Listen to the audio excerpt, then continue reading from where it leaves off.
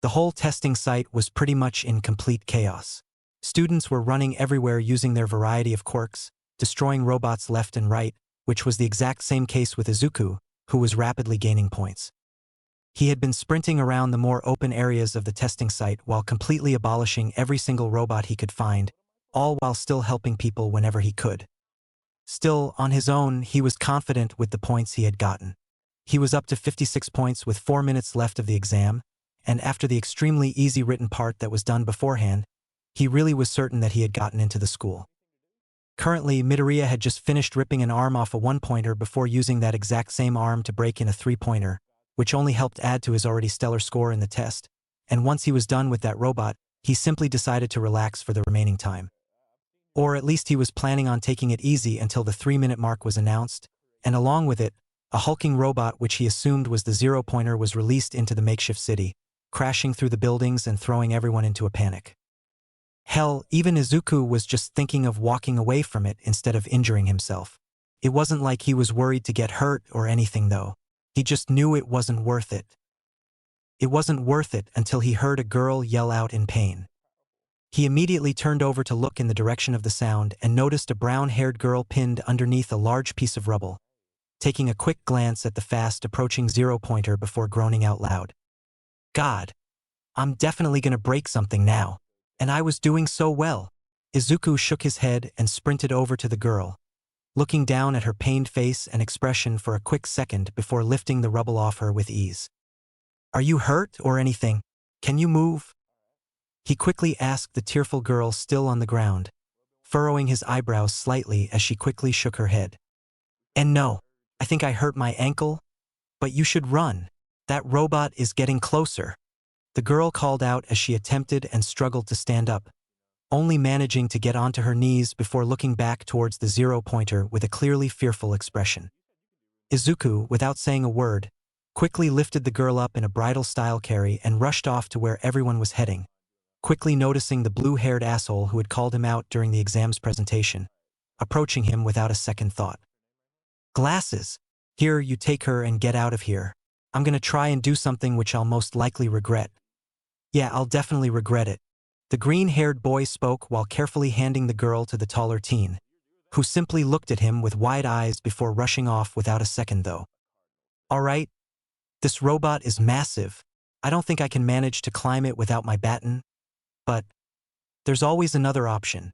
Izuku smiled as he looked over at a building which even towered over the zero-pointer, rushing over to it and entering the empty place, sprinting up the stairs and onto the roof just as the robot was passing by it. He instantly ran forward and towards the ledge of the building, jumping off it and managing to land right on top of the zero-pointer's head. He was pretty sure he bruised a few ribs, but it didn't matter as they healed within a split second. Shit! What do I do now? Midoriya yelled out as he kept himself balanced on top of the moving robot, looking all over it frantically before finally finding exactly what he was looking for. A very obvious and weak-looking panel, just a few meters away from him. And so, he rapidly got onto his feet before sliding on the smooth surface of the zero-pointer's head, reaching the panel easily before simply punching into it, causing the robot to completely stop moving as it was shut down. That was a lot easier than what I expected. I can't complain though. Now, how the hell do I get down from here? Izuku chuckled as he carefully stepped near the edge of the robot's head, a bright smile suddenly appearing on his face as he jumped off it without a second thought. Superhero landing, he called out just as he was about to hit the floor, falling down on one of his knees while punching the ground, very much just copying the classic landing heroes did in comic books. The only difference here being that Izuku completely shattered his knee, leg, and arm. He didn't really care though. He wouldn't have jumped off if he wasn't certain that he was going to heal in a few seconds. Ugh, I'm never doing that again. Unless the situation calls for me to show off. He spoke to himself, groaning softly as he stood up and looked around the testing ground, almost at the exact same time that Present Mike called for it to end. And time's up. Everyone exit slowly or stay in case of injuries. Yeah. Izuku could only laugh softly at the pro-hero's excitable behavior, even when talking about injuries, once again taking another look around the place. This time, though, he quickly noticed seemingly every other applicant looking over at him with shocked expressions due to his actions, with only a few seeming somewhat different. The only one that really stood out, though, was an admittedly cute blonde with yellow cat-like eyes and a fanged smile, staring at him with a light blush covering her cheeks. That wasn't all, as she seemed to be drooling almost. That bit was weird. She was still fairly cute, though. Izuku wasn't really sure why she was looking at him like that anyways, which only added to his confusion until he noticed his current attire, that being only the sweatpants he was wearing, with his shirt being completely gone and exposing his chiseled torso to everyone. Instead of getting embarrassed as most would, though, he simply flashed the blonde a smile and began to walk towards the exit of the testing ground, with everyone still simply staring at him in shock, including the blue-haired teen and girl he had saved earlier. What just happened? It was finally the first day of class for Izuku and for every other student who had managed to make it into whatever course Udate had to offer, and he was ecstatic about finally training to become a hero. With a slightly unconventional quirk like his, it was hard to picture him as a hero, when the only thing he could do was just heal incredibly fast. But as time went on, somehow his quirk evolved into more, which only granted him more abilities to use. More abilities to become a hero.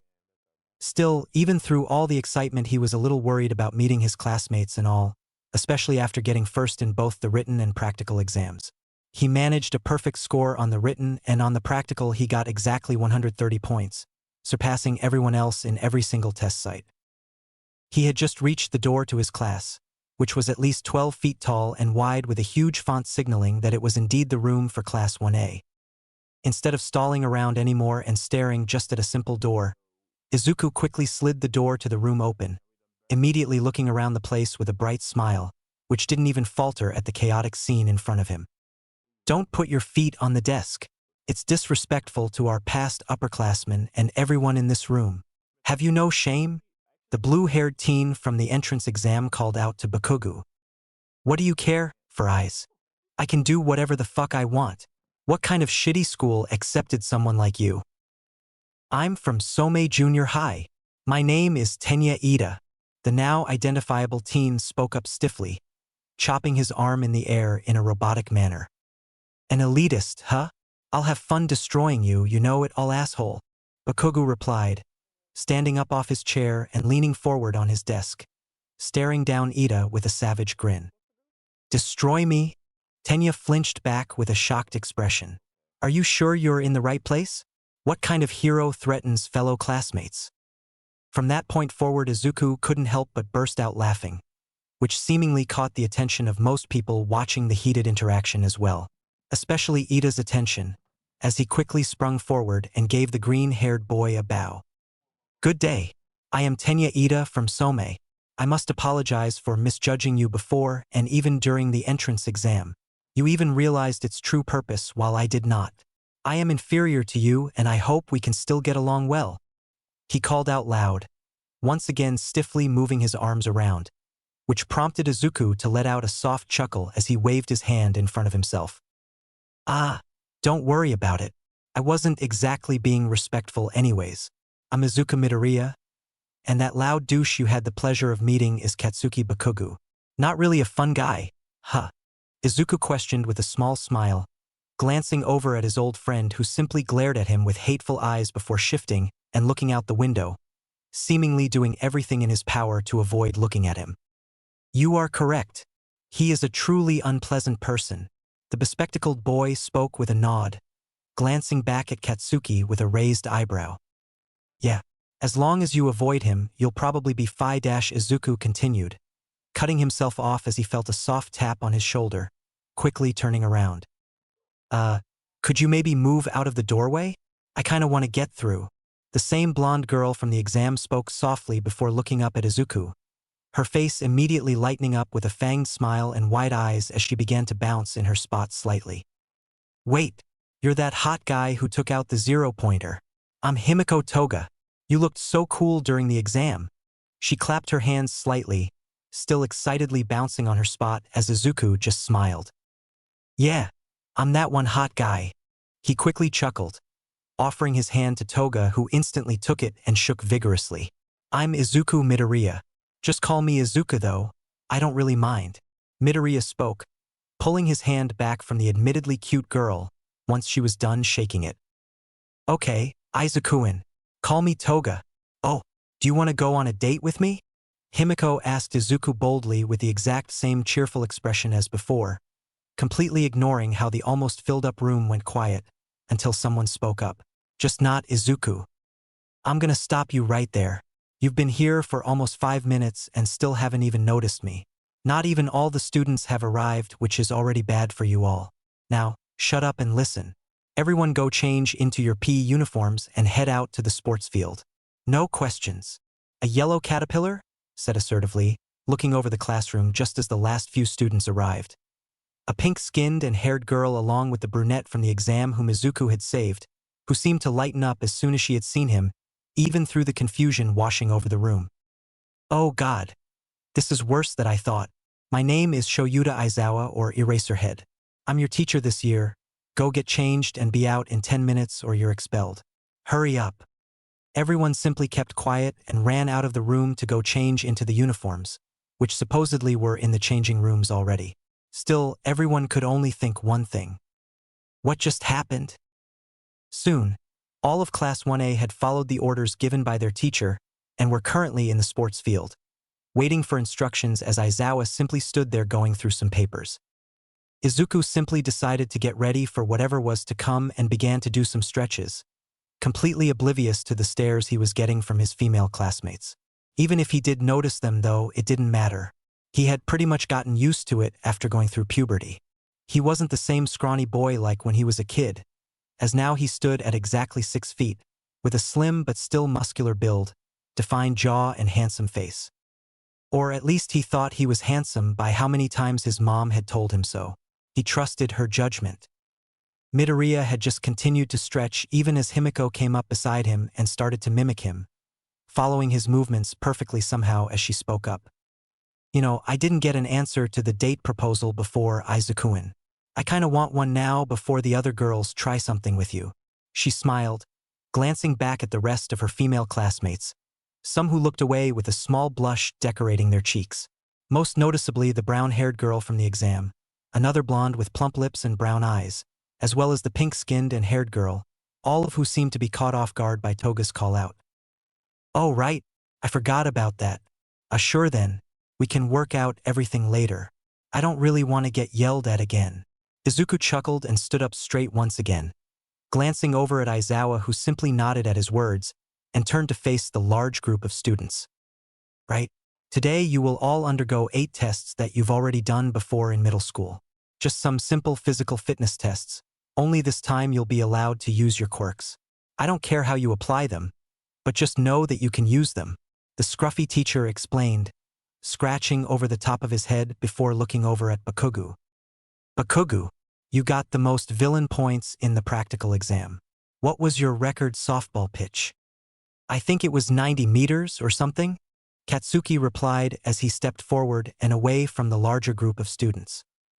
Aizawa nodded and proceeded to pull a softball out of a gym bag, tossing it over to Bakugo before signaling him forward onto the outlined circle on the ground. Now, throw the ball as far as you can with your quirk. You can do whatever as long as you don't exit the circle, he ordered, stepping back a bit to give his students some space. Bakugo only gave a nod before preparing his throw, grasping the ball firmly before letting it fly with a loud yell. Dai-ee! Amongst the group of students, Izuku could only laugh at the call-out his old friend gave, while the others simply waited for his score to be pointed out as Aizawa's small device beeped. 705 meters. Not bad at all. What the hell? That's so far, shouted a male with spiky red hair and pointed teeth. How are we even supposed to surpass that? Another boy with blonde hair and a black streak going through it called out loud in disbelief. These similar reactions kept on going until the pink-skinned girl just had to say something to trigger the devil. The devil being Aizawa, who had apparently been waiting for someone to speak up just like she did. Oh, this looks fun. She bounced in place a little, looking back at the invisible girl who just nodded along with her excitement until noticing the look on their teacher's face. His stoic look quickly replaced by a manic grin. Fun, you say? Were you planning to spend these years at the school having fun? He spoke up strictly, silencing all the students. Fine then. Whoever comes last in these tests will be deemed hopeless and immediately expelled from the school, with absolutely no chance of getting back in. Now, isn't that fun? Izawa said, still having the same unsettling grin on his face, seemingly unfazed by the complaints that came immediately after. What? It's only the first day. How is someone already getting expelled from here? This is completely unfair. Meanwhile, Izuku just nodded and smiled at his teacher, giving a few jumps in place as he waited for Izawa to continue speaking. We teachers are free to do whatever we choose with our students and their circumstances, glared Izawa as he slowly turned stoic once again, looking back down at his notepad. Welcome to you. A high heroics course. Izuku knew that he was at a disadvantage with these tests, even despite his strength and speed being a lot higher than average. He just knew that most of his classmates were going to do better, as they all probably had more versatile quirks than he did. Well, mostly all of them except for the girl with the strange ears and the invisible one. Those two quirks were easy to figure out, and he knew that they didn't have much of an advantage either. First up was the 50-meter dash, which started with Mina Ashido, the pink-skinned girl, and Yuga Aoyama, a blonde boy who was apparently French. He also sparkled somehow. Both of them did fairly well while displaying their quirks, some type of acid and a laser respectively, with Ashido getting 5.25 seconds and Yuga 5.56 seconds. The second pair to go was Tenya and Tsuyu Azui, the girl with some frog-like characteristics. The trial ended with Ida getting 3.02 seconds while Tsuyu managed to get 5.51 by using her powerful legs to jump. Then came the brown-haired girl who Izuku had saved during the exam, Ochako Uraraka, and with her, Toga, the slightly strange but still cute blonde who had already asked him out on a date. They managed to get 7.13 and 6.54, with Toga being the fastest of the two. From there he got a grasp at Ochako's quirk, which seemed to negate or cancel out gravity, but surprisingly, Himiko hadn't shown her quirk off yet. She was just extremely fast on her own. From there, the pairs kept being called out and running the track. Izuku, from Izawa's announcements, managed to get every name of the rest of his class, almost immediately memorizing them as they went up to do the test. There went Denki Kaminari, Eijiro Kirishima, Rikido Sato, Mizo Shoji, Kyokujiro, Kami Utsumishi, Koji Koda, Hantasiro, Fumikage Tokoyami, Shoto Todoroki, Toru Hagakure, and Momo Yayorozu. All of their scores ranged from 3.46 to 6.47, with Todoroki and Momo getting the top scores while Kyoka got the slowest of the scores. Finally, Izuku was called up along with Bakugo, who was already grinning like a madman as he was sure he was going to win, and if Izuku was being honest, that would probably be the case. The two got into their respective running positions and took off as soon as Izawa called out to them, with Bakugo blasting forward while Izuku simply sprinted his way towards and across the finish line. As expected though, Katsuki ended up with a score of 3.36 while Izuku managed to get 4.02, which was still a good score considering all the others. And that was all with the diminutive physical boost he got from his regenerative quirk. Ha! Take that, you shitty Deku!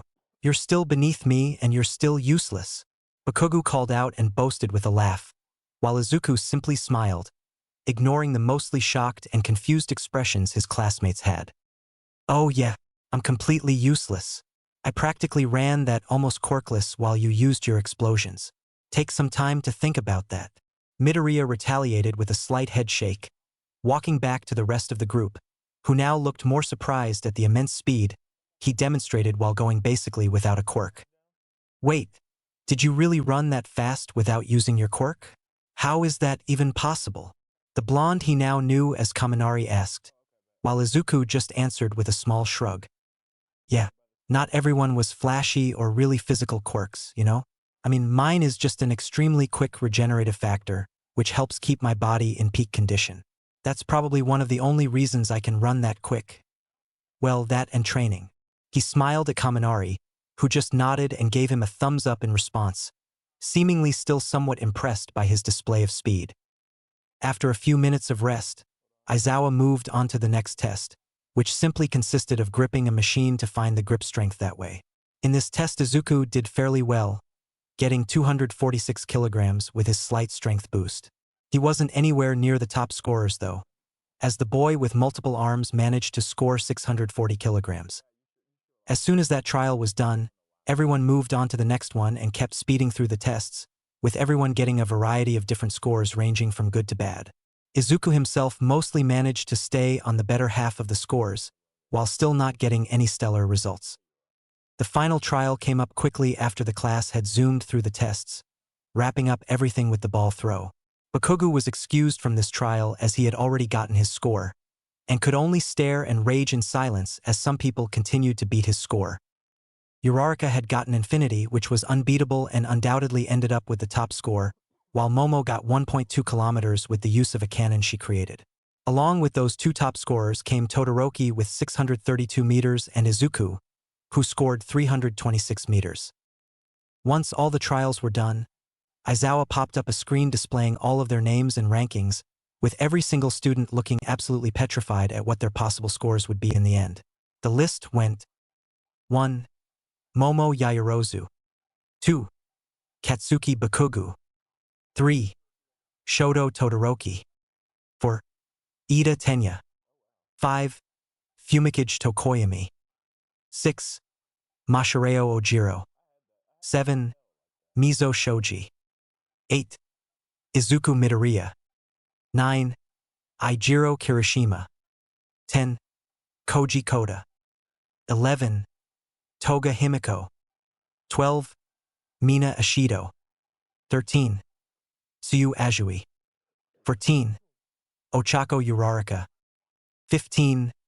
Rikido Sato. 16. Kami Utsumishi. 17. Hantasiro. 18. Denki Kaminari. 19. Yuga Aoyama. 20. Kyokujiro. 21. Toru Hagakure. And as expected, the invisible girl almost immediately began to cry and complain, both in frustration and just in pure sadness of not managing to stay in the school. It was just terrible to think that someone would be expelled on the first day, but that wasn't the case in the end. Oh right, the whole expulsion thing was fake. It was a logical ruse to get you all to try your hardest and push your limits. You did well, Hagakure. You all did. Aizawa suddenly spoke up, and as soon as he finished, Toru immediately threw her arms in the air triumphantly before hugging Mina and the rest of the girls who went to comfort her. Izuku simply watched from afar with a small smile before looking over at the gravity girl, who was jogging up to him excitedly and with a blinding smile as well. Hey, I didn't really get the chance to say this before Aizawa-sensei pulled us out here, but thanks for saving me during the entrance exam and all. You were really cool there, and thanks again. I really appreciate what you did, and I'm glad we're both in the same class. Uraraka spoke softly, the permanent blush marks on her cheeks only growing as she kept on going before finally stopping and nodding her head vigorously. Yeah, it was no problem, really. I mean, anyone would have done it, you know? You were in trouble, and I probably just happened to be the one closest near you. Plus, once you got to safety, that gave me the chance to try a superhero landing after shutting off the zero-pointer, Izuku said excitedly, looking down at the brown-haired girl with a wider smile than before as her cheeks got slightly more flushed for some reason. Well, I'm glad I could give you that chance then. She beamed right back at him, bouncing on the balls of her feet. Though you seemed really hurt after you landed. I mean, you fell like 100 feet. I didn't even know how you were okay back then, but since you told us your quirk, it makes a lot of sense now. Uraraka nodded again, suddenly helping out loud as Toga was standing right beside her, seemingly appearing out of nowhere, just staring down the brunette. I thought you were going to try to flirt with Izuku for a second. I'm glad you didn't though. He already agreed to a date with me, you know? Isn't that great? Himiko giggled loudly, bringing her hands up to her cheeks to cover the small blush that painted her face, turning to face and talk to Izuku again before being stopped by the red-haired boy, Kirishima, calling out to them. Come on, you three. We have to head back to the classroom already. And with that, the three simply nodded and followed along with them. Soon, the entirety of Class 1A was back in their classroom to pick up their curriculums before Aizawa decided on actually having everyone introduce themselves, going down the seating order, which was completely random to begin with. It was a good idea to actually learn at least a tiny bit more about each other. Izuku was sure that everyone probably only knew or had spoken to one or two people since their arrival at the school, so it was a good chance for everyone to really make friends and also for everyone to understand each other's quirks. First up came Aoyama, who took up at least 5 minutes to introduce himself while giving a very detailed description of his likes and dislikes, as well as of his quirk, Naval Laser. It basically gave the French boy the ability to fire sparkly laser beams from his stomach. A pretty strong quirk, if not for the fact that he could only use it in short 1-second bursts. Note, just intro through the whole class as usual. I'm sure most of the people reading know the characters. It just feels like I'd be adding more words that don't really matter to the content. From there on, the introductions continued and kept on going. Most of the quirks and most of the things Midoriya's classmates said were pretty self-explanatory. Some had stronger quirks, some had weaker quirks, while others had just downright scary amounts of power with their quirks. The more interesting quirks in his class were of the last 3 people introduced: Toga's, Kami's, and Ochako's. Uraraka's quirk was downright terrifying just for the fact that she could literally make someone float out into space just by touching them with her 5 fingers. She could just remove gravity from anything she touched, and that genuinely scared Izuku a bit, especially since his quirk was basically healing and not something giving him long-range advantage. If he ever fought the Gravity Girl, he would just have to be incredibly careful not to get tagged by her. Then came Toga's quirk, Transform, which again was just scary. It gave Himiko the ability to shapeshift into anyone, but only if she drank their blood. While it only gave the blonde the ability to take up someone's appearance and voice, it was still worrying. She had the perfect quirk for stealth and infiltrations. Utsumishi's quirk was called Glamour, and it gave the girl the ability to emit a smoke-like substance from her mouth to form visual and auditory illusions over a large area. This was scary in its own right, considering she could actually make people think they were hallucinating and just drive them to madness. That, and she could be able to trick literally anyone. Despite Kami's personality and strange speaking form that uses slang almost exclusively, Izuku knew she was someone to look out for. As Izuku kept on quietly thinking about every single application of every single quirk he had just been introduced to, he was interrupted by Toga tapping at his shoulder from behind him and pointing towards the rest of the class, who were all waiting for his introduction, as he was the only one left who hadn't said a word yet. "Ah, right. I'm Izuku Midoriya, and my quirk is basically just an extremely effective and quick healing factor, which also genetically enhanced my physiology, giving me a low rate of superhuman strength, agility, reflexes, and stamina. Oh, also durability and speed. Also, I'm pretty sure I'm immune to any disease since I've never gotten sick. As for likes, I like heroes and sleeping mostly. Also cheesy puffs. Those are good." Izuku spoke and finished off with a bright smile and nod, looking at his other classmates who had a variety of reactions to his introduction. Most of them just gave out a soft chuckle or simply nodded at his words, while Todoroki only narrowed his eyes at the green-haired teen, along with Bakugu, who let out a soft growl in annoyance apparently. The only other slightly different reaction was Toga, who giggled and rocked herself forwards and backwards on her chair. She seemed really excitable for some reason. And Izuku would be lying if he said that he didn't find her a tiny bit weird, though it was a good type of weird, for the time being at least.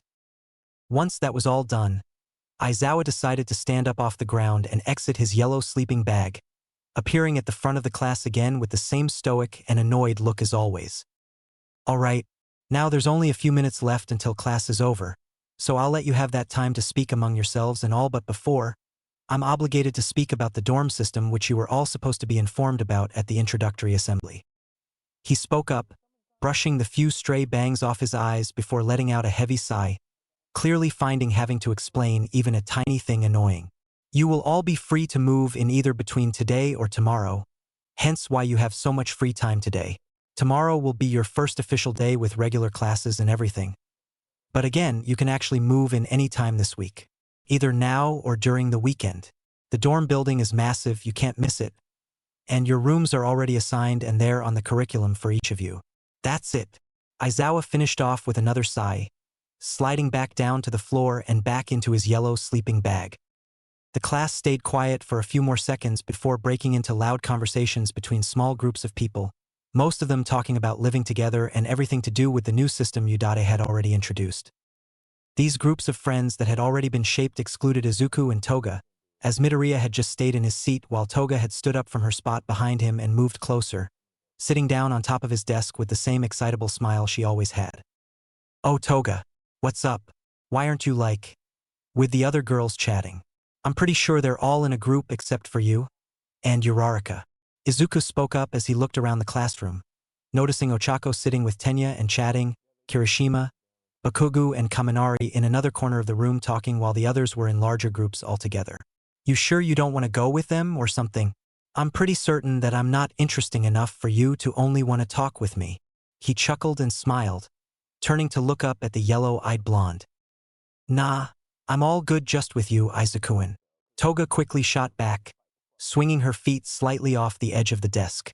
I mean, they seem nice and all. Well, most of them, but I'm more interested in our date. I was thinking we could go to the beach. Oh, or maybe a fancy dinner. Do you own a suit? You definitely look good in a suit. She grinned excitedly, looking back down towards Izuku and very clearly just checking him out. Sure, the beach could be fun. I live pretty close to Dagoba Beach, so we could go there and grab something to eat afterwards too. It's kind of weird though since the place used to be a dump a year ago, but it's all clean now. And that doesn't really matter though. But how about we go after moving into the dorms and all? During the weekend maybe? Midoriya suggested, tilting his head slightly to the side as he waited for Toga's response, which came in the form of an excited giggle and nod. Yup, definitely. Let's go on Saturday. Try and wear a suit. Maybe, oh, what should I wear for it? Toga giggled again, to which Izuku could only reply with a small smile and chuckle, only thinking to himself that he was probably in trouble. The girl seemed more like the psychotic girlfriend you'd see in movies rather than a regular girl. I'll let you decide that, Toga. You'll probably look good in whatever you wear anyways. Now come on. Class is over already and I really just want to move my stuff into the dorms quickly and get that over with, Izuku said, picking up the curriculum off the desk before standing up along with a still excited Toga, following the rest of their classmates out of the room and building. This is probably going to be a weird year, right? The green-haired teen wondered as he walked out of U.A's gate with Toga before glancing over at the others from his class who were in a group. Bakugu just immediately noticed him looking over at them and popped off some explosions from his palms to intimidate Izuku, which obviously didn't work. Kirishima and Shiro simply waved at the two before turning back to Kaminari and Sato, who gave them a slight nod. On the girls' side of things, Ishido and Hagakure were apparently having the time of their lives gossiping already since, as soon as they noticed Izuku walking with Himiko, they let out a loud giggle and brought up their hands in a heart shape to tease them, seemingly already thinking of them as a couple. Kyoka simply snickered at them while Momo and Azui gave the two a small smile and nod, pretty much mimicking Kaminario and Sato. Kami only smiled and gave Izuku a sly wink. Ochako just blushed as she noticed the two while Ida seemingly went on a rant about proper relationships and behavior, complaining to Uraraka about it, who quickly snapped out of her embarrassed trance and laughed at the blue-haired boys freak out. Yeah, it's definitely gonna be a weird year. I'm probably fucked, Izuku thought and looked down at Toga, who was happily skipping along with him to the train station with a bright, fanged smile adorning her face. I'm definitely screwed. Shit. After class had ended, Izuku did exactly like he said he was going to do. He made his way back home after splitting ways with Toga, getting some help from his mom to pack up all of his things, which really wasn't a lot. Sure, he was a hero fan, but it wasn't as big of an obsession as it used to be. At least now he didn't yell out or look in awe at every single hero he recognized. Still though, his room was decorated with a fair amount of hero merchandise, mostly posters and some figurines here and there. Izuku was only taking some of that to the U.A dorms still, as he knew that even if he was going to move away, he was still most likely going to stay home sometimes to either visit his mom or simply because he'd feel like it. It definitely was mostly to visit his mom though. Izuku, are you sure you don't want to take anything else? If this is all you're going to move into your room at U.A, then it'll look a bit, well, bland. Inko spoke softly as she pointed over at the 3 boxes in the corner of her son's room, looking back towards Izuku with a slightly worried expression. She wanted him to be comfortable more than anything, even if it pained her soul that he was moving out at such a young age. I'm positive. I know that doesn't mean much anyways, but yeah, I'll be good with all of this. The move is kind of sudden anyways, you know? So I won't take a lot right away. I just want to get settled over there quickly to not have to deal with all of this later. He nodded and shrugged his shoulders slightly. And just think about it. It'll give me more chances to come and visit you. So yeah, I definitely don't want to take all of it. If I need something, I'll just come and get it. Izuku reassured his mother, stepping closer to her and wrapping her up in a gentle hug. I'm just still worried about you. We were told this was going to happen anyways if you got into UA, but now that it actually is happening, I can't help but be even more worried than before. I just want you to be okay. The older Midoriya replied as she hugged Izuku back firmly, holding him close for a few seconds before pulling back and wiping at her already teary eyes. I'll be fine, I promise. If I need anything, I'll be sure to tell you, and I'll call you daily. Okay? Izuku attempted to reassure his mother again, who simply gave a small nod in return and quickly hugged him once again before leading the way out of her son's bedroom. Okay, I trust you, son. Now, come on. Let's get going before the waterworks start. I don't want you to start teasing me about how much I cry again. And I definitely don't want to end up dehydrated because of it again. Inko smiled over at Izuku, who laughed softly while carrying the 3 decently sized boxes out the room and eventually, out of the small apartment and out of the building. He immediately set the boxes down in the small car Inko owned as they got downstairs before stepping into the vehicle along with his mom. It wasn't long after that the two had arrived at UA after a decently long ride, which was a hurricane of feelings. Both Inko and Izuku couldn't help but feel sad and excited about everything going on. The older Midoriya was happy for her son but sad as he was moving out so soon, while Izuku was excited to share the dorms with his classmates but almost devastated about leaving his mother, hence all the promises he made beforehand about visiting. She had taken care of him as a single mother and had done a damn good job at raising him, even if he wasn't perfect. Inko was most definitely the most important part of his life. He wasn't just going to go ahead and forget her. The two Midoriyas remained at the entrance of the dorms for a good 10 minutes saying their goodbyes, which was filled with tears from Inko's side, while Izuku did his best to reassure the older woman. He was just glad it worked and that she wasn't leaving completely depressed. All right, Mom, I'm going to start heading in, okay? I'll make sure to call you as soon as I'm done with my room and everything too. Just remember to drink water once you get home too. You're definitely a tiny bit dehydrated after all the tears.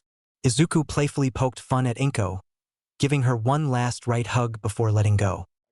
I'll do just that, Izuku. And again, please be careful. I know you told me that your classmates were all nice, but one of them seems quite weird. She spoke with a small smile and giggle, pointing over Izuku's shoulder and at one of the large windows, where Toga could be seen waving excitedly at both of them. Izuku only gave a soft chuckle and shook his head. Yeah. Don't worry. She's nice too. A little on the crazier side from what I can tell, but still nice. He chuckled again, turning to face his mom again to say a few last words before the two parted ways, with the younger of the two heading towards and into the dorm building while Inko made her way back to the car and back home. And just like Izuku had expected, the moment he made it through the large doors with his boxes, he was approached by Himiko, still as excited and bubbly as ever. Izuku-san, was that your mom? She was really pretty, though I didn't know you were that big of a mama's boy. It's so cute. Toga called out loud and giggled as she stood in front of the green-haired boy, taking one of the 3 boxes he was carrying to help him with getting his possessions into his room. Yeah. Also, you can't blame me for being like that. She's a saint. He smiled back at the excitable blonde who walked right beside him as the taller of the two led the way to his room, which was obviously located on the boys' side of the building, as well as on the 3rd floor. The pair managed to get Izuku's things unpacked and set up in just about an hour before they made their way back downstairs. Apparently just in time as both Tenya and Kami arrived and entered the building together, both of them carrying large boxes.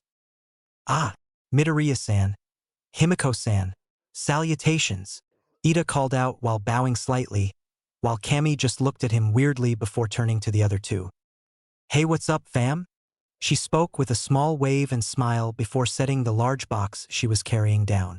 Can one of you, help me carry my things? I would totes appreciate it. Kami smiled, keeping her eyes only on Izuku, completely ignoring the other blonde right beside him. Yes, I would appreciate some assistance as well. I have plenty more boxes outside, though they are smaller, so I would suggest that Midoriya-san helps Utsushimi-san and Himiko-san can help me. Tenya set his box down as well, chopping on arm in front of him at a 90-degree angle repeatedly. Sure. We both already finished moving in and all. The room keys are set up on the counter at the kitchen, by the way. They have their numbers and everything, so pick that up later. The rooms are already unlocked. Izuku shrugged and walked up to Kami, who happily led the taller teen out to help with her boxes. But not before Toga got a word in. Don't try anything with Izuku-in, Blondie. We're already going on a date, so keep your big boobs away from him.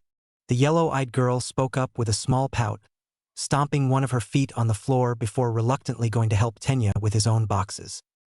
Kami simply ignored Himiko as she went to pick up a few of the smaller boxes, while Izuku carried the bigger ones to help the girl out. So, like, what's your deal with her? I mean, you seem totally lit, but Shorty is kinda crazy. You know what they say, bae. Never stick your dick in crazy? Giggled Kami as she quickly eyed Izuku up, leading him towards the girl's side of the building. She kinda glued herself onto me immediately and asked me on a date. I pretty much agreed to it because I knew she'd probably continuously bug me about it. Plus, she kinda seems like my type of crazy, you know? Why do you ask? You want a piece of this or something? Izuku responded, smiling down at the brown-eyed blonde just as the two reached her room. Oh, definitely LMAO. You're like the hottest guy in the class. I mean, that Todoroki is hot too, but he's like antisocial. So, ya are the best thing. She smugly smiled back at Midoriya, setting her boxes down beside the bed settled in the corner of the room, with the other teen following suit. My mom always did say I was handsome. God, now between you and Toga, you're gonna make me the most egotistical guy ever. I'm already enough of an asshole with people. He laughed softly, walking back out of the room with the girl. LOL, like, what does that mean for me then? Do I have a chance, or should I start showing my ass off more to ya? Kami asked with a smirk and raised eyebrow, stepping even closer to Izuku and pulling his arm towards her, hugging the limb and purposely pushing it against her bust. Is this working? We could totes cuddle too. She gazed up at the boy, who smiled down at her and looked straight back into her larger eyes. Maybe, Izuku answered, stepping back into the main lounge area with Atsushimi. As soon as they did though, all hell broke loose as the two just so happened to run back into Tenya and Toga, who were both carrying boxes. Well, a second later Ida was carrying all the boxes as Himiko immediately dropped hers onto him and stepped up to Izuku and Kami, prying the taller blonde off the green-haired boy's arm before standing right in front of her, looking up at Atsushimi defiantly. Alright, you big-boobed bimbo. I'm letting you get off easy this time, but try something with my Izuku-in again, and your fat ass is gonna be found knocked the fuck out in some dumpster.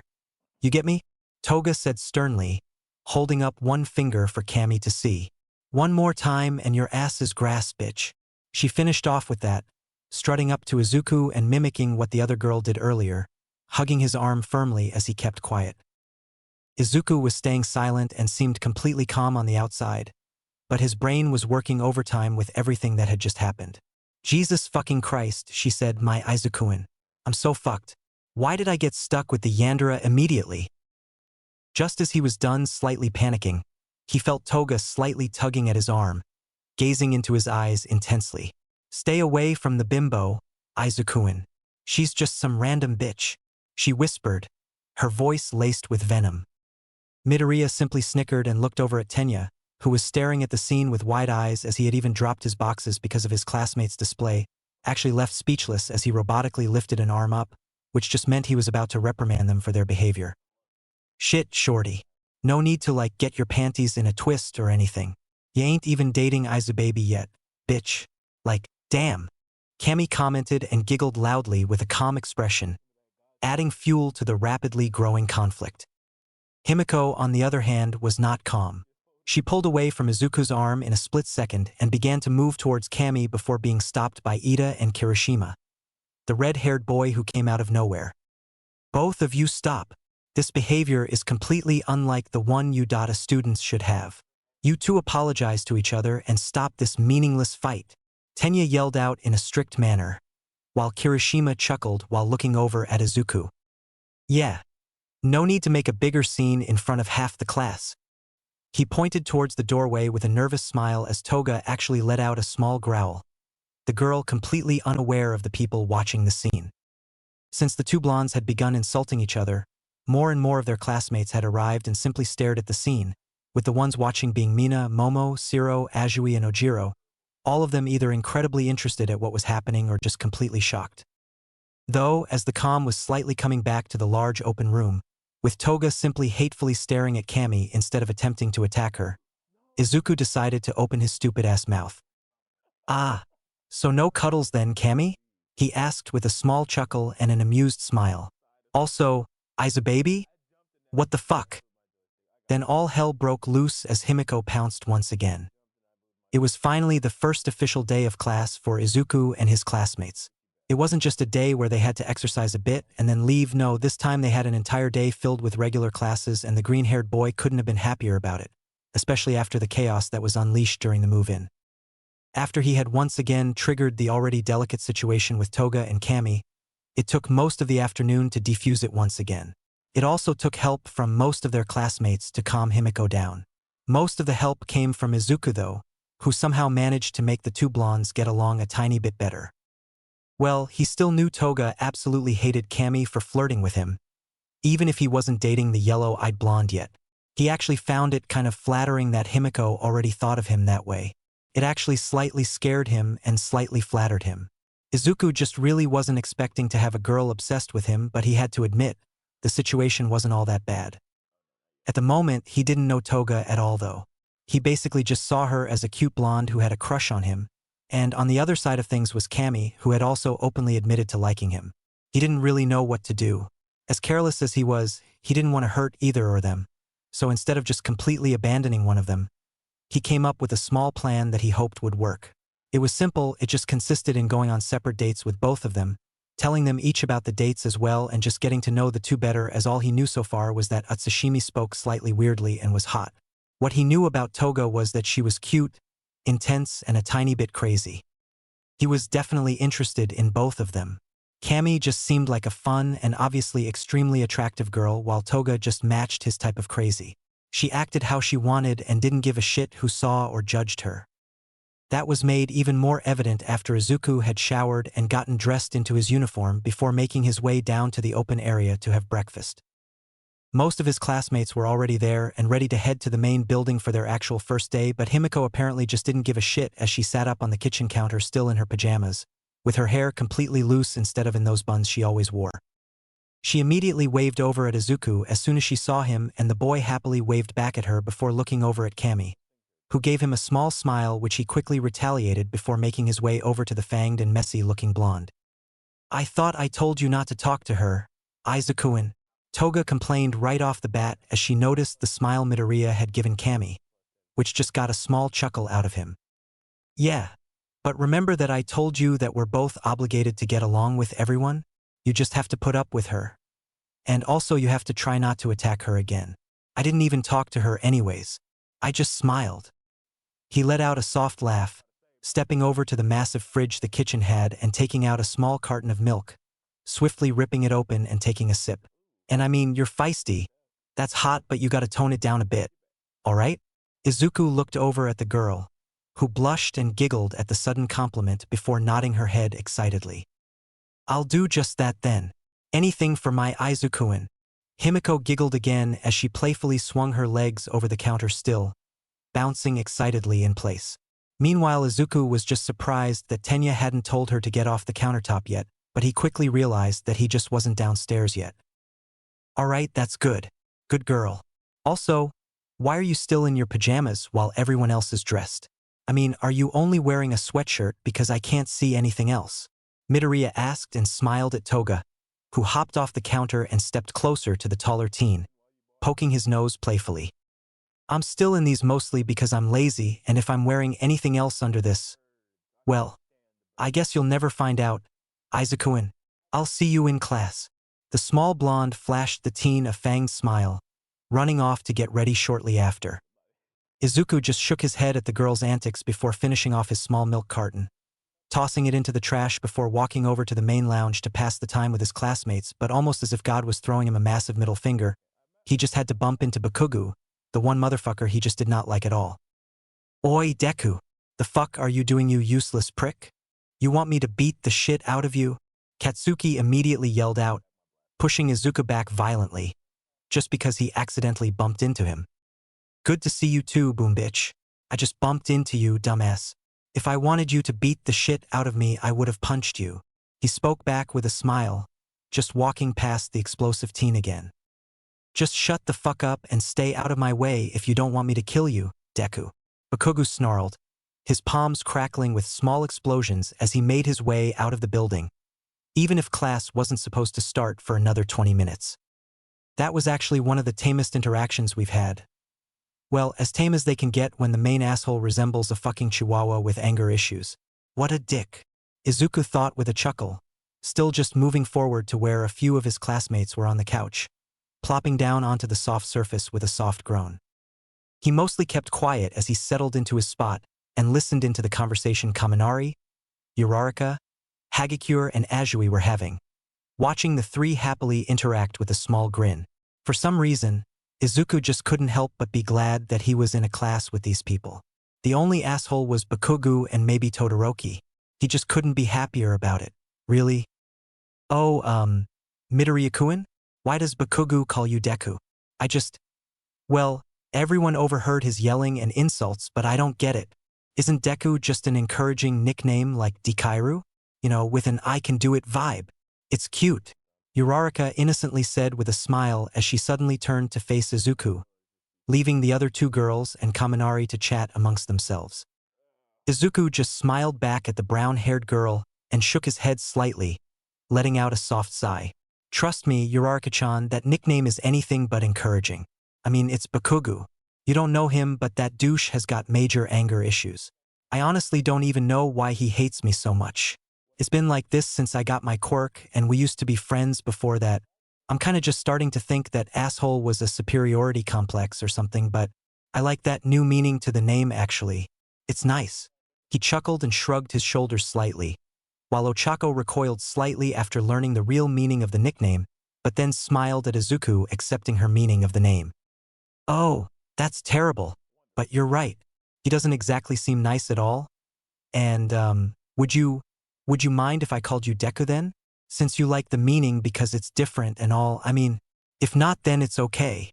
Ochako asked both excitedly and nervously, cutely tilting her head slightly as she asked the question. Not at all actually. You can call me whatever you like. Really, but if you'll call me Deku, then I'm just calling you Ochako. It's a lot better to say, and also, should we get going to the classroom? We've got like 10 minutes left and Ida is already making people get to class. Honestly, I like the guy, but he could be less intense. He chuckled and shrugged, scratching over the back of his head as Uraraka gave a small smile before the two made their way to class. As they arrived to have homeroom with Aizawa, Izuku quickly realized that he should have been a lot less excited for the lessons. Sure, the teachers were going to all be heroes, but they were still only going to be teaching the same old subjects that he went through in middle school. He really just hoped that either his classmates or the teachers themselves would make the lessons a little more fun, but as always, luck wasn't on Midoriya's side, as most of their day consisted of long and tiring lessons. Cementos and Ectoplasm did a good job teaching their respective subjects and acted like real teachers, while during English, Present Mike made the lessons a bit more intense than they needed to be. Midnight was a surprise for all the students, as she actually seemed like the most professional of all the other teachers. Well, except for her sudden teasing comments which came every few minutes. After that came lunch, which was perfectly cooked and incredibly good, and finally, it was time for the class everyone was looking for, Foundational Hero Studies. The class was a complete mystery, as the only clue students had about it was that it was more related to hero work, but the teacher was unknown and the actual teachings were unknown as well. Soon, afternoon came and so did their first heroics class, which started with a massive reveal as to who the teacher was. Ha ha ha, I am. The mysterious teacher started, shoving the door open quickly after. Coming through the door like a normal person, the man yelled, now revealing himself as All Might, the #1 hero. The class immediately burst into chaos, with people equally surprised, excited, and some even a tiny bit scared at being taught by the behemoth of a man. All Might is here, and he's a teacher, Kirishima shouted excitedly. Look at his costume, Jero. Isn't it from the Silver Age? Suyu stared excitedly as well, a small smile present on her usually stoic face. OMG, yeah. It's so retro. It's sick. Cammy spoke with a smile as she jumped a little in place. Izuku just watched the scene with a bright smile as well. Even if he wasn't as much of a hero nerd as he used to be, he was still ecstatic about being taught by All Might, who was his idol. He had only met him once before and got his autograph, but just that. Now he was going to be learning under him. I am your foundational hero studies teacher, All Might. The large man posed and flexed his muscles with a hearty laugh. In this class, we'll be shaping you up to be the best pro heroes you can become, doing so through various trials, such as today's activity being combat training. All Might flexed once again as he showed them a small paper with the word battle on it. At the big news, Bakugo suddenly grinned in excitement and looked over at Izuku, eager to fight anyone really, but mostly the green-haired teen. On the other hand, Midoriya simply smiled and stood up from his desk, followed by Toga, as always, who was bouncing with excitement as well. But hold on, students. To go with that, we have your hero costumes. At the announcement, the wall beside the hulking man began to shift before revealing several slots with cases in them, each of them having a student's name on it. Everyone immediately rushed to pick their cases up, including Izuku. Your costumes have been created in accordance with the quirk registry and the forms you all filled out before school started, along with every detail and accessory you wanted. The class quickly cheered in excitement again at the news, but in reality, no one was as excited as Izuku. He had done the entrance exam bare-handed, almost quirkless, and now he would have the advantage. He'd be able to show off as he knew that in the silver case were 2 guns and his baton. He was gonna absolutely destroy the competition with those. The competition being his unsuspecting classmates, of course. Go get changed and meet me at Training Ground Beta. Get going. All Might declared with his signature smile before dashing out of the room and towards the meeting spot. The students simply followed suit and ran to the changing rooms. Once about 10 more minutes had passed, everyone was done changing and walked through the tunnels leading to Ground Beta, with the boys and girls obviously separated by the changing rooms' different access and exit points. They say clothes make a person, ladies and gentlemen. Be fully aware now. You truly look and are heroes. All Might spoke with another laugh as he watched the students step out of the shadows, smiling at their choices in costumes. Well, except for a few that were a bit too much. Most of them, though, were very decent looking. Mina stood out immediately due to her usual looks, that being the pink skin and hair, but that paired with her skin-type bodysuit just drew even more attention to her.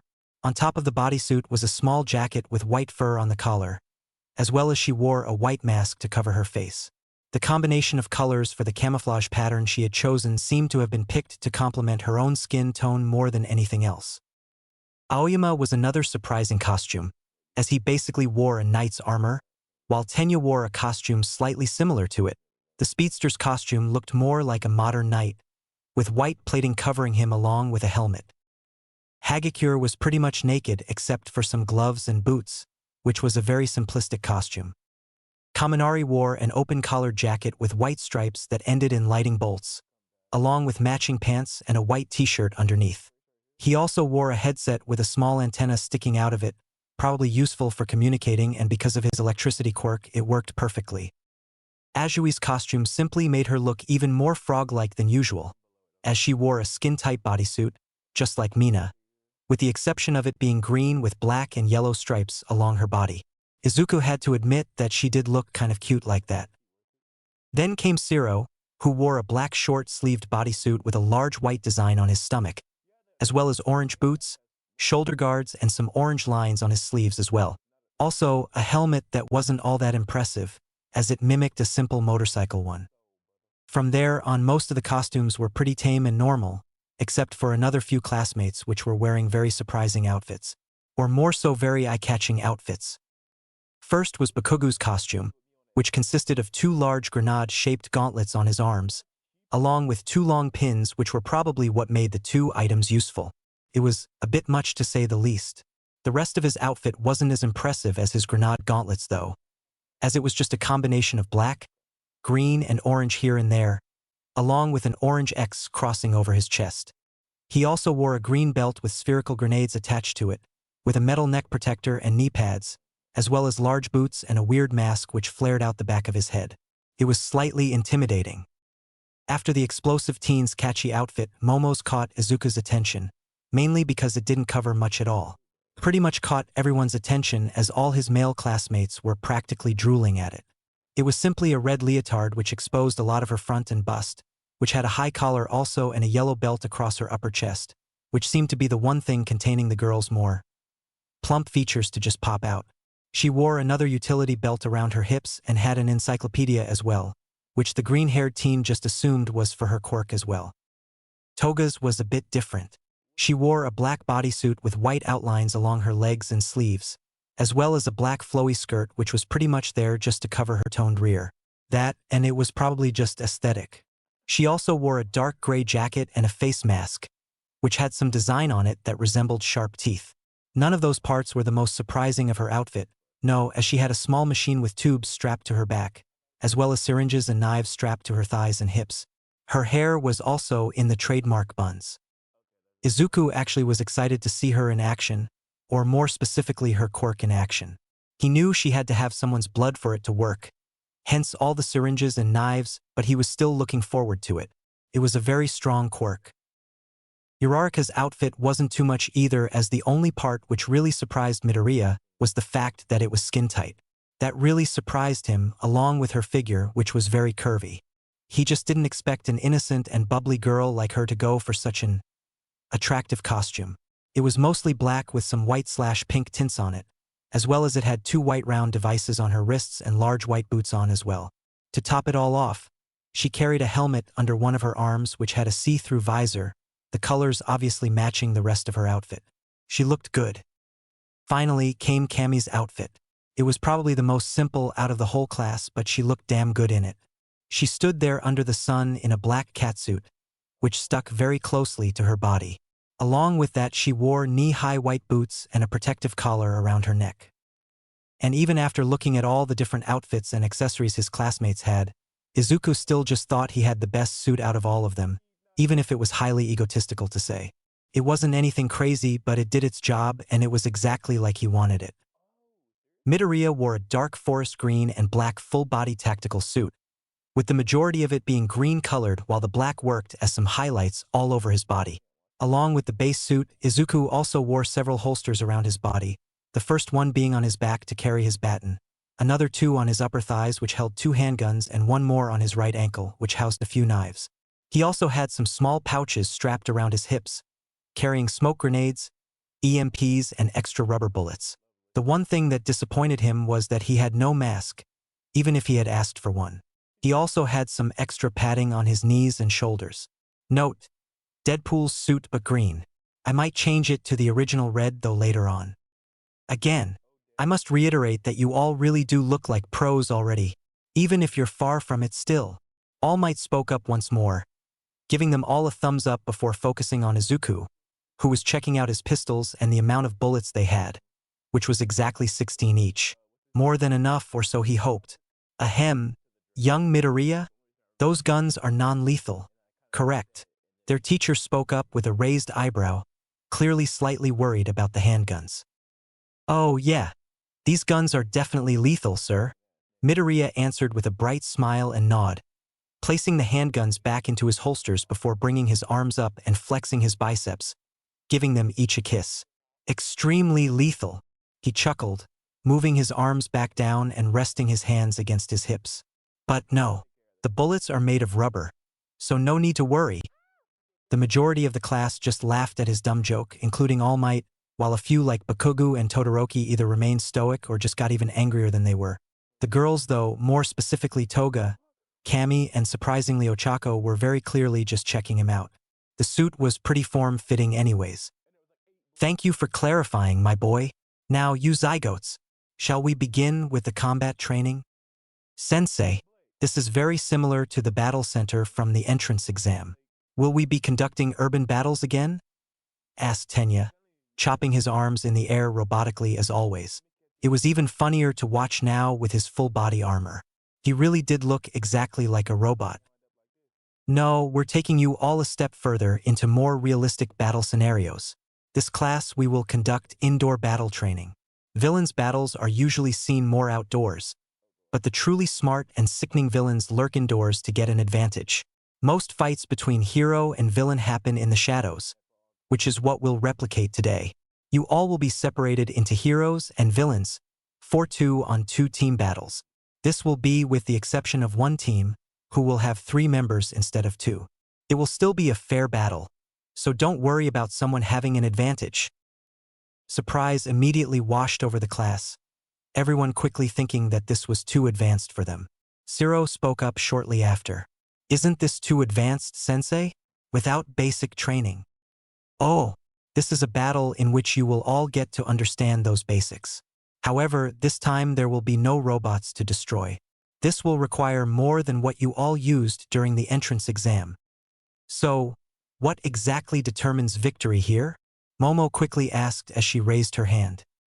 Can I just blow up the building and be done with it? Bakugu growled out. There isn't a punishment like with Aizawa-sensei, right?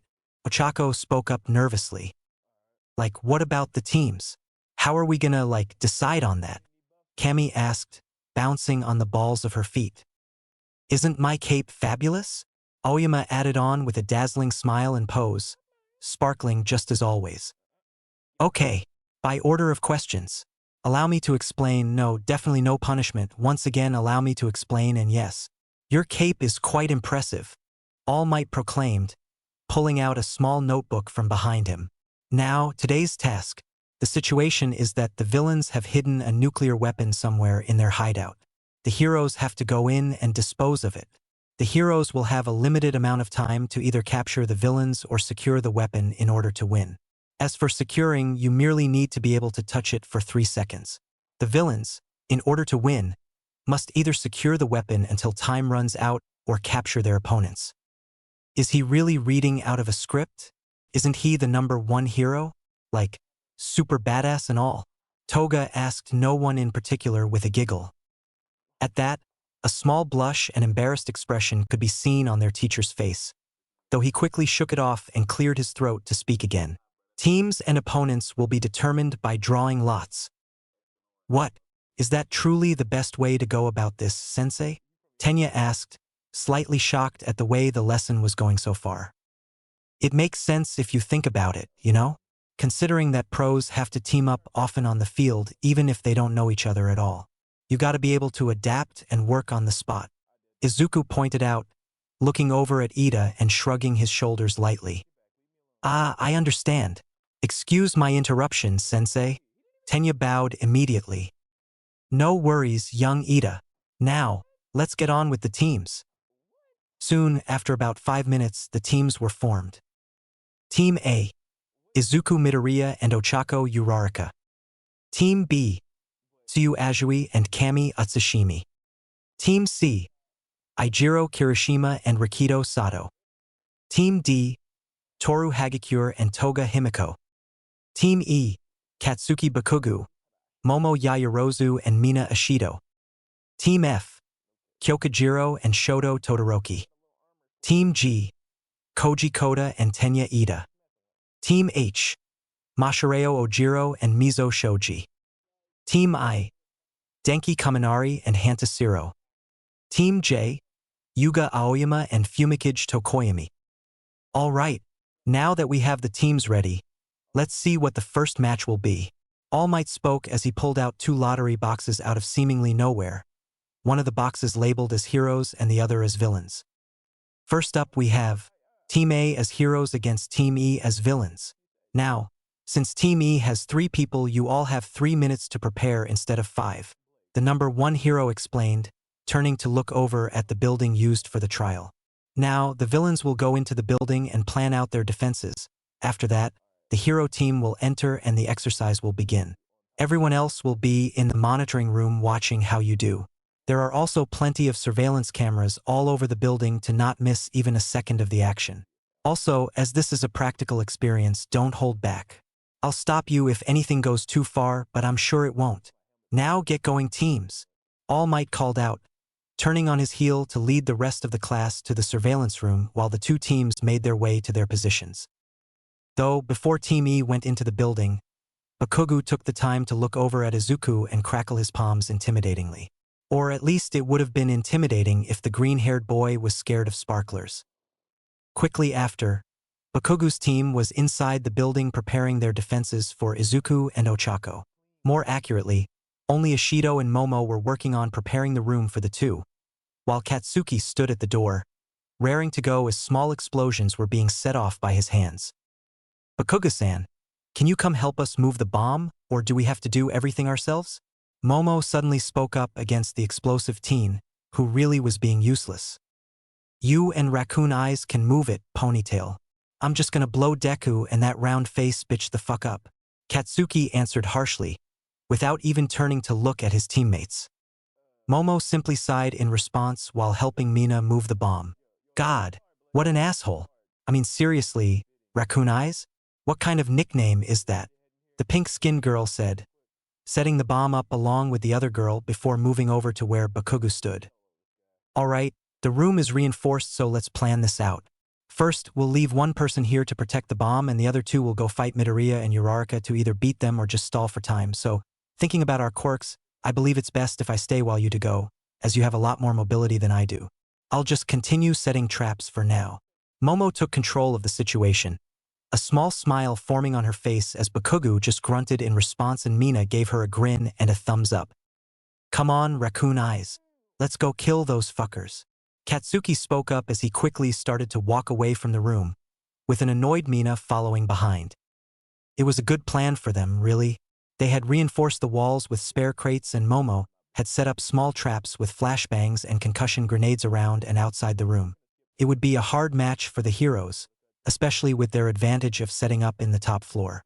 They would be impossible to approach, or maybe not. Do we have a plan, Dekakuin? Uraraka asked as she and Izuku stood right outside the building, with the boy simply doing some light stretches. Definitely, he quickly answered back. So what is it? She leaned in closer to him.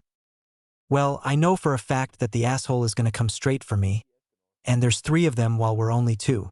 We're at a clear disadvantage. But I think I know exactly what they're going to do. Ishido has the most mobility out of all of them with her acid, while Bakugu has power. Momo, while her quirk is strong as shit, doesn't have any physical enhancements, so she'll probably stay with the bomb and guard it. Midoriya spoke softly, reaching into one of the pouches on his hip and taking out 2 smoke grenades and 2 EMPs as well. I'm just speculating here, but that would mean that Bakugu and Ishido will be coming straight for us. So, I'll go alone. I'll go through the main entrance while you can go in through one of the windows. Then I'll just be as loud as possible to draw both of them towards me while you find the room where the bomb is, toss these bad boys in there and either capture Momo or touch the bomb for 3 seconds. I think that would work, and if not, just improvise. I trust you on this. He handed the grenades to Ochako, who quickly took them and nodded at him. What about booby traps? What should I do if I run into any of those? The girl asked nervously. Ha! You said booby. Izuku quickly laughed out loud, holding his stomach as he did so before relaxing a couple of moments after. Sorry, that was just funny. But you have those EMP grenades for that. Throw them where you see or think traps might be and it'll set them off or disable them. He reassured Uraraka, bringing his fist up with a smile. Come on, let's beat their asses. Ochako smiled and happily bumped her fist against his, just as the 3 minutes of prep time were up, immediately separating herself from Izuku as he sighed deeply before running into the building, holding one of his guns. Maximum effort. Midoriya nodded, shooting off 3 rubber bullets in random directions, each with a loud bang, and just as he did so, he heard explosions coming from directly above him as he approached the stairs, before checking behind himself, only to find Ishido quickly skating towards him with her acid. Ooh, my common sense is tingling, and it's telling me to get the fuck out of here. Izuku called out with a small grin as he heard the explosions quickly getting closer, which just meant Bakugu took the bait as well and was rushing downstairs to try and kill him. Meanwhile, as the green-haired teen found himself in a tight spot, Ochako had managed to float herself up onto the 2nd floor, silently entering the building before sneaking around the floor looking for the bomb, quickly starting to move on up the building while repeating the process as well. She had managed to completely avoid Bakugu as he was rushing down the stairs and sighed in relief once she did so, but she couldn't help but be worried about her friend. In the monitoring room. Damn, Midoriya is dead. Just look at that. He's got Mina coming in from one side and Bakugu from the other. There's no way Uraraka can handle all three of them after, Kirishima said, his voice laced with disappointment as he was hoping for a good first match and apparently, it was gonna just be a slaughter in his eyes. You're totes wrong, bro. I mean, Izubaby is skilled as fuck LMAO. You all saw that with Aizawa's tests yesterday. Cammy pointed out with a small smile, keeping her eyes locked onto the screens which displayed the scene. Maybe, but he's up against a chick who can toss acid and a dude who makes explosions with his hands. He just has a healing quirk. That doesn't do much here. And I don't think those guns he has will help either. The red-haired boy immediately reiterated, furrowing his eyebrows. I do not believe that to be the case, Kirishima-san. If he has a healing quirk, that means he can probably take more hits and stall for time that way, fighting while continuously healing his wounds. That would give Uraraka-san more than enough time to attack Yaoyorozu and attempt to win. Though if she does fail, then the hero team will indeed lose. Ida spoke up in defense of the green-haired boy and the gravity girl, only to take a more depressing turn towards the end. No, wait. What is Midoriya-kun doing?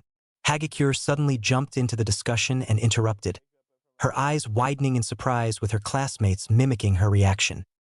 Himiko, being Himiko, just giggled loudly and shuffled closer to the screen, keeping her eyes on Izuku. Okay, what do I do here? I can either burn myself with acid or let Bakugo blow me up. Though I've got these sweet-ass boots and knee pads for something. Izuku thought as his grin only widened, turning away from the stairs and running towards Ashido as well, facing her head-on as he grabbed onto his baton and threw it at the girl.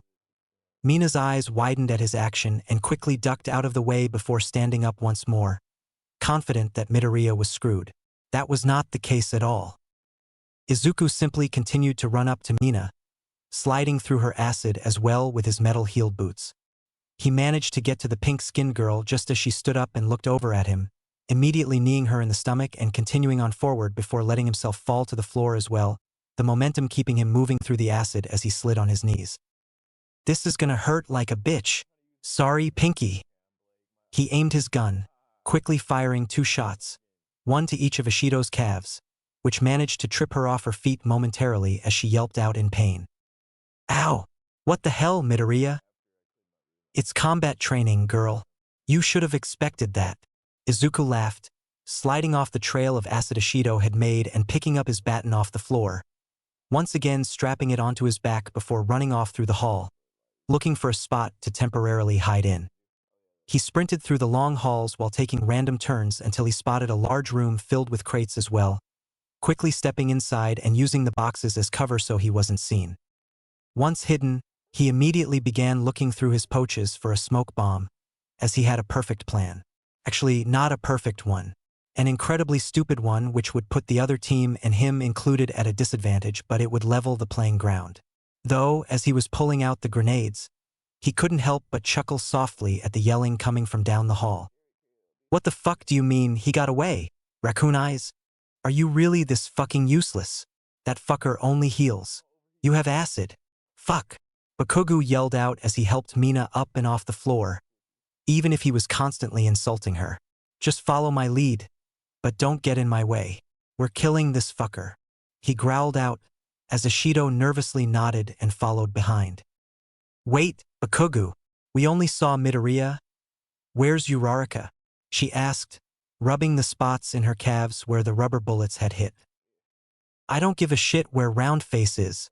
Deku is hiding somewhere here and we're gonna destroy him. Ponytail can handle her. She doesn't seem like much anyways. Now shut up and help me look for this sack of shit. He quickly shot back at her, shutting the pink-skinned girl up completely, not because she was intimidated, but more so because she didn't want to keep angering the already furious teen. Where the fuck are you, Deku? You think you're so much better than me? Huh? Why don't you come and fight me then, fucker? Katsuki yelled out again, just as he was passing by the room Izuku was hidden in. Okay, shit. Chaco, how are you doing? Find the bomb yet? Midoriya quietly asked, turning on the small communication device in his ear. Deku, thank God you're okay. I heard a ton of explosions and just got scared. I did find the bomb, but I can't do anything here just yet. I disabled the traps Momo laid out with the grenades you gave me, but I don't want to risk getting caught just yet. Should I just go for it? The bubbly girl asked with a both concerned and nervous tone. You know what? Wait a bit for me. If I'm caught, just rush in and beat Momo. I know you can do it. If not though, wait for my signal. Okay? You're about to hear a shit ton more of explosions. He sighed out, cracking his knuckles softly before running out of the room and looking over at Katsuki's and Mina's backs, whistling loudly. Sorry for running out on you guys like that. I kinda just didn't want to have to deal with fighting the living embodiment of a 15-ton pile of shit. I don't mean you, by the way, Ashido. You seem cool. Izuku spoke with a small grin, keeping one of his hands hidden as he had the smoke bombs in it, while in his other hand he held the large baton. Mina just let out a soft giggle and shook her head at Midoriya, forming small pools of acid in her hands, while Bakugo just yelled and launched himself towards him with his explosions. Fuck you, DKU. And as soon as those words left Katsuki's mouth, Izuku dropped the smoke bomb he held in his hand, filling the corridor and basically blinding all of them.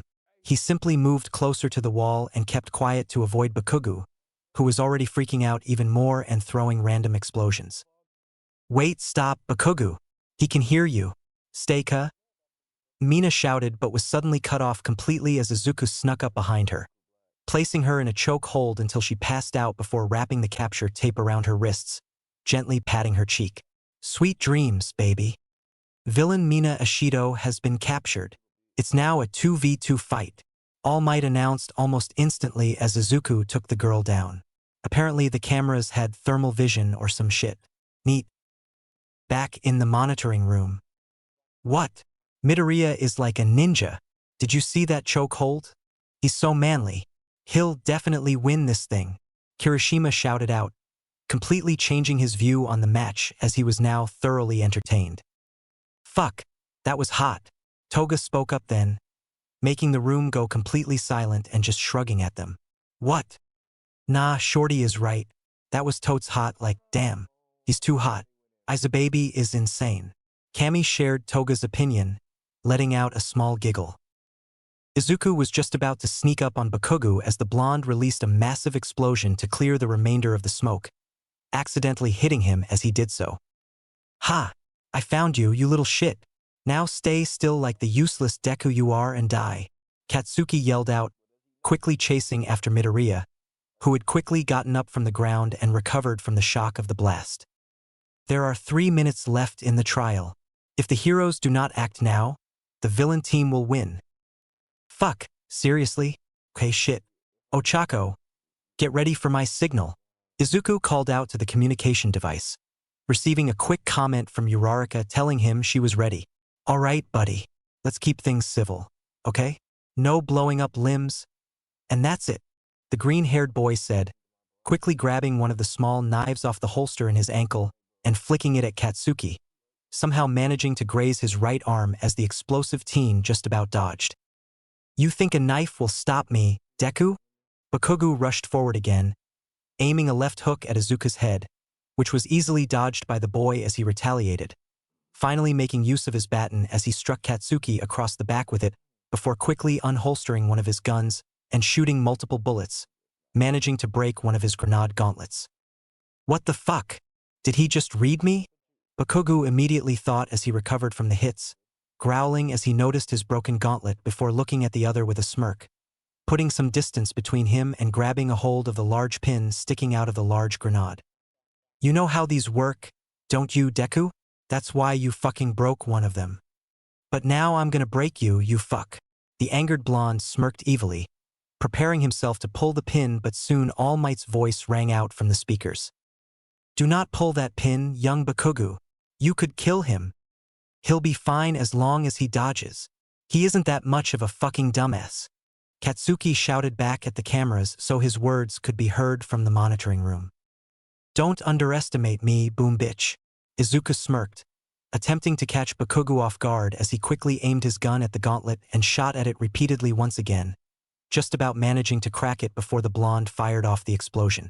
It didn't work out like he hoped though due to the broken gauntlet, which ended in both of them being engulfed in the explosion almost immediately, with most of the blast still going towards Midoriya. More specifically towards Midoriya and Mina, who was passed out on the floor right behind him. Ochako, go now. Run in and get the bomb.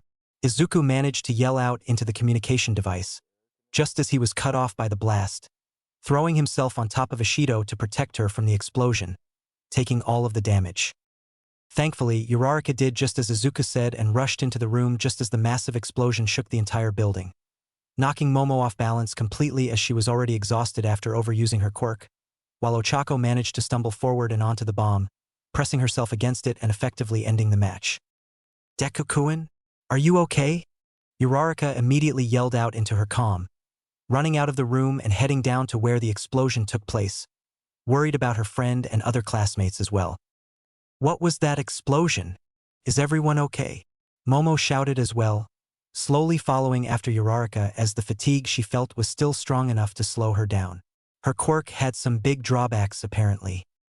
The hero team wins. One of you go get recovery girl. Everyone else stay put. All Might shouted into the microphone and at his class, with concern evident in his voice as he rushed into the building in a split second while Ida had ran off to get the man's request done.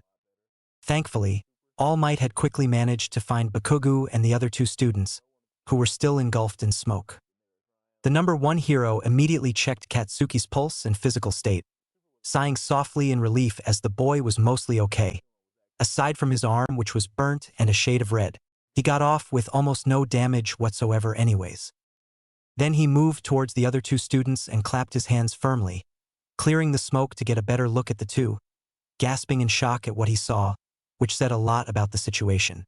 He was the strongest man in Japan and arguably the world, yet he was still somehow shocked about a combat simulation in a school. It was completely justified though. Mina was perfectly fine for the most part, with only a few small burn marks on her body and some tears in her costume, but Izuku wasn't doing so well.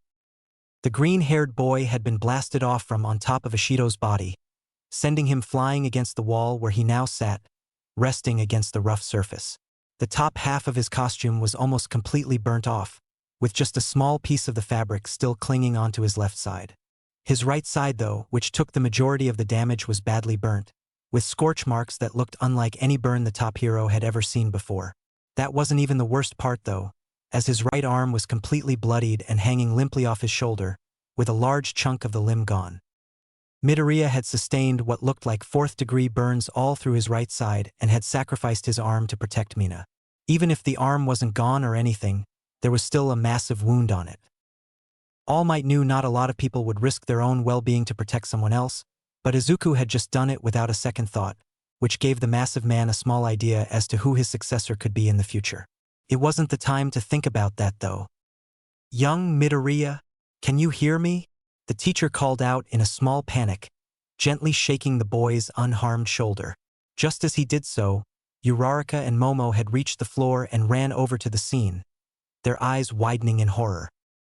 "Oh my god, Deku!" Ochako whimpered out softly, tears rapidly forming and rolling down her cheeks. Momo instantly brought a hand up to cover her mouth, as she almost trembled in shock. Is he alive?" she quietly asked, looking over at All Might, who seemed just as worried. Back again in the monitoring room. The room was completely quiet at the scene in front of them. Every single one of the monitors were displaying the three passed-out students, with a few of the screens showing Bakugu, a few others showing Mina, but most of them only showed Izuku and the terrible state he was in. "What the hell? He isn't dead, right? He can't be. This is just a fucking combat exercise." Kaminari was the first to speak up, pointing at the screens with a shaky hand. I hope he's alive, Jero. But even if he is, his arm isn't okay. I know he has a regenerative quirk, but is it even that strong?" Azui finished off with a sad rib bit, sitting down on one of the chairs close to her. "That looks impossible to heal, frankly." Todoroki surprisingly spoke up, his usually stoic expression replaced with a slightly more nervous-looking one. "Come on, guys. Just don't worry. I'm sure Recovery Girl will help him. He'll be okay." Kirishima attempted to ease everyone's nerves, glancing over at both Toga and Kami, who he knew were probably closest to Midoriya. The two blondes didn't say anything at all. Kami only stumbled back against the wall and brought her hands up to cover her mouth, her usual cheerful attitude completely gone as she began to quietly cry. though still keeping her eyes locked onto the monitor. Toga simply ran out of the room with tears welling up in her eyes as well, rushing towards the scene. The broken-down hallway was almost completely enveloped in silence aside from Uraraka's soft crying and Momo attempting to comfort the girl. Both Mina and Bakugu were still completely passed out on the ground, while All Might hung his head low, disappointed in himself at letting something so terrible happen to a student. The number one hero was just about to get up and carry the boy away from the destruction until he heard extremely quick footsteps approaching him. Immediately standing straight and looking over at the source of the sound, letting out a small sigh at the arrival of Recovery Girl, Tenya and Toga, who he just assumed had abandoned the monitoring room. I can't believe I let this happen. My first class teaching and a student ended up like this, All Might said softly and with sullen eyes, looking over at Recovery Girl, who quickly approached Izuku before flinching back in surprise. Ah, burnt flesh. Smells like victory. The green-haired boy groaned out all of a sudden, using his good arm to grab at his opposite shoulder. Damn, this hurts like a bitch. Yup, definitely hurts. I fucking told him not to blow up limbs. And he decides to do it anyways. What a dick. Izuku added on with a slightly louder groan, lifting his head up from staring at the wounds to look at everyone who was currently surrounding him, giving them a pained and bloody smile. What? Why, you're okay. Toga and Uraraka yelled out in sync, staring at the boy with wide eyes, which were at the same time filled with relief. Oh yeah, I don't think I could die from something done to my arm. I'm already healing actually. But that doesn't take away the fact that this shit hurts like a motherfucker. Just holy shit. Izuku winced in pain as he tried to move off the floor and wall, attempting to do so for a few moments before Himiko and All Might stepped up to him and held him down gently. Why, young Midoriya, I'd advise that you keep still for a few moments. You're not exactly in perfect conditions. All Might stuttered out, just as shocked as everyone else that the boy who almost had his arm completely blown up was okay. Listen to your teacher, Sonny. Now here. I can tell that your quirk will heal you completely, but this will help you recover quicker. Recovery Girl stepped in, giving Izuku a kiss on the forehead before stuffing his mouth with a few gummies, which he happily ate thinking they were just candy. They were actually medicine to dull the pain and make the patient sleep. Thanks, Grandma. Wait, what I just ate was candy, right? Midoriya asked out with half-lidded eyes, the gummies already starting to affect him. Sure it was, Dekakuin. I'm really glad you're okay. Uraraka sighed softly, looking down at the teen's tired face with a slightly more relaxed expression. You can't scare us like that again, Izukuin. The entire class was worried. I was worried. Toga added onto Ochako's words, flicking his sweaty forehead harshly with her fingers. Ow. Okay, I get it, damn babe. Just relax, you know? Take a chill pill or something. Izuku drowsily chuckled, slowly starting to get up and off the floor with both Recovery Girls and All Might's health, both looking relieved to see that the boy's arm was already almost back to normal due to the combination of healing quirks. Well, come on, you four. Help Recovery Girl take your classmates to the nurse's office. They'll all be okay. The worst of the injuries already passed. The man spoke, lifting Izuku up into his arms as Uraraka made Bakugu and Ishido weightless, lifting them up along with Tenya to do exactly as their teacher had said, following close behind the two older individuals as they made their way to U.A's main building. Where are we even going, man? I swear to God, if it's not Disneyland or to visit my mom, I will punch someone. Izuku rambled on, the drugs clearly in full effect as he laid limply in his teacher's arms, looking around at his surroundings before his eyes landed on Momo. Hey, ponytail girl, what was your quirk again? Dressing impracticality?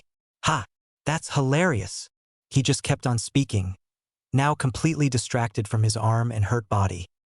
Toga only giggled softly at his antics while Uraraka smiled, same as Momo, who had a smaller and slightly annoyed smile at the sudden comment. I'm really glad Dekakuin's okay, but what's gonna happen to Bakugu? I mean, he did all this. Isn't that like attempted murder? Ochako wondered out loud, looking over at Tenya and Momo. The onyx-eyed girl just gave a small sigh and shook her head, while Ida went on to give an extremely detailed explanation on what could happen to the explosive teen due to his actions. Tenya's rambling lasted the entire way over to the nurse's office and back to the monitoring room, with the brunette and black-haired girl only pretending to still be listening while Toga's mind was elsewhere. She was still just worried about Izuku, even if he was fine at the moment. She was just certain that he was not going to be very happy about missing the rest of their classes for the day. That, and she didn't want him to have to deal with Bakugo again. Still though, for the time being mostly everything ended up well. The only issues left had yet to come anyways. Izuku was still very much drugged by whatever recovery girl had given him, but it was thankfully quickly fading away. He had thought they were gummies, but it was a clear lie after he had started seeing the people around him all just slowly start flying around the place. It made no sense, which was the only reason as to how he realized he just wasn't thinking sanely. Either that or he was just going insane. Though even if he was drugged, he was doing a whole lot better. His arm had fully healed and felt better than ever, which was incredible, and he had even won the match. He and Uraraka had been up against 3 very strong opponents and kicked in their teeth completely. He was extremely proud of himself and the Gravity Girl, especially Ochako since she managed to win it for both of them. As he quickly began to feel more and more like himself though, he immediately sat up on the bed he was laying down on and checked the clock. About 20 minutes had passed since he was completely out of it, meaning he had missed 2 of the battle trials which he was really interested in seeing. He really just hoped that there'd be a chance to watch them over later. Fuck. Maybe I should have just played it safe. I could have just thrown all my knives at him and then kicked his shit with the baton. Izuku spoke out loud, slowly shaking his head at himself before letting out a sigh, throwing himself back down against the mattress, only to instantly sit up once again with wide eyes. Wait, my things are okay, right? That was all so expensive. I can't make my mom pay for that. God. Fuck that Pomeranian-looking asshole. What a piece of shit. He groaned softly, swinging his legs over the edge of the bed before hopping off, stretching his body to get rid of the slight soreness he felt. The green-haired teen just kept on going until completely freezing as he heard a voice speak up. Giving me a show, Midori? Mina suddenly spoke up with a small giggle, looking over at Izuku from her own bed, which was a little farther off than the one the boy had used. I mean, I'm not complaining, but aren't you with Toga? Or was it Kami? Oh, is it Ochako now? She stood up and off the bed again, walking over to Midoriya, who was just looking down at her with an amused grin. You're trying to build your own harem, huh? I didn't think you'd be such a playboy when I saw you. She smiled up at him, poking his chest playfully. Well, I just might. And I mean, you don't even know me yet, Ashido. All you know about me is that I'm badass, a smart ass, and that I've also got a great ass. That isn't a lot to go off, is it? Izuku jokingly responded back to the pink-haired girl, keeping his eyes locked onto her own black Scara eyes with yellow pupils. Why are you bringing this up, huh? Got a crush on me after I saved you? He raised an eyebrow. I wouldn't blame you though. I am pretty damn hot. Though, kind of an asshole once you get to know me. He chuckled, his smile widening as he noticed Mina was blushing a bright lilac at his teasing. Cute. Izuku spoke playfully, letting out a quiet laugh as the admittedly attractive pink-skinned girl pouted and gently punched his chest with her fists. Stop talking. Just stop. Ashido yelled out cutely, puffing her cheeks out slightly as she lifted her gaze to meet his green eyes, pointing a finger accusingly at the taller boy. I just wanted to thank you for saving me. I know what happened, and how you ended up with your arm basically destroyed and half your body covered in burns. She started, small pools of tears welling up in her eyes. And I know you have a regeneration quirk, but I don't. So if that blast would have really hit me, I don't even want to think about it. Thank you. Mina yelled again, throwing herself onto Izuku as she wrapped her arms around his waist firmly, burying her face into his chest as well. Midoriya, on the other hand, just stood there slightly shocked. He had saved her, that was true, but he had done that before in the exam, and even before that he helped people out a lot. He just had never been thanked in such a genuine way before, which really just screwed with him. Still, he slowly wrapped an arm around her waist and hugged her back, bringing his other hand up to her head and gently patting it with a smile, letting out a soft chuckle. Well, you're welcome. Though I've never actually gotten injured that badly before, so I was still kind of risking it, but I'm pretty sure I'm just invincible.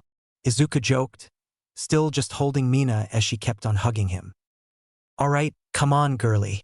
You can cop another feel later. I feel like the class is gonna get more and more worried the longer we're gone.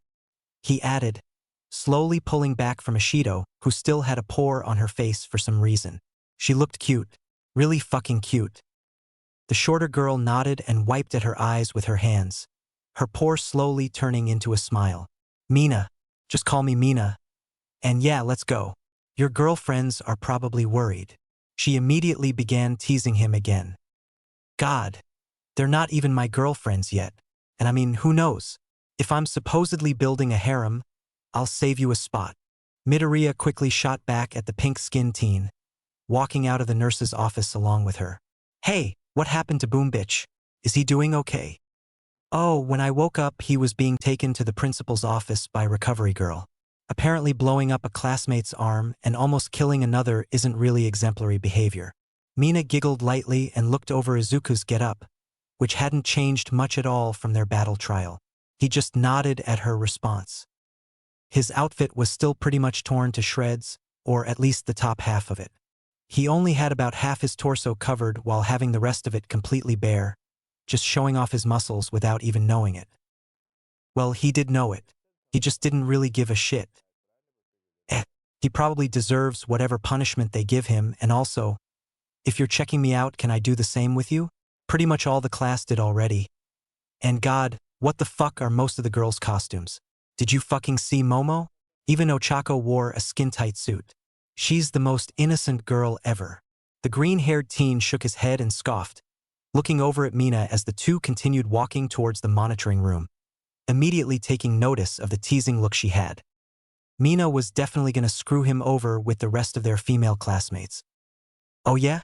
You've been checking us out, Midori? I saw most of the others looking over at us girls, but not you. Who's got the best costume then? No. Even better, who's got the best body? Huh. Ashido teased once more, leaning in as close to Izuku as possible as she whispered into his ear with a flirty tone. Even if that was a question that would make most people their age blush, Izuku simply scratched over the back of his head and shrugged slightly, still just almost nonchalant. I mean shit, that's a hard question, you know? I'm pretty sure the others in the class mostly gawked at Momo, but it's obvious that I think Kami and Toga look damn good in their costumes. Jiro too. She looks cool as hell in her outfit. And you look really good too. You went for a skin-tight outfit with a body like that? Just sheesh. You probably expected to get some looks, didn't you? He answered back thoughtfully, glancing down at the pink-skinned girl, who had again turned a bright lilac as the two finally stepped into the monitoring room, with the rest of the class only staring at them. They had probably heard the conversation by how much their voices echoed through the halls. Oh, hey guys. Midoriya smiled, looking at his shocked classmates. Most of them were shocked anyways, with the exception of Todoroki, who just glared at him, as well as Kirishima, who was laughing heartily. Toga, Kyoka, Kami and Mina were actually blushing, while Ochako was staring over at Izuku with a very small pout. It's good to see you up and about, young Midoriya. We were just about to begin our fourth match of the day. It's Team H as villains against Team B as heroes. All Might gave an enthusiastic thumbs up before turning his back on the class to look at the monitors, looking for a different building to conduct the exercise in, as the layout for the others were already known. Izuku happily nodded at All Might's words and moved to take a seat in front of a few of the monitor screens, letting out a sigh. That was the exact moment the class erupted into questions filled with concern, awe, amazement, and embarrassment for some. Midoriya, you're okay. How the hell did you survive that? Zero shouted out. How strong is your regeneration quirk? Can it save you from death? Todoroki surprisingly spoke up again. Do you really think I look good in my costume? Jiro burst forward from the crowd of classmates surrounding Izuku, with All Might just standing back and letting them have a moment. Are you, like, actually okay, Izubaby? I was totes worried about you.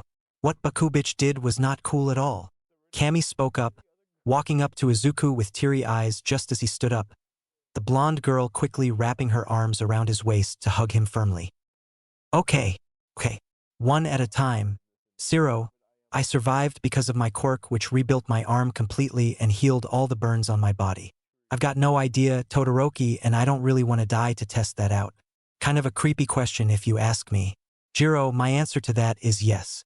You look badass and I'm sorry, Cammy. I just didn't want to give Boom Bitch the win. Izuku smiled and continued to let the gorgeous blonde hug him, looking over at Toga who stood close by with a small smile. She still clearly hated Cammy and every other girl who might have even thought about getting close to him, but she was getting better at handling things. Though, Izuku still did not understand how she became that attached to him in a day or so. That's so manly. Midoriya won his match and saved Mina. And now he even has a girlfriend. Great job, man. Kirishima enthusiastically yelled, giving Izuku a toothy grin. Yeah, we're glad you're okay too, even if we haven't spoken much. Good job. Sato smiled, filled with positivity. Though on the other hand, the green-haired boy just looked over at Toga again, who appeared just about ready to fight and win against both the spiky red-haired teen and the taller blonde. She apparently didn't like even when Izuku hypothetically dated other girls. Thanks, guys. Oh, who's supposed to be fighting now, by the way? I missed the other fights. I don't want to miss these. Izuku quickly shifted topics to save the two unsuspecting victims, letting out a small nervous chuckle. Ah yes, young Midoriya. It's Masahiro Ojiro and Mizo Shoji against Tsuyu Azui and Kami Utsushimi. We should get on with the fights or we'll run out of time. All Might spoke up with a nod, urging the students to get going to their respective spots. None of the students knew it, but the hulking man was slowly running out of time in his buff form. He only had about an hour left in him for the day. Ojiro, Shoji and Tsuyu quickly nodded and began to head out the door towards their respective building for the exercise, while Kami slowly pulled back from Izuku and planted a quick kiss on his cheek, running off immediately afterwards without another word. She just gave Izuku a wink. Oh, yeah. Totally not dating, huh, Midori? Mina teasingly giggled from his side. What? Dekakuin is dating Utsushimi-chan already? It's just the second day of class. Uraraka quickly called out, with her permanent blush marks appearing brighter than ever. No, he isn't. He isn't. I'm the only one who's asked him out on a date and we're going tomorrow. Stop shipping Izukuin with random girls. Toga immediately yelled out in Izuku's defense. Well, she wasn't really defending him, just more so cementing herself as the only potential girlfriend for him. Oh, but what if Midori wants to go on dates with other girls, Toga-chan? Want to go out on a date with me, Midori? I'll make sure you have a good time. Ashido teased again, leaning in close to Izuku's ear, only to quickly be stopped by Toga. Nope, nope, nope, nope. Get away from him, you succubus. He's going on a date with me, not you. Himiko squealed out loud with a menacing look, though still slightly flustered as she remembered the compliments Izuku had given her before. He really had straight up said he found her to be extremely attractive and that just embarrassed her for some reason. Okay, students, that's enough. The 5 minutes of prep time for Team H has passed. Team B may enter the building now. All Might's sweat dropped, glancing back at the green-haired teen standing between Toga and Mina.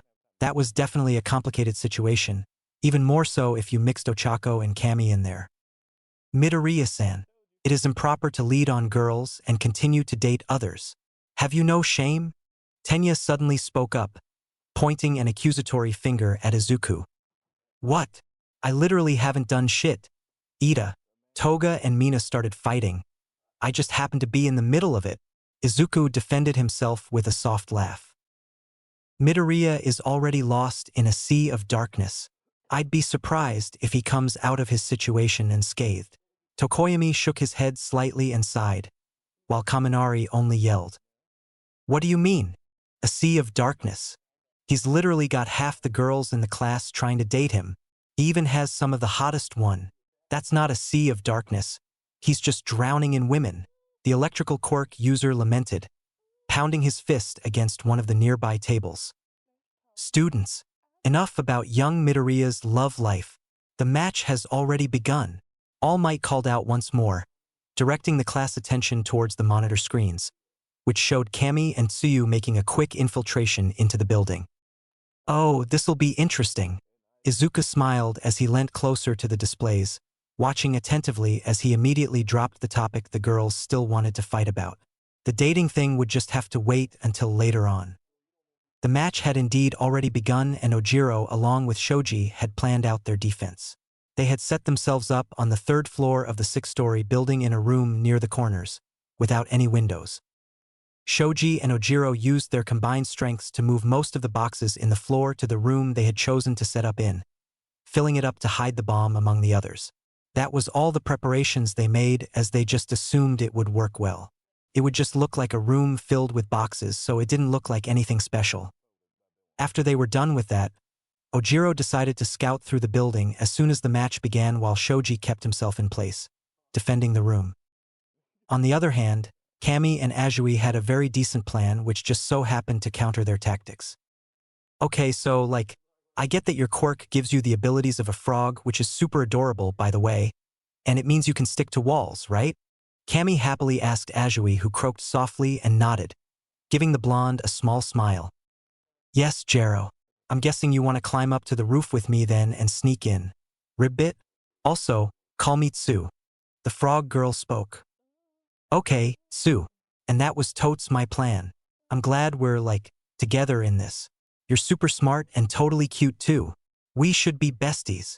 The excitable blonde giggled, wrapping her arms around Tsuyu, who blushed lightly and continued to croak happily. Thanks. You're cute too, Kami-chan, Ribbit. And you're lucky to have Midoriya.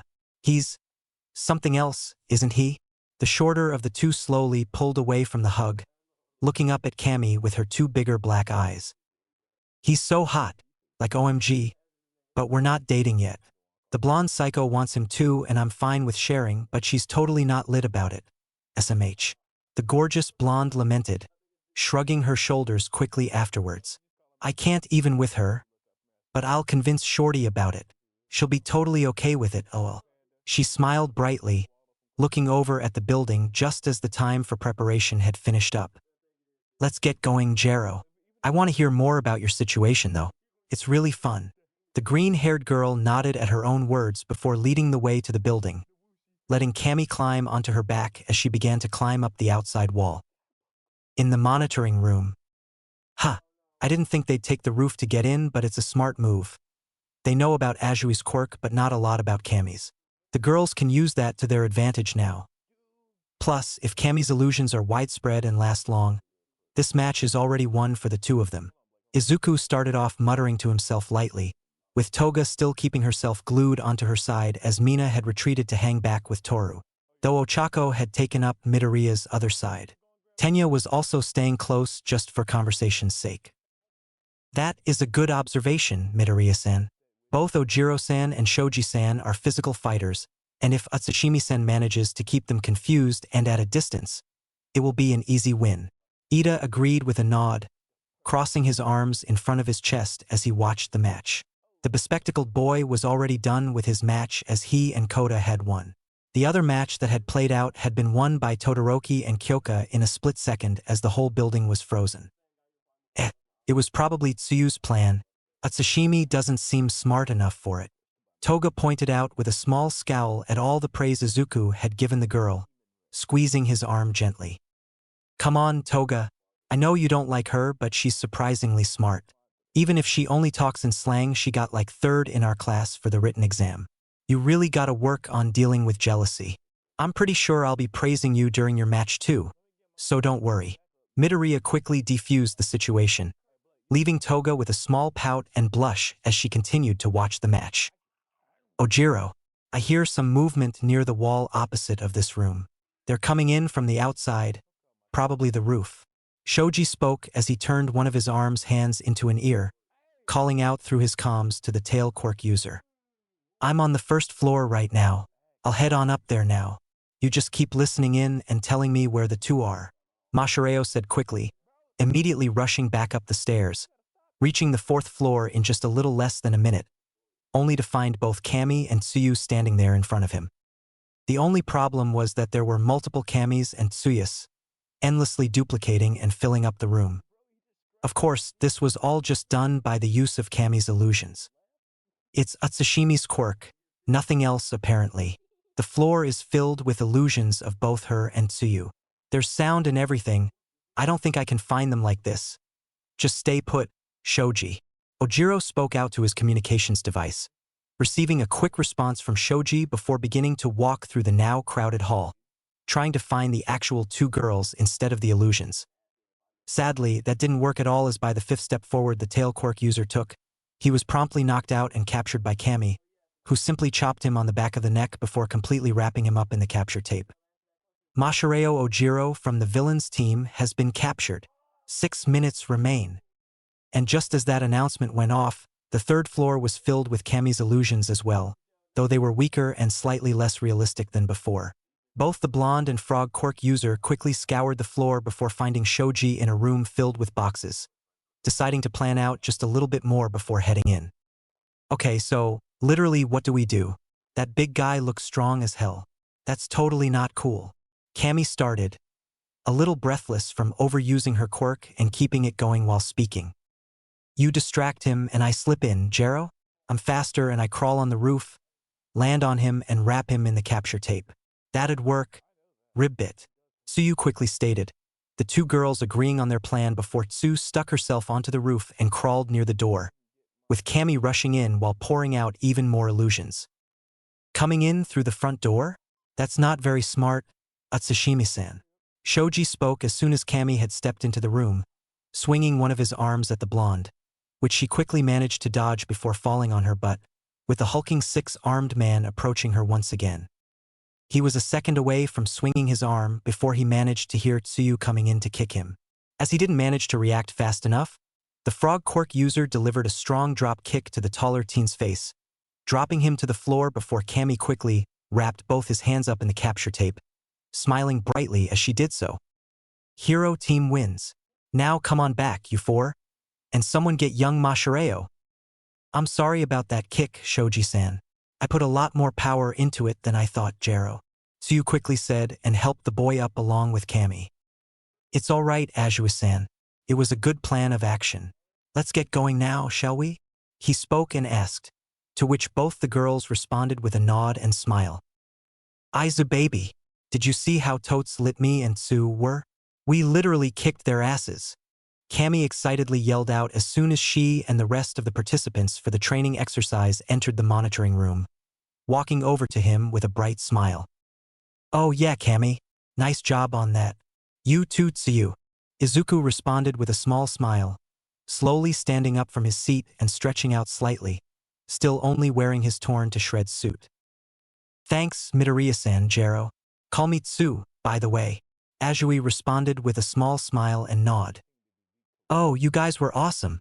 You were all like boom, blam, attack. That was so cool. Uraraka called out with a bright smile, throwing her fists in the air randomly. That was indeed an exemplary display of work, you two.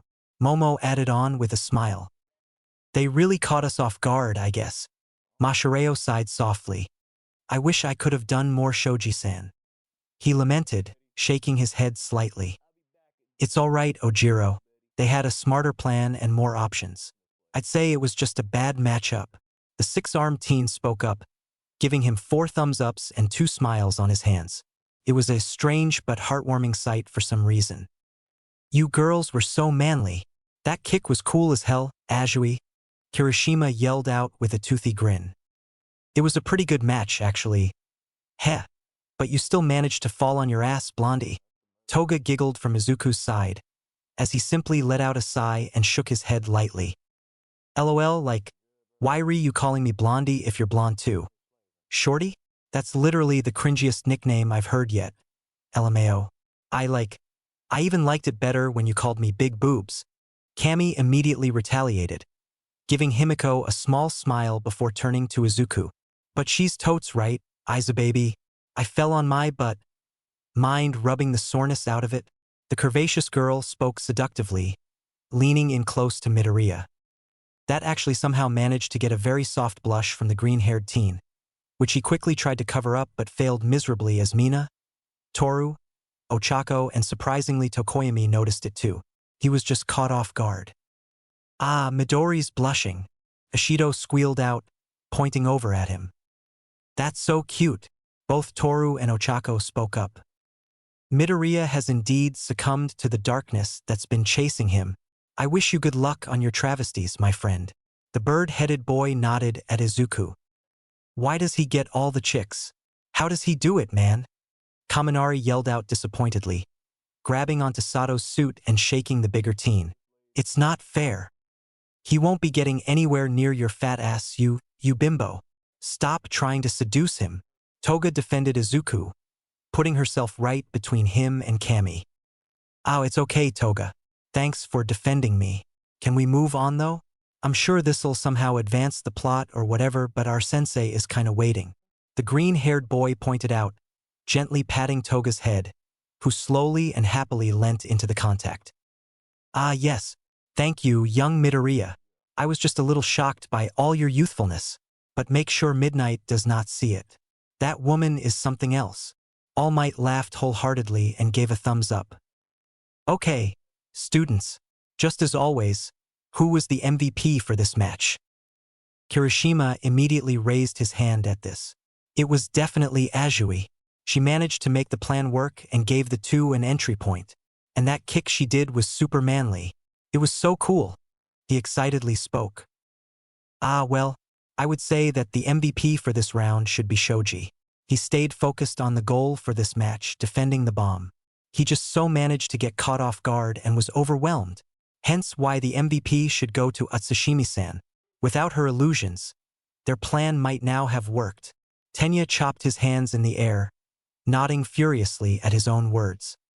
Yeah, I think that's accurate. It's Kami. Plus, that plan was yours too, wasn't it? Izuku said, smiling at the blonde. I swear I'm not just saying this so she'll let me cop a feel or anything. I'm pretty sure she'd let me do so anyways. He joked quickly after, letting out a laugh as Toga softly punched his chest. That's literally so true, lol. Kami agreed with a smile, giggling softly. Alright kids, enough about that. The MVP for this match is Kami Utsushimi. All Might quickly cut in before the situation got worse, as Toga once again looked like she was just a split second away from pouncing on Kami like she had done the day before. Oh, also, who were the MVPs from the last few matches? I was kinda rebuilding my mangled arm during that time in case you don't remember. The green-haired boy smiled. It was you, Koda, Todoroki, and now Utsushimi. The whole class voted for you, actually. Kyoka looked over at Izuku, crossing her arms in front of her chest with a small smile as well. It probably shouldn't have been me, actually. I could have ended the fight a lot faster if I had just fought seriously from the start. I think it should be Uraraka or Yaoyorozu. They did their job and stuck with it till the end. I ended up with my arm almost blown off for not fighting with all I had. He sighed out and chuckled nervously, as All Might looked at him with what he imagined was a slightly disappointed smile. Well, it's good that you're reflecting on your past actions. Young Midoriya, next time do not go easy on your classmates or we shall never know your true potential as a hero. You will still be the MVP for your match though, as the plan devised was yours and most of the takedowns as well. Not to mention you saved young Ashido. All Might gently reprimanded the teen, giving him a thumbs up before deciding to move on to the final match. Now, the final match will be Team C as heroes versus Team D as villains. Get going, students. The buffed-up hero ordered, pointing towards the doorway so the students could leave and get into positions, though was shortly interrupted by Bakugu, who stood there shell-shocked at what Midoriya had said earlier. The explosive quirk user had his hands crackling in anger, trying to hold back the bigger explosions out of pure rage. This was only for the sake of keeping his promise to the principal, which was that he wouldn't attack or act out on another student again. You went easy on me, you useless shit? Katsuki asked, rage evident in his eyes. God, the edgiest hero ever is back. Yeah, I went easy on you. I already got scolded for it and everything won't happen again. I'll just kick your ass without you destroying my arm next time. Boom bitch. Izuku waved his hand with a sigh, ignoring the louder explosions that came from Bakugu's palms as he turned towards Toga and patted her head softly again. Good luck. I'm hoping you'll get MVP. He smiled. I'll fucking kill you next time we fight, Deku. I'll kill you and that blonde freak. The dirty ash blonde-haired teen snarled. Midoriya just sighed and turned around to face the explosive teen, decking him on the face with a solid punch as the class just exclaimed in surprise, with All Might included, who quickly put himself between the two former friends. Both of you, stop this at once or you will be sent to the principal's office again. You already got your warning, young Bakugu. Do not act out again or you will be expelled. And control your emotions, young Midoriya. Fine. But I just want Boom Bitch to know one thing. He already destroyed my arm, baton and guns. Hell, he wrecked my costume that was designed by my mom. That's already enough for me to want to beat the absolute shit out of him, but if he goes around insulting any of the people in the class, he's gonna come out worse than I did from that battle trial. So watch it, you edgy fuck. Izuku spoke up in defense of himself and the rest of the class just as a warning, looking at Bakugu with an alarmingly serious expression and attitude in comparison to the green-haired boy's usual nonchalance. Katsuki's eyes had only widened during that interaction, his hands still setting off small explosions as he snarled and turned away from Midoriya. Enough of that now, young Midoriya. I understand your feelings, but do not act out on them now or in the future. Now, Team D and C, go prepare for your combat practice. All Might spoke, trying to get a hang on the situation once more. Why yeah. Come on guys. We all want to watch the last match already. Kaminari said with a nervous chuckle, urging the teams to get going. Come on, Sato. Let's go show off our manliness as heroes.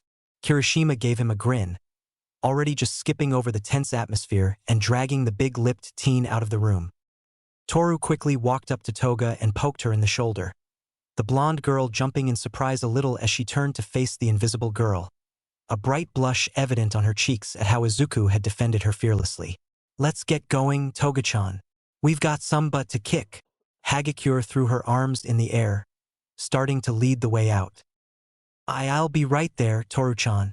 I just need to get something really quick. Toga gave her partner a fanged smile, turning to face Izuku once more. Thank you for that, Izuku-in. I just have one small request before I go. The Yandere shuffled closer to her crush, whispering something into his ear to which he nodded at before quickly heading out of the room with her. Just about a minute passed before Izuku made his way back into the monitoring room and Toga ran off with Toru to plan out their defense, simply walking back to the chair he was sitting in beforehand, completely ignoring the imprint of lips and small fangs on his neck. Also, the fact that his hero costume was missing and that he only wore shorts now. The class noticed. They all did and just decided to keep quiet about it even through their reactions. Ochako had immediately blushed along with Kyoka, while Kami and Mina had small pouts on their faces due to the very clear spot where they assumed Himiko had bitten into. Other than that, they were happily looking Izuku up and down as he was only wearing shorts. Most of the girls in the class were, while the boys just decided to ignore the absolutely strange scene in front of them. Outside the designated building. Okay, man, I think we should just rush in there. With my hardening and your power-up will probably be done quickly if we push through. Blondie's quirk doesn't work here and Hagakure is only invisible. We got this. Kirishima spoke up with a toothy grin, which Sato responded to by nodding happily. Back in the monitoring room. They're fucked. That's all I gotta say. I mean, just look at the cameras where Toga and Hagakure are. They aren't even preparing, just standing near a window to rush out. Izuku leaned back in his seat, gently rubbing his hand over the small bite mark on his neck, which had already disappeared. How can you be so sure, Deku-kun? Both Kirishima and Sato look really strong. Ochako threw her fist in the air, simulating some random series of punches. Also, why is your, hero costume gone? Izuku smiled and shrugged at that. Yeah, that's true, but I know those guys better than you two and I agree with Midoriya. They aren't exactly the most clever. If the girls have one good trick up their sleeve, it's a done match. Kaminari agreed with Izuku, giving him a thumbs up. But seriously, man, why are your clothes gone? I guess we'll just have to wait and see why. I'm assuming he has a good reason for it. Shoji spoke, keeping his eyes glued onto the screen.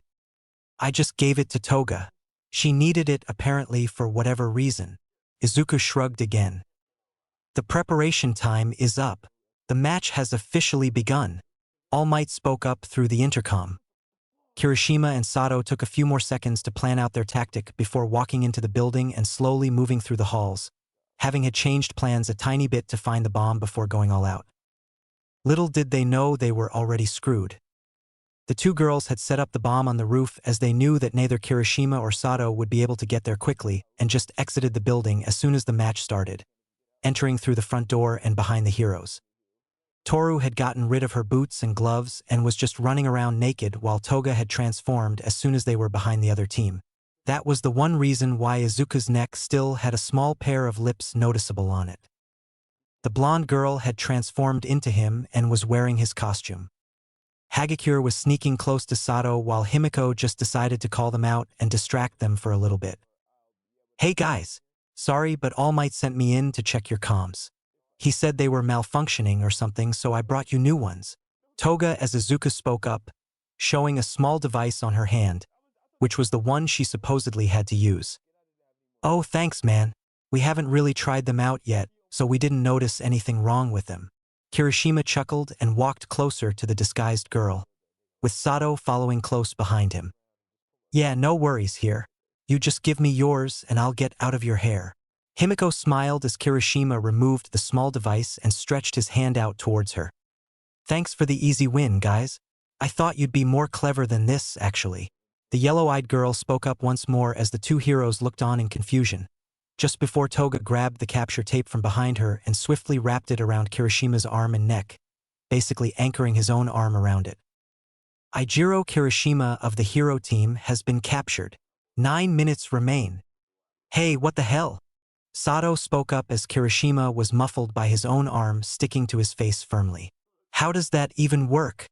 the big-lipped boy called out as Toga's disguise began to fade, leaving her just in her own hero costume. "I think it's called being smart, buddy. You just lost." Toga smirked as Toru swiftly wrapped her own capture tape around the hulking boy's ankles, finishing the match.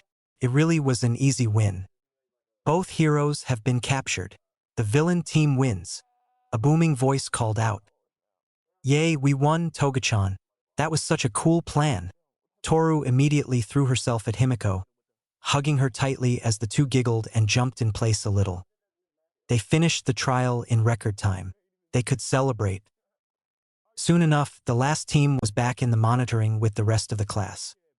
Kirishima and Sato were reasonably sad and disappointed at losing so quickly, without even giving a fight, while Toga and Toru were over the moon with the results.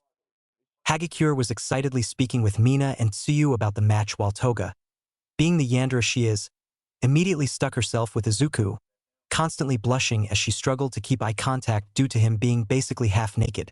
She had even been so excited about coming back to her friends and Izuku that she had left his destroyed hero suit in the building. He apparently didn't mind though, as he comfortably continued to stand beside the shorter blonde. "Good job on that match, students. Now, who was the MVP for this match? Please, give an explanation instead of just pointing out who was cooler." It was clearly one of the two girls from the villain team. Both shitty hair and lips didn't do shit. They got fucked up. Bakugu snarled right off the bat, staying a little farther away from the rest of the class. Does he mean us by that?" Sato quietly asked Kirishima, who furrowed his eyebrows and nodded. "Well, I'd say it was Himiko-san. Their plan worked out solely because of her disguise and distraction, which worked on the hero team. She gave Hagakure-san enough time to sneak up on the other two before giving a swift and coordinated takedown. The plan was her idea as well, correct?" Yaoyorozu asked, looking over to the two girls, who nodded. "Yeah. Plus, Toga-chan was smart enough to ask for Dekukuin's blood beforehand. That's why you came in with those marks on your neck, right?" Ochako asked, giving both the blonde and green-haired boy a smile. Toga quickly nodded and smiled as well, blushing softly at all the praise she was getting. "But may I ask why you took blood from his neck? I understand that it has great blood flow, but it would have been easier to take directly from the veins on the arms, correct? It seems a little impractical if I do say so myself," Tenya pointed out as he raised his hand, looking over at his fellow students. "Ha, he's actually right. Oh, I bet you just wanted to suck on his neck and give him a hickey, Toga-chan," Mina squealed out, pointing at the girl and giggling loudly as some of the others joined along. At that, Toga immediately began blushing even brighter and attempted to hide behind Ochako, who somehow had an even bigger blush. Kaminari looked like he wanted to murder Midoriya while the other boys in the class just chuckled and looked on in disbelief. Bakugo just kept quiet, letting out a soft growl in anger. How could a girl want Izuku instead of him? A useless meat shield? What a joke. Wow, I totes respect that girl. I would have done the same. That's lit, fam. Cammy smiled at the two. Seriously, is no one going to point out how unfair this is? Midoriya has two of the hottest girls thirsting for him. What are we going to be left with? Kaminari couldn't hold back anymore, simply shouting out before being interrupted by Kyoka stabbing an earjack into him. Quiet, Sparkplug. All of you shut up too. All Might Sensei looks traumatized enough by you horny people. The purple-haired girl said with a small blush evident in her face, still struggling to keep her eyes off Izuku's body. Thank you, young Jiro. Yes. I must just say what you all did a splendid job today, and we will review your fights in class later on. For now, I must bid you adieu. All Might nervously laughed as his body was lightly steaming, sprinting out of the room and towards the teacher's lounge. My, I had no clue our professor knew French. Not only does he have an exquisite sense-du style, but he knows the greatest language on earth.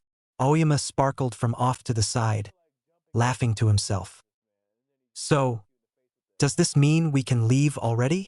Zero ignored his sparkling classmate and asked, receiving a nod from Koda, simply shrugging and starting to lead the class to the changing rooms once more.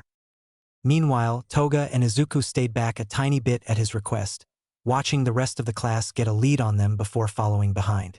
They weren't exactly sneaky though, as Cammy, Ochako and Jiro managed to notice them sticking back a bit. The blonde and brunette bubbling a little with jealousy while Kyoka just blushed as she could hear what they were saying. It wasn't anything too gossip-worthy, but it was still cute to hear. You did a great job, you know? You kinda surprised me at first with wanting to take my blood, but it's fine. I'm still a little curious as to why you bit and sucked at my neck a bit before taking the blood into the syringe. Midoriya asked with a small smile, looking down at Toga. Oh, I didn't want to hurt you. I bit into it and sucked first because my saliva has a numbing effect. And I'd be lying if I said that I didn't want to get ahead of the other girls. I honestly don't understand how you don't notice them looking at you. Izuku-in, those bimbos like you too. Himiko complained with a pout as she stomped her foot on the ground lightly, looking right back up at the boy. I do notice. I kinda ignore them mostly. I mean, you probably noticed that you're exactly like a Yandere girlfriend. Even if we aren't dating yet, so I just kinda think it's funny how defensive you get. It's cute. The taller of the two chuckled, shrugging his shoulders lightly. Also, would you mind moving our date for today? After school and all. I kinda wanted to visit my mom for the weekend. He chuckled, smiling at Toga.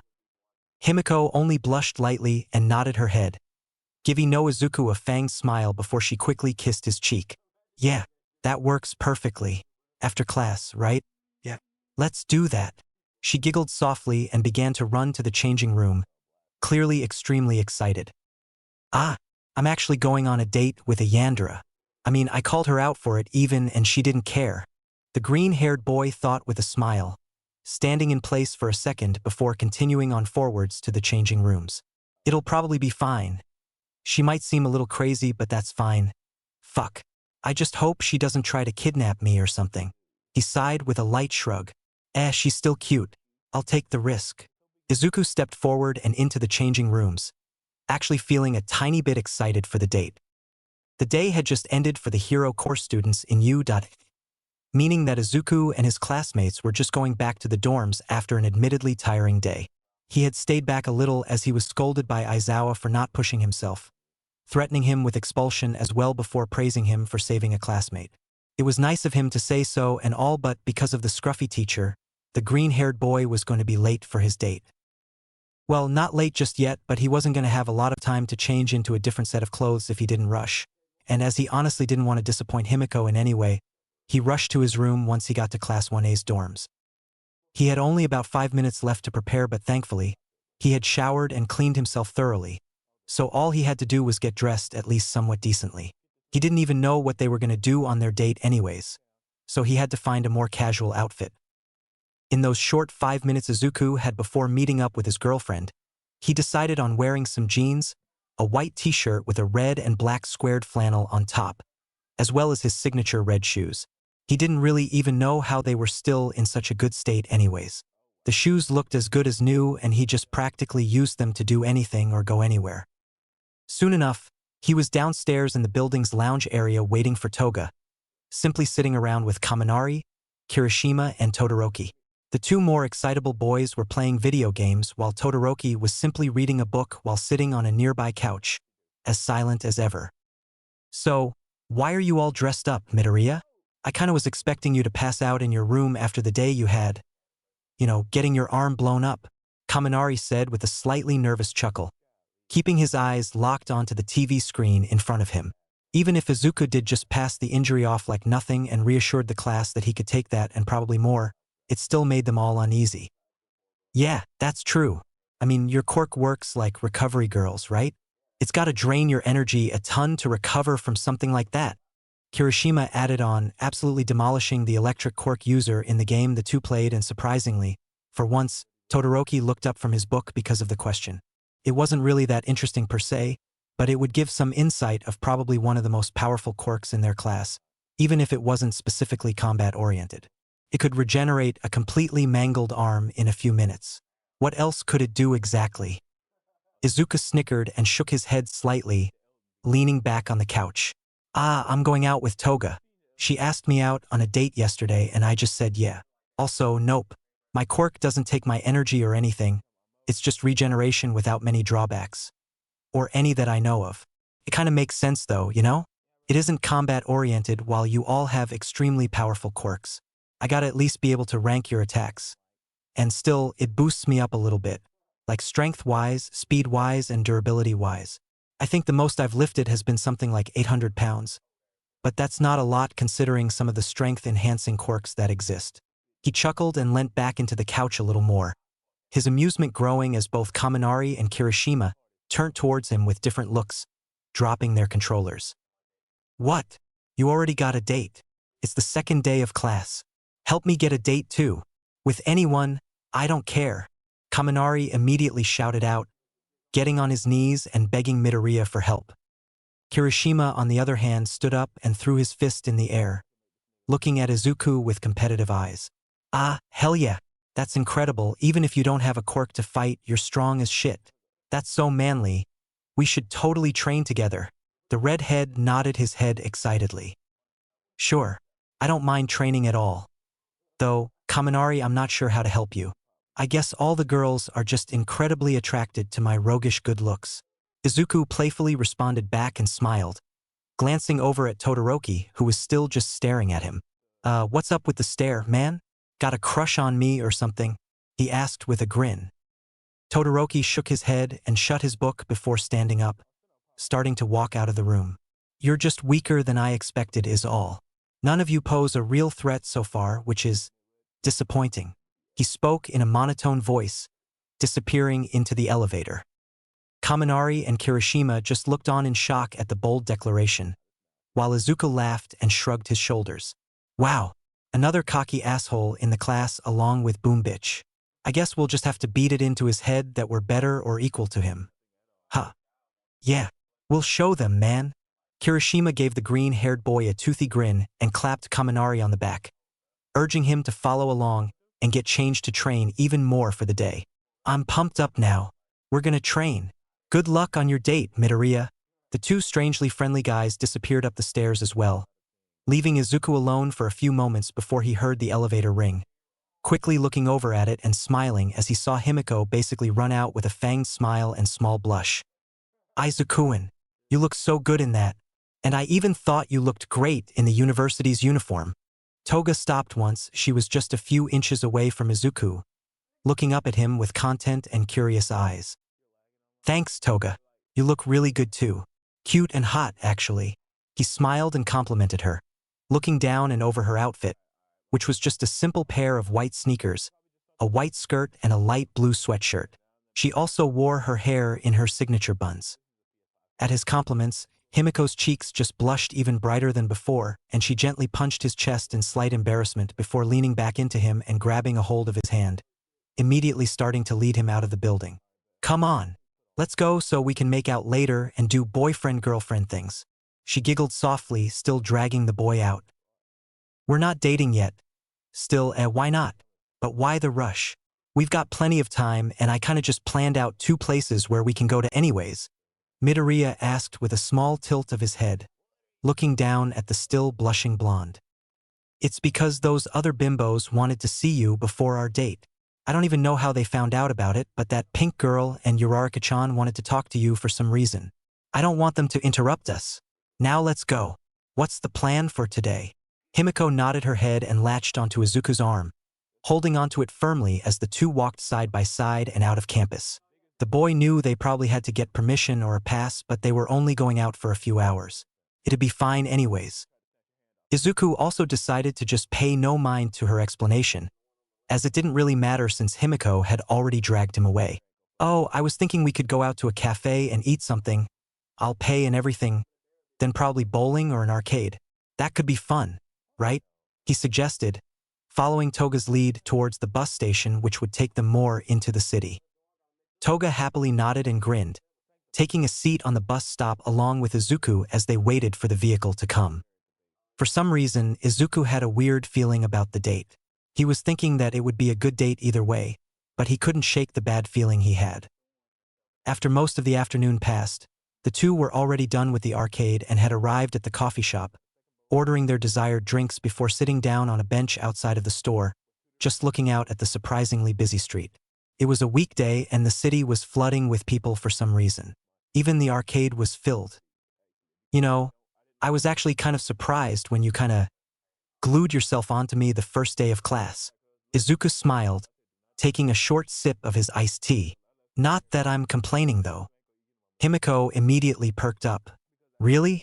I mean, I've already said I think you're really hot, so that's surprising. I was thinking that you probably already had a girlfriend back then. You have kinda like a popular guy vibe, you know? Being funny, hot and all. She giggled. Ah, not at all actually. School before you now was pretty much like a smelly sock doused in dog shit which was then swallowed and vomited out by a horse. It was terrible. He chuckled, scratching over the back of his head. Childhood in general wasn't great. Shit was pretty much decided by who had incredible quirks and all. Or who had strong and normal ones, really. I have a pretty much invisible quirk, so I was kind of isolated, considered quirkless and bullied. I mean, haven't you ever wondered why Bakugo hates me so much? And why I hate him back? He made life hell back then. Well, he and his troop of goons. Izuku explained, sighing softly. I guess that you two had some bad blood, but I didn't think it was bullying. I went through a similar thing when I was little anyways. Having a blood quirk immediately makes you look like a freak, and with my yellow eyes and fang teeth, that was just amplified. I was the token weirdo. Suck too. And those things are from my dad's side since my grandma had a cat quirk. My parents thought I looked cute at least. She shook her head sadly, placing her drink down on the floor right next to her legs. Izuku gave Toga a small smile and gently wrapped his arm around her shoulder, pulling her closer to him as he suddenly chuckled. I guess it makes sense that we like each other, huh? 2 bullied kids. 2 kids who are now extremely hot and amazing. It's like out of a movie. He playfully spoke, looking down at the blonde who was gazing right back up into his eyes, her cheeks flushed red. You like me too? Really? She quietly asked, fiddling with the edge of her skirt, still looking up at Izuku. Well, yeah. I thought it was pretty obvious when I immediately agreed to go on a date.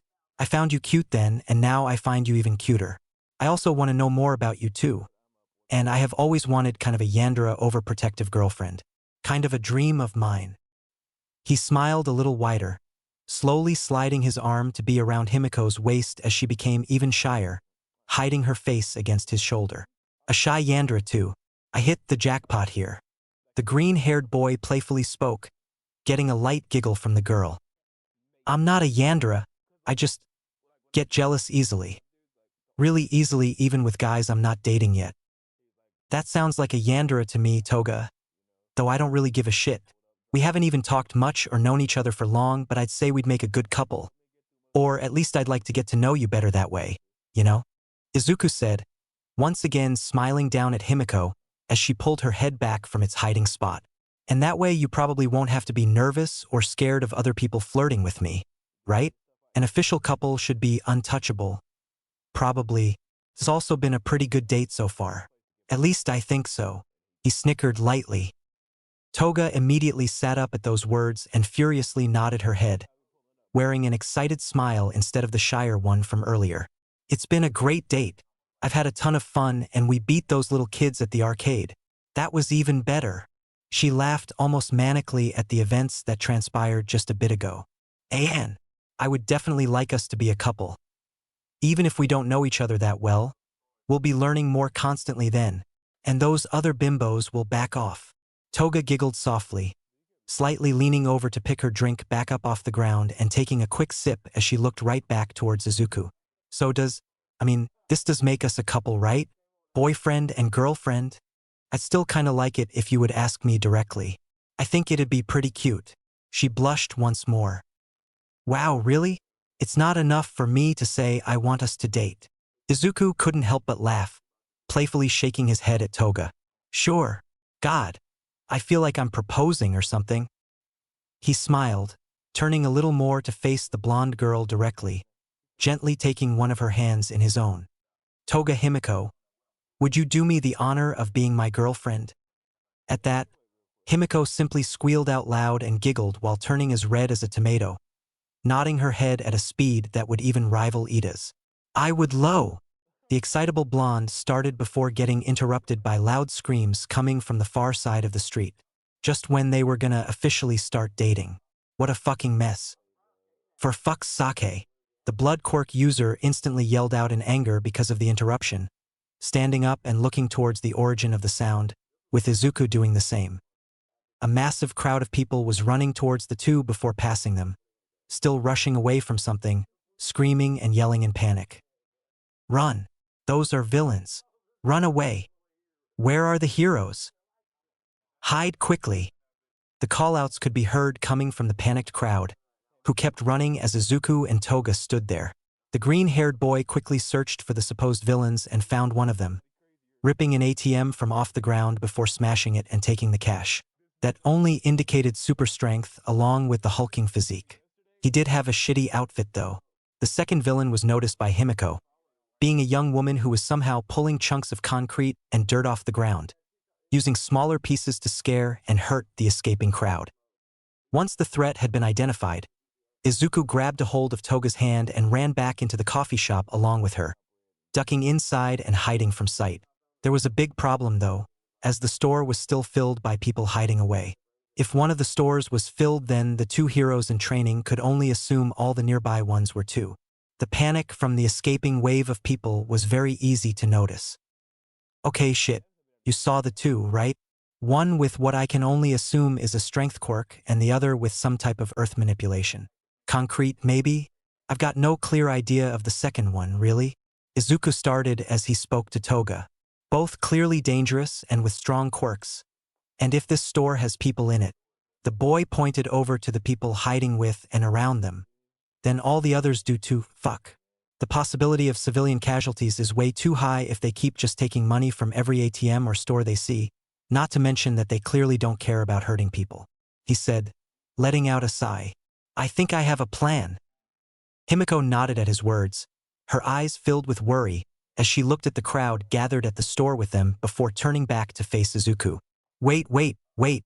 I get you want to help these people, but we're not even trained yet. It's the second day we've even been in the heroics course. Izuku. The blonde panicked slightly at him, simply saying he had a plan, hoping to stop him while still somehow knowing that nothing was stopping the boy from wanting to help. I know, I really do, Toga. But someone will get hurt if we don't try and help. Just hear me out.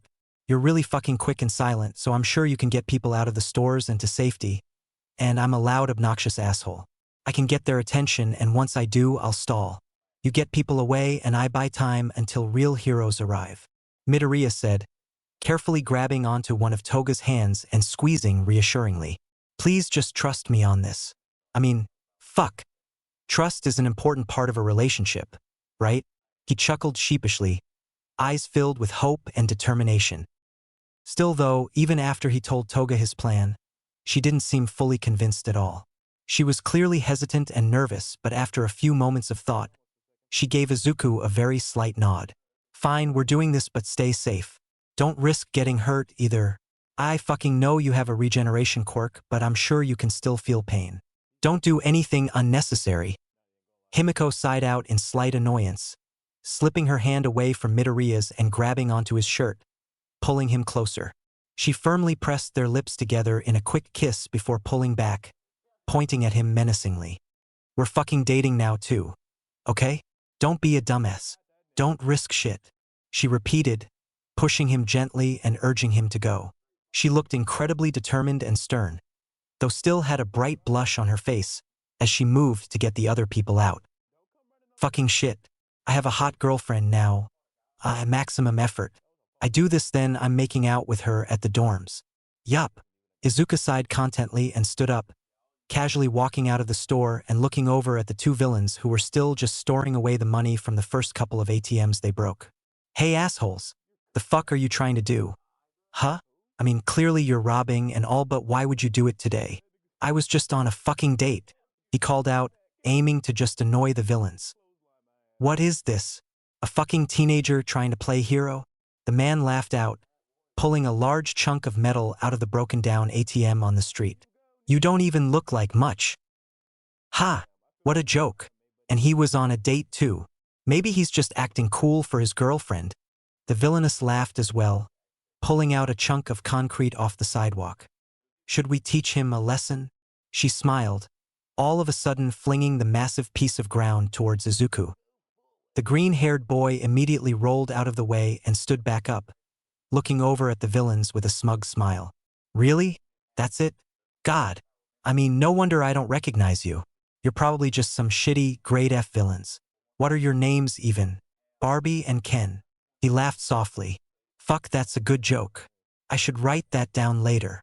Izuku spoke once more, only agitating the villains further as the woman began to levitate more pieces of concrete off the ground, while the massive man tossed the metal he had ripped out again and began rushing at the boy. They weren't really the smartest duo of bad guys. That was pretty clear to Izuku.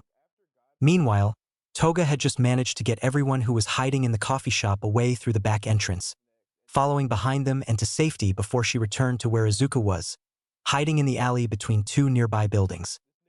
She knew that her now boyfriend was probably one of the strongest in her class, or at least she thought so, and she was sure he could handle himself in most situations, but that still didn't reassure her completely about their situation. Izuku had an invisible quirk, was skilled, and was extremely strong and quick anyways, but the villains seemed too strong for him either way. It was two fully grown adults against a boy who had just started the hero course at University. Not to mention those villains had clearly more combat-oriented quirks. She couldn't help but worry about him, but from what she could see, he was faster and doing better than the other two. He was easily dodging the bigger man's punches while also evading the massive chunks of concrete the female villain was throwing his way. Still, she wanted to help the green-haired boy, so she immediately began looking for things or anything that might help him, as she knew that just jumping into the fight would only add more risk. She didn't have a combat-oriented quirk either. It would have just made Izuku worry more as well. So she did the best next thing and found a weapon he could use. Well, not exactly found.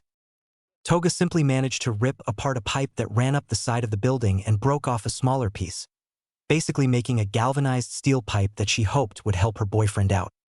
Izuku, catch!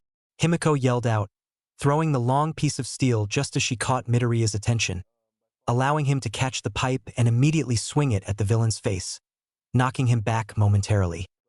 Though, just as he did so, the cement manipulation quirk user rose another smaller chunk out of the ground and threw it at Izuku, throwing him back several feet and onto a bench, which broke under the strength of the landing. Shit. Didn't hurt much, but fuck, that caught me off guard. The green-haired boy winced slightly and picked himself up off the broken-down bench, just as the hulking villain came in for another attack, which was surprisingly stopped by two bright yellow spiral shockwaves. That simple attack managed to throw the villain off balance and knock him to the ground next to Izuku, who proceeded to slam the metal pipe to the strength-enhanced villain's head, knocking him out completely. Heroes are here then? He wondered out loud, looking back only to find no one at all, before looking up at the sky, finding a blue-haired girl wearing a uniform giving him a small wave.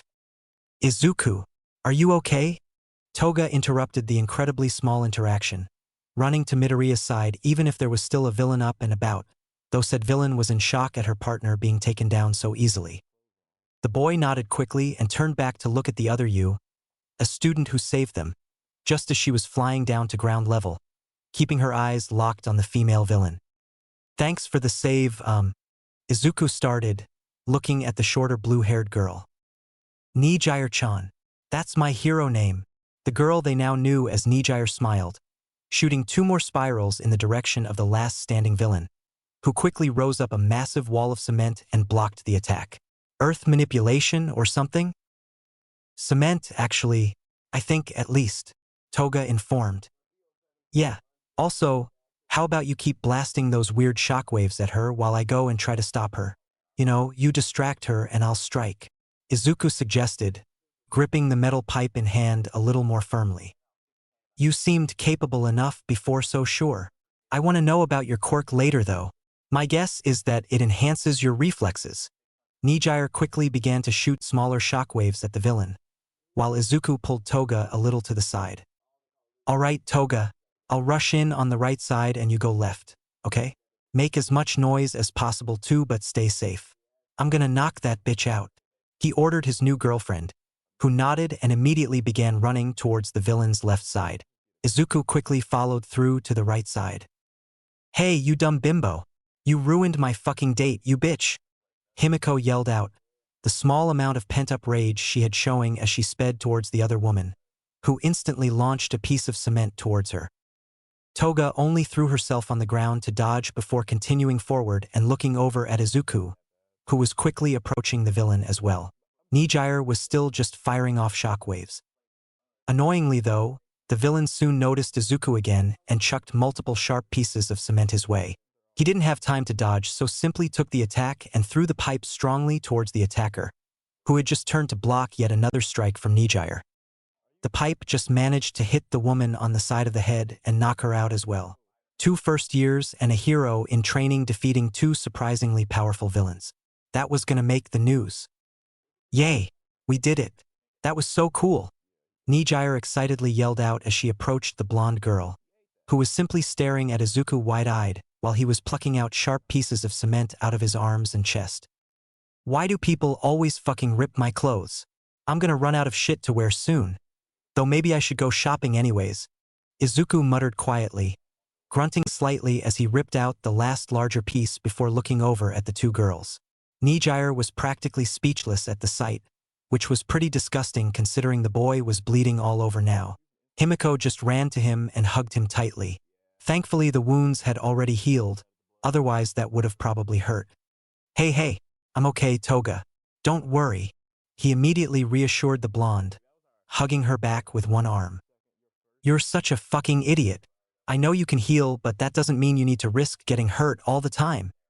Himiko pulled back slightly and pounded her fists softly into his chest. I told you to be careful, dumbass. She hugged him once more. I know. I'm sorry. I promise it won't happen again. I'll avoid getting hurt whenever I can now. Izuku sighed softly, this time firmly wrapping both his arms around Toga, holding her close. Nijire was still just watching the two with a small smile on her face, the shock from before being completely gone. She would have interrupted, but she didn't want to ruin such a heartfelt moment.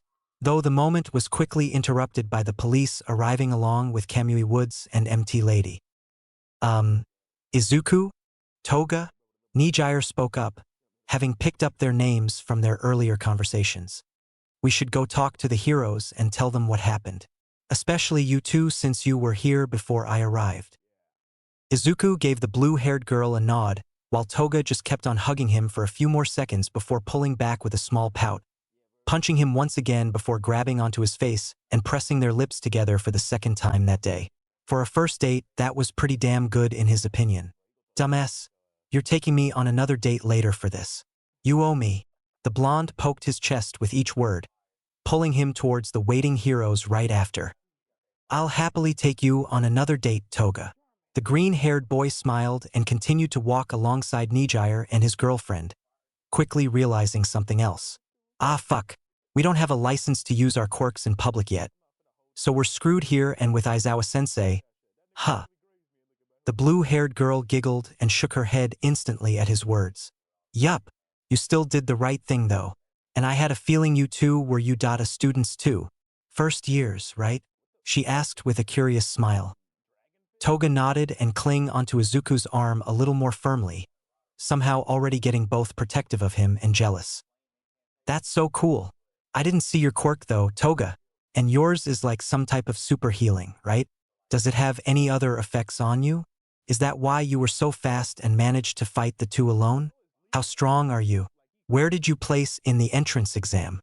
Nijire kept going with her onslaught of questions, thankfully being stopped by MT Lady and a few police officers who pulled her to the side. Kamui Woods was looking straight at Izuku and Toga though, ready to scold them for their actions. Izuku spoke first though. All right, before you say anything, I was the only one who acted and made use of my quirk. I took the villains head on and stalled for time while Toga here got people out from the nearby stores and to safety. She didn't do anything wrong. I did, but even so, I never used my quirk during combat, only after I was injured when my body healed itself. I think that much should be evidenced by my bloody shirt and all. The green-haired boy quickly explained to the now speechless Kamui Woods, who managed to shake off the initial shock of the speech after a few short moments. I believe you, kid. I also think you did the right thing considering the situation you were in, but it was still risky. You should have only called the police and ran away or hid. But still, you three did a good job holding those two villains back and defeating them. Kamui spoke with a small sigh. That doesn't mean you're out of trouble yet. From Nijire-chan's loud voice earlier, I know you two are Udata students. The school will be informed of this. Izuku nodded and gave a small smile, shrugging his shoulders lightly. That's fine by me. Though I've got one question. Are those two villains well known or anything? They just had surprisingly strong quirks. I mean, with those they could have pulled something bigger than an ATM robbery. He asked, with Toga nodding along. They are actually. Those two have been on the run for a month or so. The names are Piledriver and Carmen. Wanted for robbery, theft, assault, and murder. Kamui Woods informed the two heroes in training. Again, you did a good job taking them down. I didn't see any of it, but the cameras around apparently captured the footage, which will also be sent to your school. The hero added on. Ha! Took down two villains and got a girlfriend in a single day. That's good enough for me. Izuku chuckled softly and looked down at Toga, who was staring up at him with a small smile. She was probably still angry at him for acting recklessly, but at least she wasn't too mad apparently. She most definitely was both happy and angry, because of the two officially dating and because of him being an idiot. A few hours later, after a long exchange with the heroes, police officers, and Nijire, the two heroes in training had made it back to the university's ground. They had both been hoping to get some rest, but instead, Izuku and Toga were called to the principal's office, where the green-haired boy was informed of his punishment while Himiko was very lightly scolded and then congratulated for her actions. Well, the two were actually congratulated for acting, but Izuku was scolded a lot more than his girlfriend. Thankfully, that was it for the two students as they were allowed to head back to their dorms while the principal, Nizu, stayed in the office to review the newly sent footage recorded from the street cameras at the scene of the conflict. He was more surprised than anything at how quickly Midoriya and Himiko acted, as well as on how they handled the situation. Especially Midoriya, though. He could tell that the green-haired boy was someone to look out for, and as soon as he finished reviewing the footage, the dog, mouse, bear thing, sent the video to the hulking man known as All Might, along with a small message. He's someone special. He might be just what you've been looking for. Keep him in mind. Jesus Christ. Those reporters are like a mob of flies trying to swarm one massive pile of shit. I mean, not that All Might is a piece of shit, but he's attracting them here, you know? It's a joke. I don't want the teachers to hate me or make me clean up the entire dorm building again. That was unfair.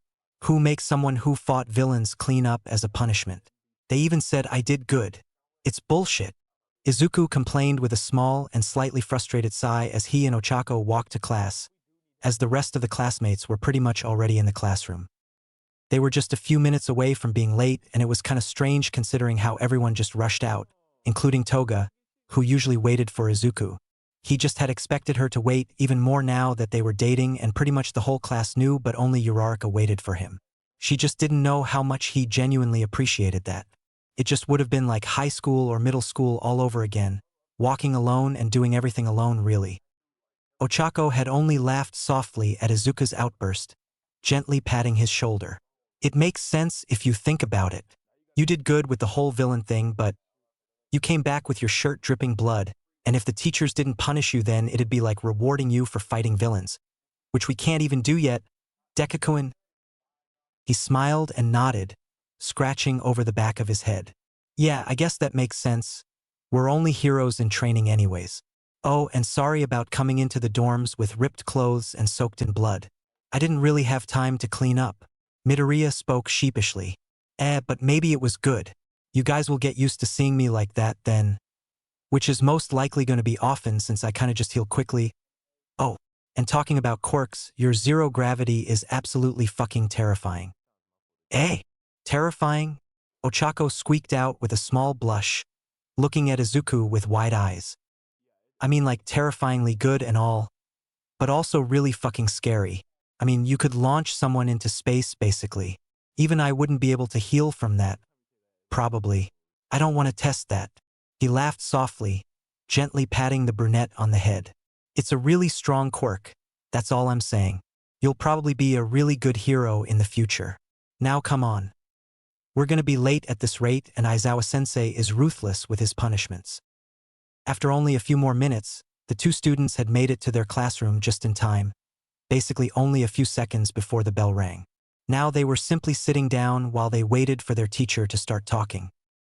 Izuku was basically laying down on top of his desk while trying to sleep, and Himiko, his now girlfriend, was just making googly eyes at the back of his head, which made Cammy and a few other girls in the class a little bit jealous. Right, so, you all performed fairly decently during the battle trials except for a few exceptions. These being Bakugu and Midoriya. Aizawa started with a sigh, zipping up his yellow sleeping bag as he apparently got ready to just about throw himself on the floor and sleep. Bakugu, you need to stop acting like a little kid. You have talent, don't waste it, and also be more careful and get a hold on your emotions. Almost destroying a classmate's arm is not something a hero would do. Work on handling your massive ego. The scruffy teacher spoke, looking at the explosive teen before redirecting himself towards Izuku. Katsuki scoffed but nodded slowly, looking over at the green-haired boy with a frown. And Midoriya, the bigger problem child. You have potential. You're clearly skilled and one of the better fighters in the class, but even so, that does not mean you can take these lessons lightly. You give it your all or I'll expel you, Aizawa said, tapping his fingers on the desk in front of him before shaking his head with a slight groan. You're smart. You know how to do that. And stay out of trouble. Getting your arm mangled and fighting villains illegally in a day isn't a good first look. Izuku gave the teacher a small smile and thumbs up, letting him go on. Now, you all have some homeroom business to take care of. The whole class went stiff at that. They were already absolutely terrified of Eraserhead since their first day with him. You have to pick a class representative. Deal with it yourselves, I don't care. Get it over before the period is done. The man said, slowly sliding down to the floor and laying down in his sleeping bag.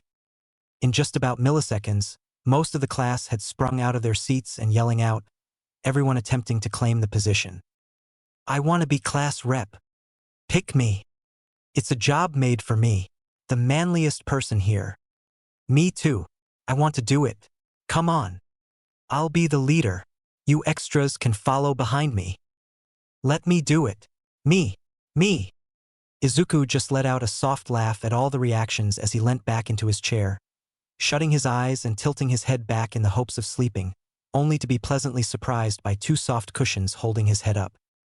God. Is that you? Wait, does God have boobs? Midoriya opened his eyes and smiled as he saw Toga holding his head while looking down at him, letting out a soft giggle. She proceeded to gently wrap her arms around his neck as well, standing over him slightly. I mean, God could have boobs, you know, Izuku-in? Could be a man or a woman. Who knows? Himiko smiled, slowly taking her eyes off Izuku and looking around at the classroom before stepping back from her position, only to walk around her boyfriend's seat. She simply plopped down on top of his desk and poked his chest.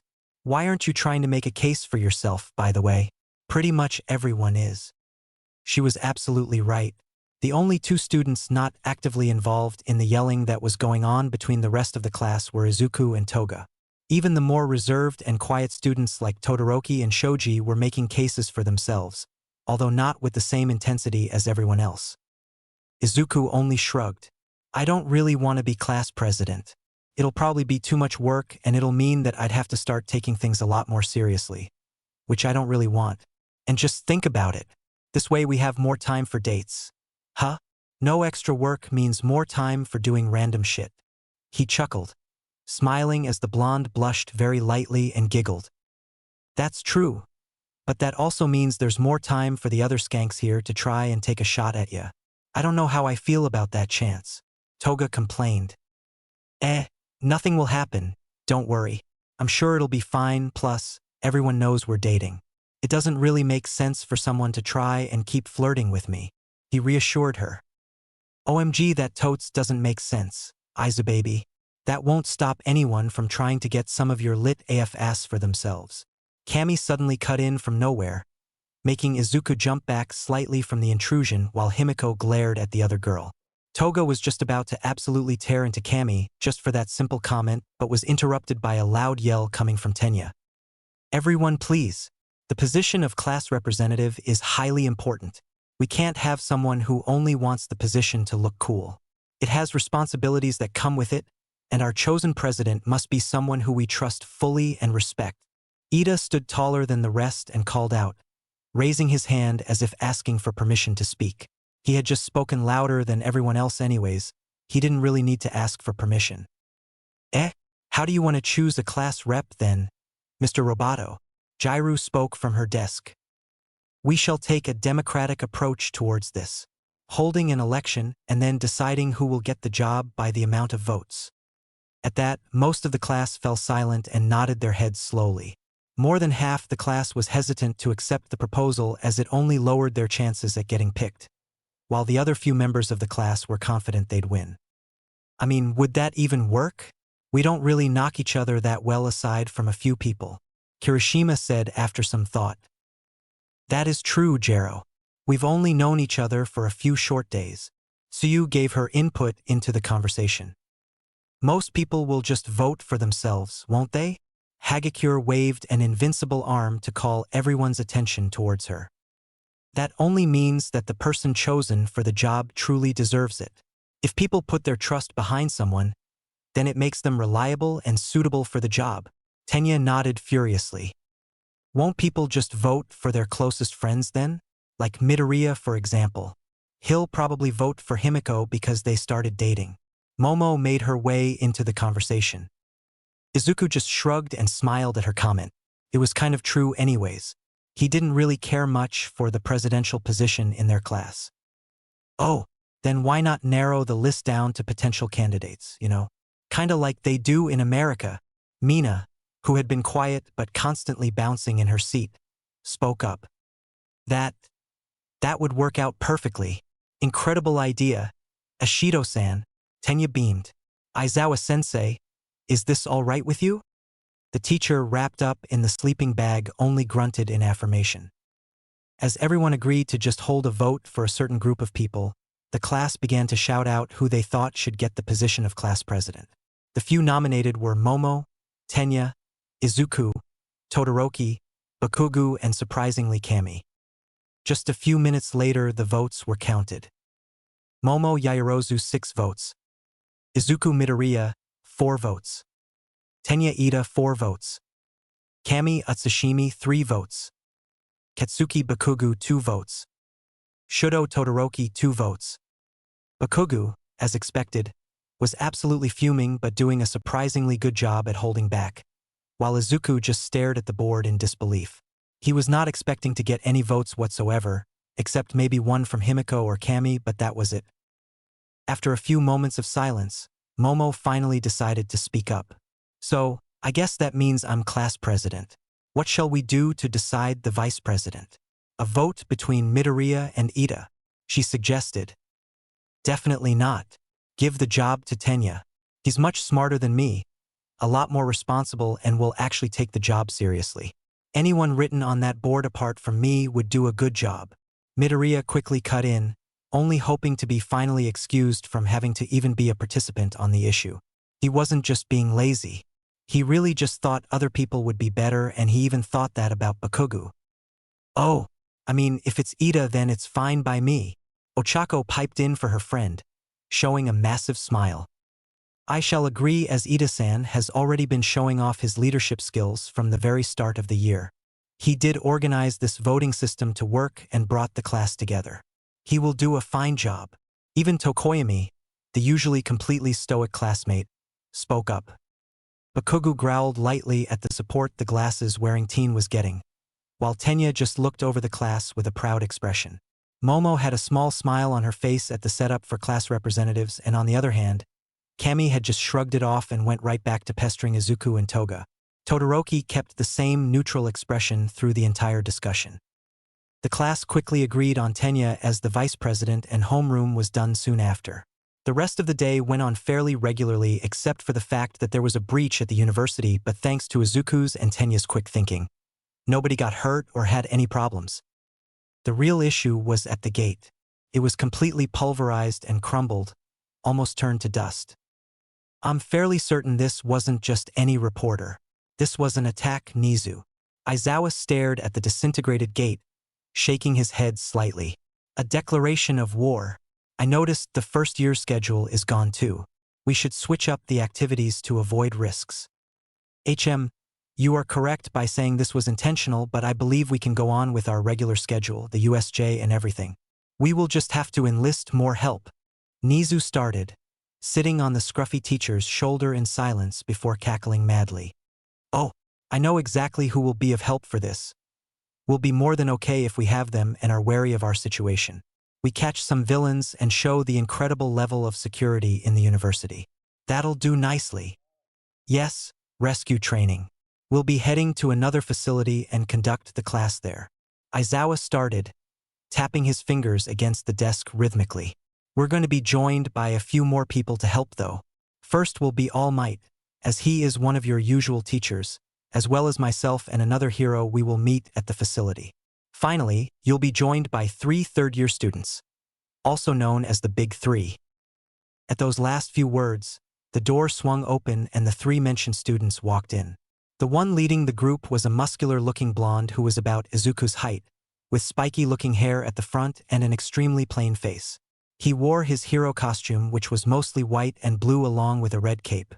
Next was a hunched-over student with a nervous expression, who had shaggy blue hair and basically hid behind the blonde, also wearing his costume. It was a purple top with some small pouches, a long white scarf as well as a white skirt. At least it looked like a skirt. It was cool anyways. The last student of the 3 was, well, Izuku. Toga-chan, we're joining you for the USJ thing. Isn't that exciting? Isn't it?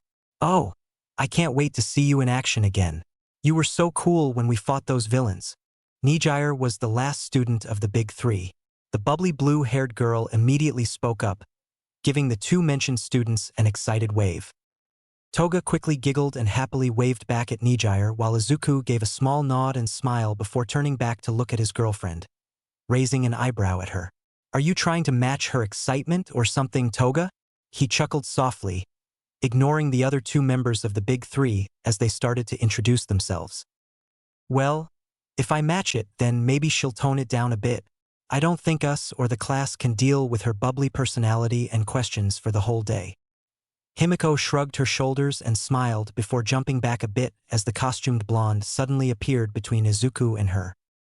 Toga just got startled, while Izuku reacted a lot quicker than her and quickly shot his fist forward, hitting the blonde square in the face with a strong jab. Shit, sorry. You just startled me. And where the fuck did you even come from? Is your quirk just interrupting conversations or something? The green-haired teen quickly said, pulling his fist back in worry. The blonde just still stood there, but his usual smile was replaced by a slightly more shocked expression. He managed to hit me? Are his reflexes even better than mine? And he's just in his first year, he thought in slight shock and wonder, quickly recovering from it. Don't worry about it. Nice punch too, by the way. and you'll have to guess better than that to find out my quirk. Now, pay attention. You already missed introductions. He walked back to the front of the class, leaving Izuku just sat there. The rest of the students were just quiet as the boy had hit their upperclassmen just at first sight and in their first interaction. At least all of them were quiet except for Kami and Kyoka, who couldn't help but laugh, and surprisingly Bakugu, who had snickered lightly. All right, to start again for those who didn't hear, were you A's Big Three, meaning the top students in the entire university. I'm Mirio Togata. Mirio started, looking back and grabbing a hold of the other boy's shoulder, bringing him closer to the front of the class. This is Tamaki Amajiki and she's Nijire Hato. We will be joining you in your rescue training today. We'll mostly be giving you all advice instead of actively participating with you in your work. And also, completely unrelated, if anyone wants to fight me, I'm always open for a spar. The entirety of the class kept quiet as the three upperclassmen kept talking until Aizawa cut in and simply told everyone to either get changed into their hero costumes or gym uniforms if they didn't want to use their suits. Soon enough, everyone had gathered outside and were wearing their hero costumes. Even Izuku had his own, as it had somehow already been repaired by someone in the support department. Someone by the name of Hatsum had apparently just taken it upon herself to fix the suit up completely, though there wasn't enough time for the green-haired teen's batons or any of his other gadgets to be repaired. He'd be completely unarmed for the exercise, and he didn't care at all for the sole reason of him finally getting a mask to go along with his costume. /N. Deadpool's mask, but in a dark forest green color. Everyone, get into 2 parallel lines divided by gender, please. We need an organized entry into the bus to show our professionalism as UDATA students. We must make our university proud at any opportunity. Ida yelled out as he stood beside Momo, just fully committing to his role as the class vice president. Ida-san, you should calm down. I don't think it's that type of bus. Yaoyorozu smiled sadly and patted the spectacled boy on the back as the bus arrived. She was right. There was no order needed for it. That only caused Tenya to sulk even more as he let his head hang down to face the ground. Anyways, let's get on the bus, everyone. Don't push and just get inside in an orderly fashion. Everyone obliged, and only a few minutes later, the class was on their way to the USJ along with their teacher and Nijire, Tamaki and Mirio. Izuku sat near the middle of the bus in between Toga and Tamaki, while in front of him sat Tsuyu, Mirio, Kirishima, Uraraka, and Momo. Midoriya-san, we haven't spoken much at all, and I usually like to say what's on my mind. You seem weirdly strong when you only have a healing quirk. How does that even work? The teen in question smiled and let out a soft sigh. Ah well, Azui-dash. Call me Tsu. Okay, call me Izuku then. Now, Tsu, since I have a healing quirk, it pretty much regulates my body entirely to be in peak physical condition. I don't really know the reason for this, but I'm also stronger than the average person should be and all too. The only thing that could explain something like my strength would be that as a kid I tested out my quirk a lot, and by that I mean that I just hurt myself continuously to test what its capabilities were. By doing that and breaking bones, I'm pretty sure my bones have gotten denser and stronger, and my muscles have also gotten more resistant just from injuring myself all the time, so yeah. That must be it. Izuku explained, shrugging slightly at Tsu, who tilted her head slightly to the side and nodded in understanding. Damn. I'm glad we're in the same class, Midoriya. We both have quirks that aren't really noticeable but are super strong anyways. Though it is kind of disappointing that we don't have anything really flashy to show off, you know? Kirishima joined the conversation, and just as Izuku was about to respond, Mirio cut in. Well, if you think about it, you two can still be great heroes even when your quirks aren't flashy at all. Just think of people like Sir Night Eye. His quirk is mostly mental, but he's still greatly successful. Or your teacher, Eraserhead. His eyes glow red and his hair kinda defies gravity when he uses his quirk, but that isn't really flashy at all, is it? I'm sure you'll both be great. Yeah, that is true. Sometimes I wish I had a less flashy quirk. That would make everything so much easier. Tamaki sulked from Izuku's side, pulling his hood over his head to completely cover himself. He really was shy apparently. And even so, not everyone with flashy quirks will be famous. I mean, think about that bitch that can make sparkles with his hands. He'll never be popular if he's that much of an asshole all the time. Toga giggled as she pointed over at Bakugu, who managed to listen in on their conversation and immediately got angry. "The fuck did you say, bitch? I'm fucking better than you in every way and you want to talk shit? Hey, don't call Himiko a bitch, fuckface. How can you say you're better than her when she won her training exercise and you lost, huh? Might I add that you lost pretty fucking badly to a loser like me too."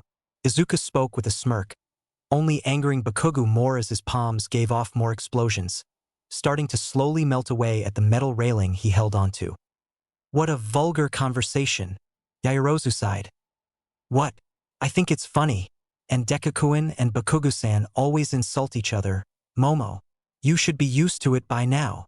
Uraraka giggled. "Used to it by now? We've only been classmates for a few days, Uraraka-san." "Yeah, more than enough time to get used to it." The bubbly brunette smiled. The second Ochako finished her sentence, the bus came to a halt. "All right, everyone out of the bus and stop talking. Midoriya, Bakugo, I don't want to hear you talking like that again or you're both getting punished. Now hurry up," their scruffy teacher called out, leading the way out of the bus as everyone else simply followed along. Soon, the entire class along with the 3 third years were inside the facility, attentively listening to what the space hero, 13, was saying. Or at least they were listening until a weird purple and black vortex/portal appeared in the middle of the facility, right at the plaza. "What is that? Oh, is this part of the training exercise? I'm already pumped up," Kaminari asked with a grin. "Maybe we are being taught on how to deal with random situations as well. This is exemplary training coming from U.A. It's marvelous," Tenya said. "No, those are villains. 13, get the students to the entrance. Everyone, stay together. Nijire, Togata, and Tamaki, protect the students." Aizawa immediately recognized the danger, slipping on his yellow goggles and springing forward and down the stairs, moving straight to where the villains were located. "HM? I don't see All Might here. I see Eraserhead and 13. Did we get the schedule wrong? Or maybe it changed.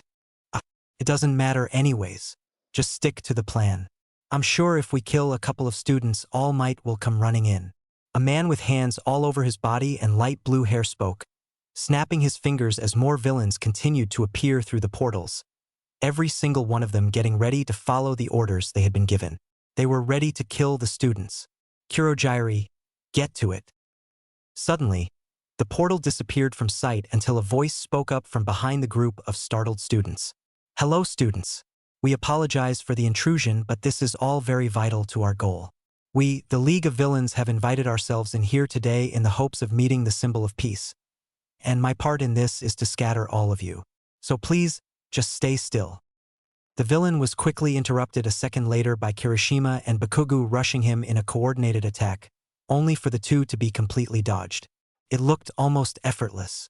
As a follow-up to that attack, 13 attempted to use his quirk to subdue the villain, only for it to backfire as Kurogiri formed a portal behind the space hero, injuring her with her own quirk. The back of her costume was almost entirely ripped. "Now that the annoyances are dealt with, you all must suffer." The villain suddenly was hit from the back as Mirio appeared behind him, delivering a strong punch to Kurogiri's metal body, managing to actually dent it and push the warp quirk user forward. Unfortunately, the punch launched the villain right to where Izuku stood with Yaoyorozu, Kaminari, Kyoka, and Toga, which ended in Kurogiri quickly using his quirk to cover the 5 students in the dark mist. Izuku did the only thing that came to mind and quickly pushed the 2 people closest to him as hard as possible, knocking them away from where the mist was covering them. He only managed to push Kyoka and Toga out of the way. "No, Izuku! Yamamo! Kaminari!" Just as the 2 girls got their words out, the 3 other students disappeared without a trace and the villain was punched once again by Mirio, this time slamming both his fists against the metal plating of Kurogiri. "Bring them back!" the blonde yelled out, holding the villain down against the ground firmly. "I'm afraid I cannot do that. Though even if my part in this partially failed, those 3 students are doomed. You should forget about them already." Kurogiri managed to speak out with a strained voice and out of impulse. Himiko ran up to the villain and delivered a hard kick to its body. Even as the villain was subdued, the class could not help but panic slightly. They lost 3 of their classmates and had no clue how to find them. Shut up, asshole. Don't fucking listen to him. Toga spoke through gritted teeth, looking back at her classmates with an incredibly angry expression. An incredibly angry expression which didn't hide the panic that Himiko clearly felt as well. Toga-san is correct. We must be hopeful that our classmates will be okay. Let us stick together for now. Ida attempted to take charge of the situation. Kirishima, Siro, help carry 13 to the entrance. Everyone else keeps each other close and protected. Mirio, should I try and find Izuku and the others? I'm the fastest here and I'll be able to see them from up high, Nijire suggested, already hovering above the ground. The blonde hero in question quickly nodded and watched as Nijire flew off before turning to face the other students. Tamaki, come here and hold this villain down. I know you had crab for lunch, so hold him down with a pincer. And you, the explosive quirk guy, help your senpai out. Tamaki and Bakugu quickly obliged and got into their positions, with the older of the two firmly holding on to Kurogiri, while the explosive teen held his hands up to the villain's body threateningly. Mirio, on the other hand, quickly sprinted down to help Aizawa with the larger group of villains, leaving the class by themselves for the time being. They were a large group, so the risk was minimal.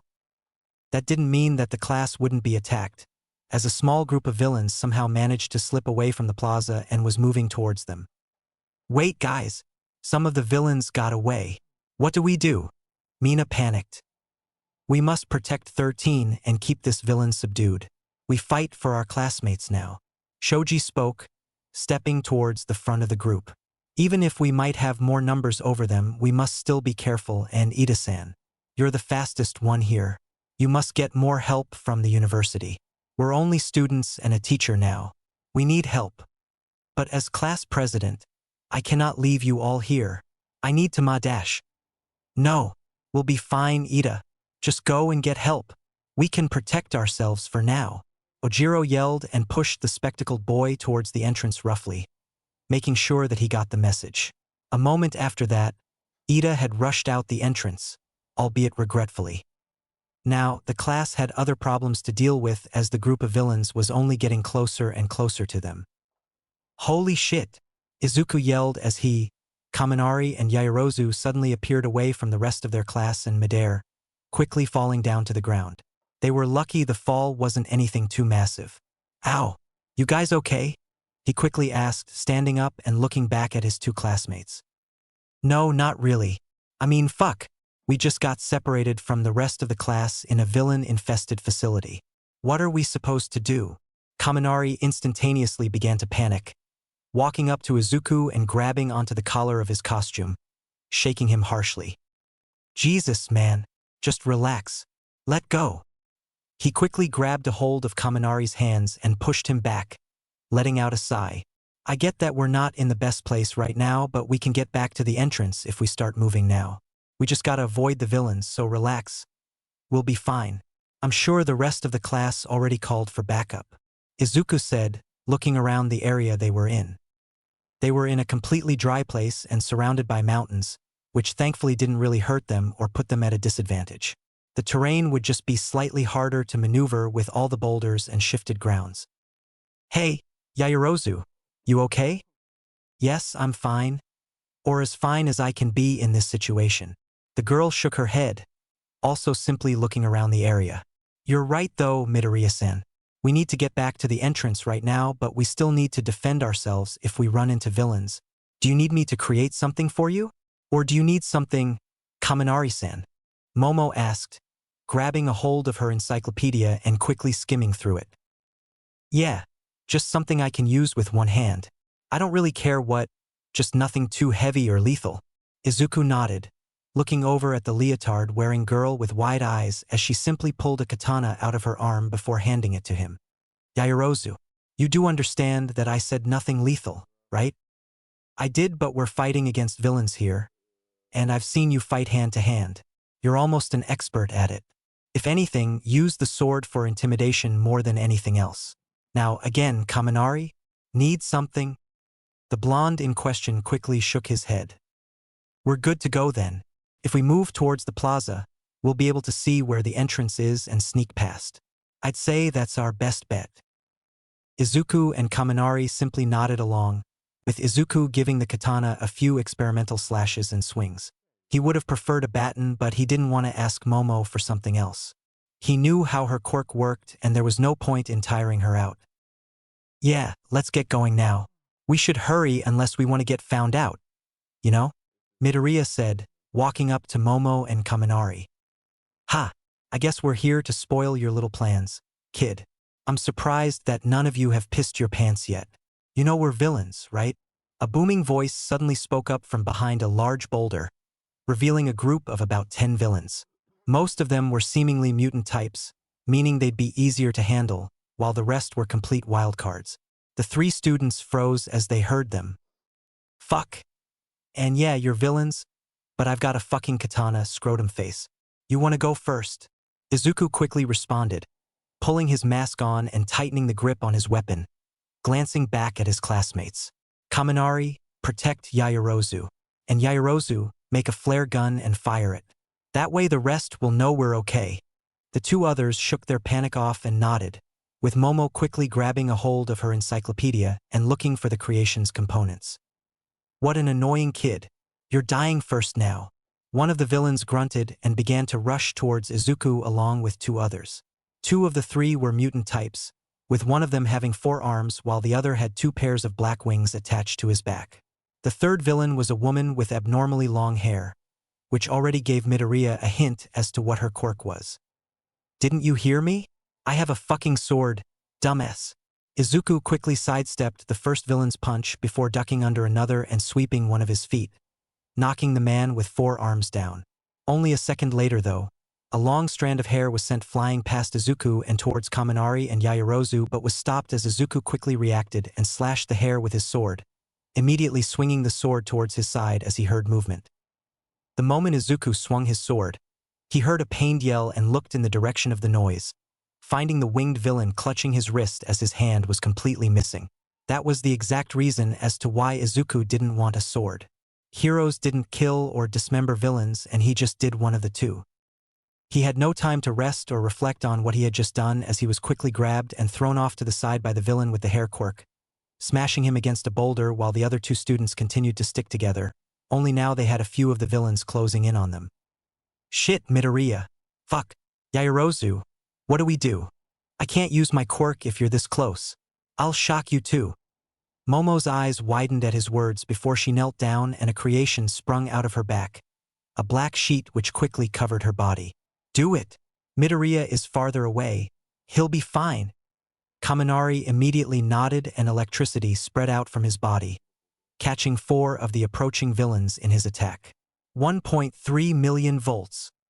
Thankfully, the attack didn't hurt Izuku or Momo, as the green-haired teen had already recovered and was a good few meters away fighting against the villain with multiple arms and the villain with the long hair. Yaoyorozu, on the other hand, immediately sprung out from the shock-resistant blanket and shot a flare up into the sky, only to suddenly pull out a non-lethal shotgun, aiming it at the other 4 approaching villains and knocking them back. Even if the gun wasn't lethal, it still hurt like a fucking bitch, as demonstrated by the villains, who were already down on the floor clutching their chests and stomachs. Izuku was doing just as well as Momo and Kaminari, as he managed to knock out the mutant villain by smashing the blunt end of the katana against his temple. Now the only villain that was left was the woman, whose hair was forming a shield around her. Hey, are you guys doing okay? Midoriya, we're fine. Can you handle her, or do you need help? Momo quickly responded. Yay! Kaminari didn't respond coherently though, as his quirk had managed to temporarily short-circuit his brain. He was just giving a thumbs up. No, don't worry. I'm okay. Izuku called back out, continuously slashing at the tendrils of hair which shot out towards him. Though a moment later, he was overwhelmed as they began to shoot out from all directions. He probably would have been screwed if it wasn't for the sudden yellow spiral that was shot at the villain. He only knew one person with a quirk like that. Fucking thank God. You're fucking incredible, Nijire. He laughed, looking up at the girl with a smile. You guys are okay. The blue-haired girl yelled back down at them, quickly descending and running up to the 3 students, looking around at the knocked-out villains, as well as the one still clutching his wrist while his missing hand sat beside him. Oh God! What happened to him? Uh, Yaoyorozu kinda made me a katana and that asshole tried to come up behind me. I kinda just reacted and that happened. But he'll be fine. As soon as heroes come, they'll all be taken to the hospital and then prison, I'm guessing. Also, Yaoyorozu, I'm gonna just call you Momo. Your name is way too long otherwise. Izuku said, cleaning the bloody katana off with the sleeve of his suit before taking off his mask and stuffing it into his pocket, letting out a sigh. That's fine. I've got to say though, as intimidating as these villains looked, they weren't really much of a threat. Mono started. Obviously, I still believe we should go meet with the others, but we shouldn't be so scared of the villains as before. We know we can beat them. Yeah, sure, but that doesn't mean we should just go and face them, right? We should still just go about this as silently as possible. Especially because I don't think I can manage another strong attack like that. It already short-circuited my brain, and if it happens again, I'll be just out of the fight for a while. Kaminari suddenly spoke up as well. Ah yeah, I was wondering what was going on with your face even. It was pretty hilarious though. Ha? Izuku laughed softly before falling quiet as the three others simply stared at him. But yeah, I agree with Denki here. Let's just go about this as efficiently as possible and run back to the entrance. I'm honestly worried about the rest. And Himiko. Definitely worried about Himiko. He sighed. Don't worry about them too much, Izuku. When I left them to look for you guys, they were doing okay. Tamaki is in charge of them, and as shy as he may be, he's really strong too. I'm sure they're doing okay. Nijire smiled confidently. Thankfully, Nijire was completely right. The rest of the class had quickly managed to defeat the approaching villains while still holding Kurogiri down, and they were simply still staying huddled together, just as it was instructed. Though they couldn't help but worry about their classmates and teachers. 13 wasn't doing so well, but he was alive, while Aizawa was still fighting the rest of the villains at the plaza with Mirio, both of whom were doing extremely well against such a large group. It was strange though, as the supposed leader of the group, the man with hands stuck all over his body simply wasn't moving at all, and neither was the monstrous creature beside him. The only unknowns were Izuku, Yaoyorozu, Kaminari, Nijire, and Ida now. The first four were the most worrying as they were most likely in danger, while Ida was still getting help. The only worrying part about Tenya was if he'd be fast enough to help save everyone. Yo, shorty, do you think Izubaby and the rest are okay? Cammy walked over to Toga, who was clearly the most on edge with the whole situation as she was simply staring the plaza down before looking at the taller blonde. I don't know, Bimbo. We all know that they're capable of protecting themselves and Nijire went to look for them too, but Izuku is a self-sacrificing idiot. If any of them gets hurt, he'll be the first just because he knows he can heal. But that still doesn't fucking mean he should let himself get hurt. He's so stupid, and he just pushed me and Jairu out of the way. And I'm worried. I'm obviously fucking worried. Himiko sighed frustratingly, roughly running her hands through her hair in an attempt to calm herself down. He totes is an idiot LMAO, but I don't think he'll be too stupid this time around. He cares about you and he knows you don't like seeing him hurt, so he'll be more careful problems. Toga raised an eyebrow at Cammy before smiling softly, nodding her head a small bit. Yeah, that makes sense. Thanks. But I'm still gonna worry about that stupid asshole. And I'm still not okay with you wanting to date him too. He's my boyfriend. The shorter blonde slowly turned back to her usual Yandere-like self. Cammy giggled and shrugged. I'm not the only girl who wants Izubaby, shorty. There's some other hoes who totally want his lit AF ass. Just as Himiko was about to respond though, Jairu suddenly laughed and smiled, throwing her fist up in victory as one of her earphone jacks was anchored to the ground. Fuck, they're okay. The three are coming back here with Nijire. They just have to cut through the plaza and they'll make it. Wait, what? How did they already make their way back here? Can you see them from here? Zero stepped away from the group a slight bit and looked over at the plaza, pointing over to the side. Yeah, I see them. Look. The rest of the class quickly joined Zero and managed to find their missing classmate's location. Though just as the four were attempting to sneak around the plaza, the villain's leader decided to act, simply raising up his hand. And in that simple action, the monstrous bird-like creature rushed forward and managed to catch both Aizawa and Mirio off guard, both of whom were smashed against the ground several times before the blonde third year managed to get away.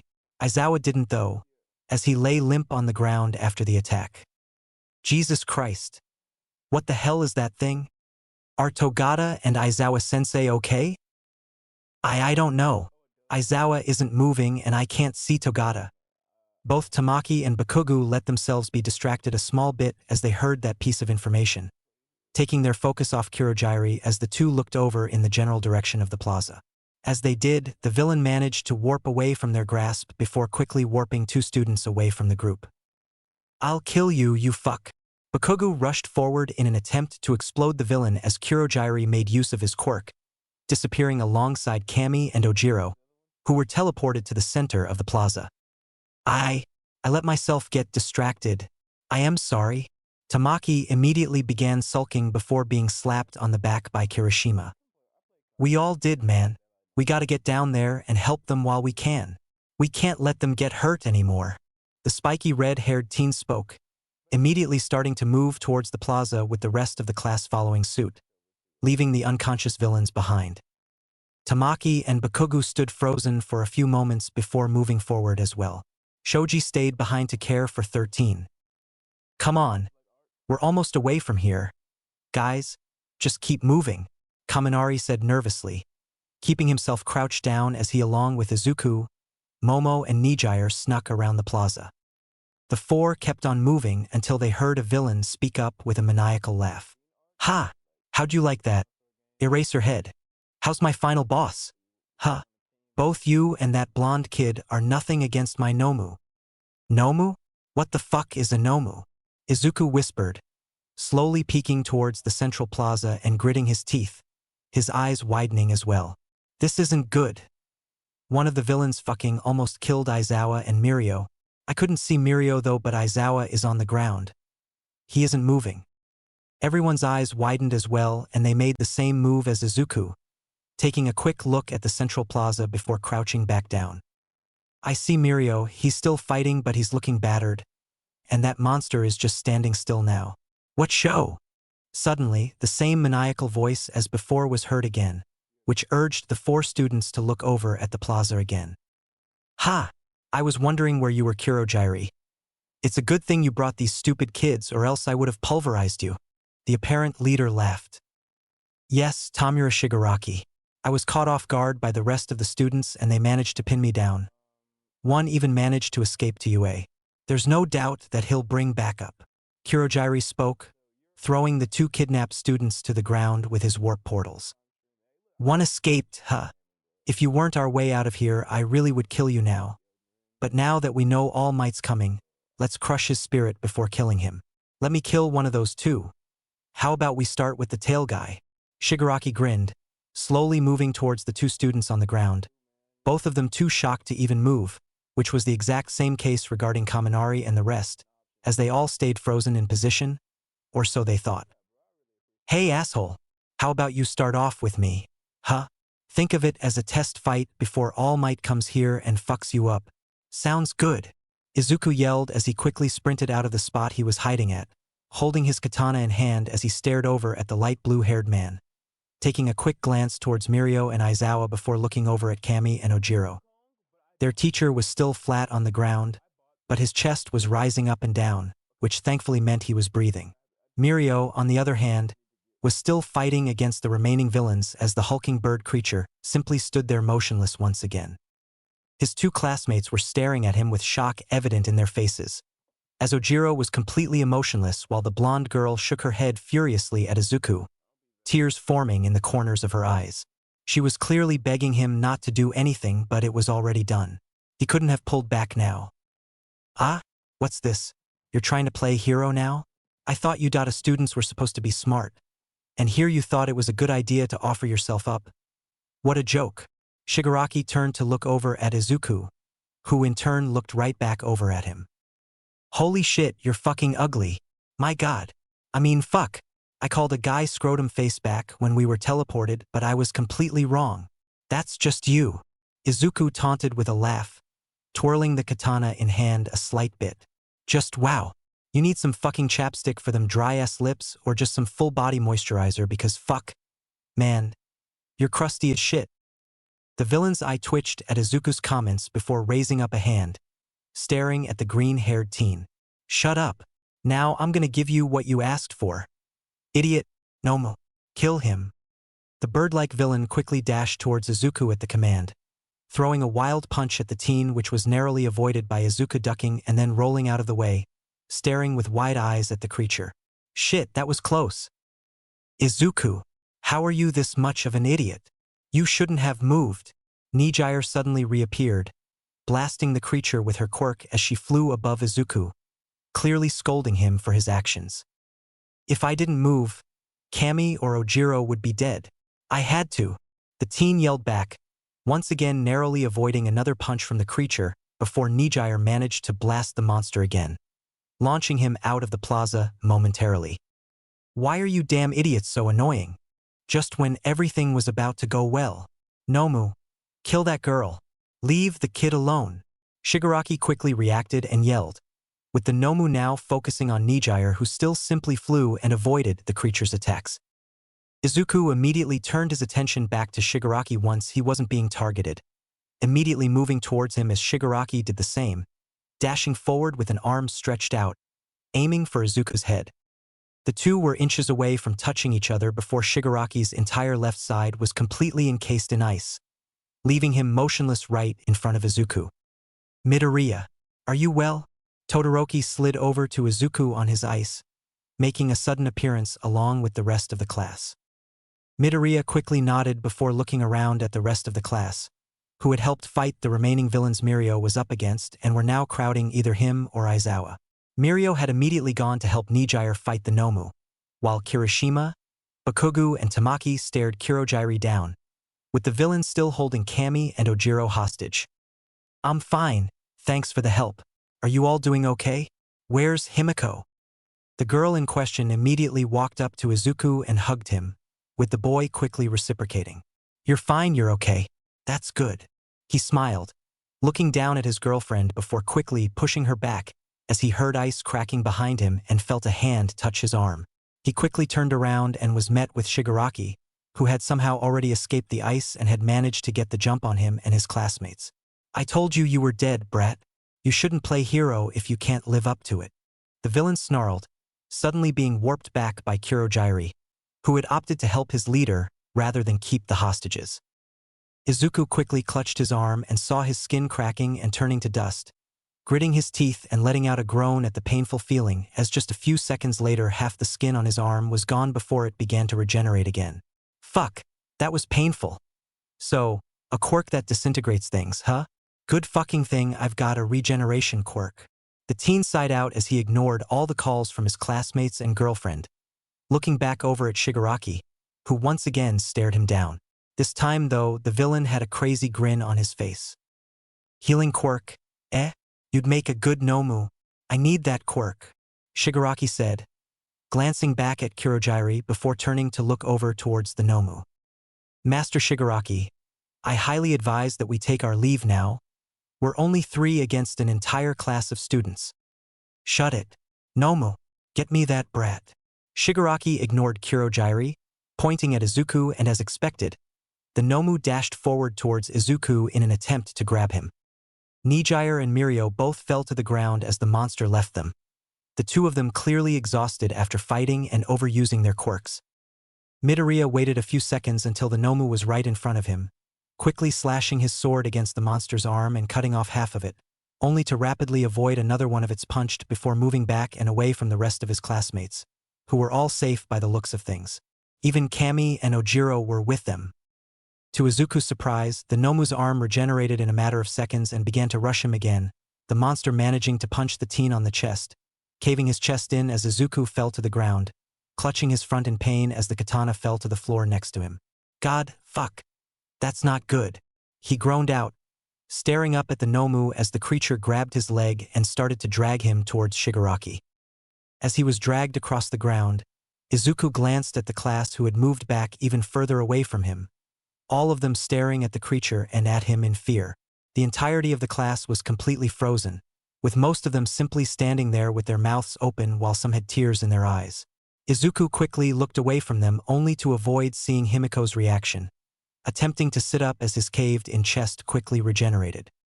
Fuck. Fuck. Fuck! Let go of me, you fucking overgrown bird.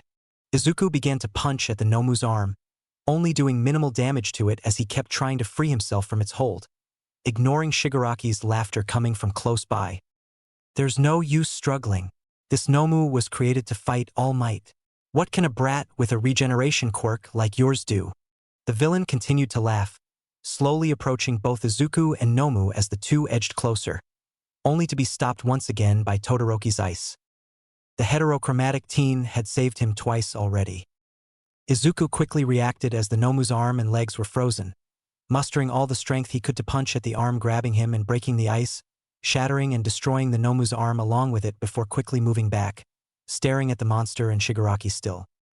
Todoroki quickly joined Izuku's side, handing the regenerative quirk his sword before the two were also joined by Bakugo surprisingly, who growled at Izuku before looking in the direction of the villains. A split second later they were also joined by an exhausted Mirio and Nijire. Fuck. We're really going to fight this thing? Apparently. We don't have much of a choice. It's already regenerating. I think we have a chance. Mirio and I were able to get some good hits in. Just fucking shut up and get ready. That ugly fuck is about to break the ice. Just as was predicted, the Nomu quickly shattered the ice and turned around to face the group of students again, all of whom were staring the monster, Shigaraki and Kurogiri down, with the two other villains getting ready to assist the creature. Nomu, kill all of them except the green-haired on Dash. In a matter of seconds, the doors to the facility were completely destroyed, with Tenya leading the group of heroes consisting of All Might, Midnight, Snipe, and Cementos. Where are my students? All Might's voice boomed through the facility, capturing the attention of everyone in the plaza as the hero dashed forward and grabbed a hold of every single student in the area, dragging them back to the entrance before reappearing in a flash in front of the villains. The other heroes got to work apprehending the remaining villains in the facility. Why you? You're finally here. Ha! The symbol of peace will finally meet his end. Shigaraki surprisingly only smiled at All Might's entrance, quickly snapping his fingers afterwards. Nomu, kill him. The monster immediately rushed forward and towards All Might, throwing wild punches at the hero while the hero fought back valiantly, both of them being locked in an intense fight which shook the USJ with each blow the villain and hero traded. The two powerhouses kept on fighting for what seemed like hours as the class watched on in complete silence until finally, All Might landed a final blow which launched the Nomu out of the facility, ruling the number one hero victorious as he stood strong, staring at the two remaining villains, Shigaraki and Kurogiri. So, villains? Now that your pet is gone, what will you do? Try to fight me too. All Might spoke to the villains, watching them carefully as both Shigaraki and Kurogiri stood frozen on their feet, with the Decay quirk user spouting nonsense about the number one hero cheating, while Kurogiri kept quiet. At that moment, Izuku immediately realized something as he watched their teacher and the villains. The two opposing All Might had extremely powerful quirks themselves, two quirks that could be used perfectly with one another. While All Might was still the number one hero, he was clearly not in the best state. Or at least to him, he didn't look all that good. The blonde hero had a large stain on his side that was clearly blood. He stood tall but slightly wavering and his eyebrows were furrowed. It was clear he wasn't in the best place and all the other heroes were nowhere to be seen. The few strongest ones that had come with his class to the USJ were noticeably exhausted. As Mirio and Nijire had overused their quirks, Tamaki was clearly terrified and the rest of his classmates just weren't fast enough to get there and help. Izuku only wasn't as tired due to his quirk helping him keep fighting. He's not okay. He's only saying that to look strong and intimidate the villains, but it won't work, Izuku said quietly, keeping his eyes locked on the scene at the plaza before quickly turning around and locking eyes with Yaoyorozu. Momo, you need to make me a gun and fast. And it has to be lethal. Those fuckers are still gonna try and kill All Might. They're just watching him. He urged the creation quirk user, quickly placing his hand out to grab the gun which the girl made, along with the magazine of bullets. Wait, Midoriya, you can't just kill the villains.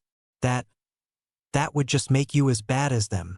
Kyoka quickly attempted to intercept and stop Izuku from doing something rash, stepping forward to try and block his path only to be stopped by Kaminari and Himiko, both of whom looked worried as well but were apparently trusting the green-haired teen nonetheless. Fuck. Do you people really think that badly of me already? I won't kill them. I just want to stop them. Midoriya sighed as he quickly moved further away from the group, jogging forward a few more meters towards the plaza and aiming the gun Yaoyorozu had made, patiently waiting for one of the villains to move. And then it happened. Shigaraki dashed forward towards All Might at an incredible speed with his arm outstretched, hoping to touch the number 1 hero and decay him, but thankfully, Izuku managed to aim well. The green-haired teen fired off 4 bullets towards the moving Shigaraki, with only 2 of those shots actually hitting the villain. One hit Shigaraki in the kneecap while the other hit him in the stomach, causing the villain to crumble down to the floor in pain before suddenly disappearing into one of Kurogiri's portals. The whole class simply stood there staring at Izuku in awe, while the other heroes that had come along with All Might had just reappeared at the entrance with plenty more knocked-out villains. All Might himself locked eyes with Izuku before giving him a smile and a thumbs up, which the teen reciprocated by smiling back. And that was the end of the USJ. We need to talk about yesterday's events. Even now, the students are somewhat shaken up, albeit less than before. Nizu started, looking around the mostly empty room filled only by All Might and Recovery Girl. We know a small group ended up being separated and took down a few villains, as well as the entire class managed to work effectively together, but one particular student was most surprising here. As Aizawa would call him, the problem child of 1A. Izuku Midoriya, yes, he took down 3 villains on his own, cut a villain's hand off in self-defense, and shot the leader of the League of Villains to save All Might here. Recovery Girl added on with a small nod. Izuku Midoriya, exactly. He's a student who really has been particularly special. He does not have the strongest quirk, nor is he the most powerful of his class or even the most powerful individual who went to the USJ, yet he seems to have an impact on people. Not only that, but his actions speak for themselves. He acts like a true hero.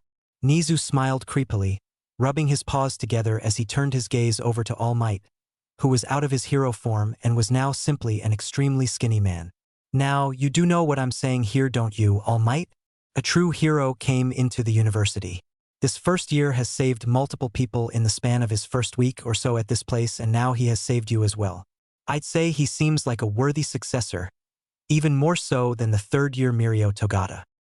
The 3 shortly fell into a less than comfortable silence as All Might simply stared right back at the principal, with Recovery Girl keeping quiet. You're correct. There's nothing I can say or do that would deny the kid's actions. He acts even more heroic than I did at his age. And I have given this some thought ever since you first mentioned Midoriya after the combat training. He is an excellent choice for a successor. A true hero, as you said. I wish to speak to him soon and reveal this, all of this to him. I can only hope he'll accept and be serious about it, because let's admit it, he might be a good student, but he's lacking in the maturity department from what I can see. All Might nodded and fell into a soft chuckle before the 3 heroes once more fell into conversation about the apparently immature green-haired teenager. They weren't wrong with calling him immature. Okay, let me get this straight. You're all here to convince me that I can't use katanas to fight, right? And that is because I'd be too cool for you all to handle?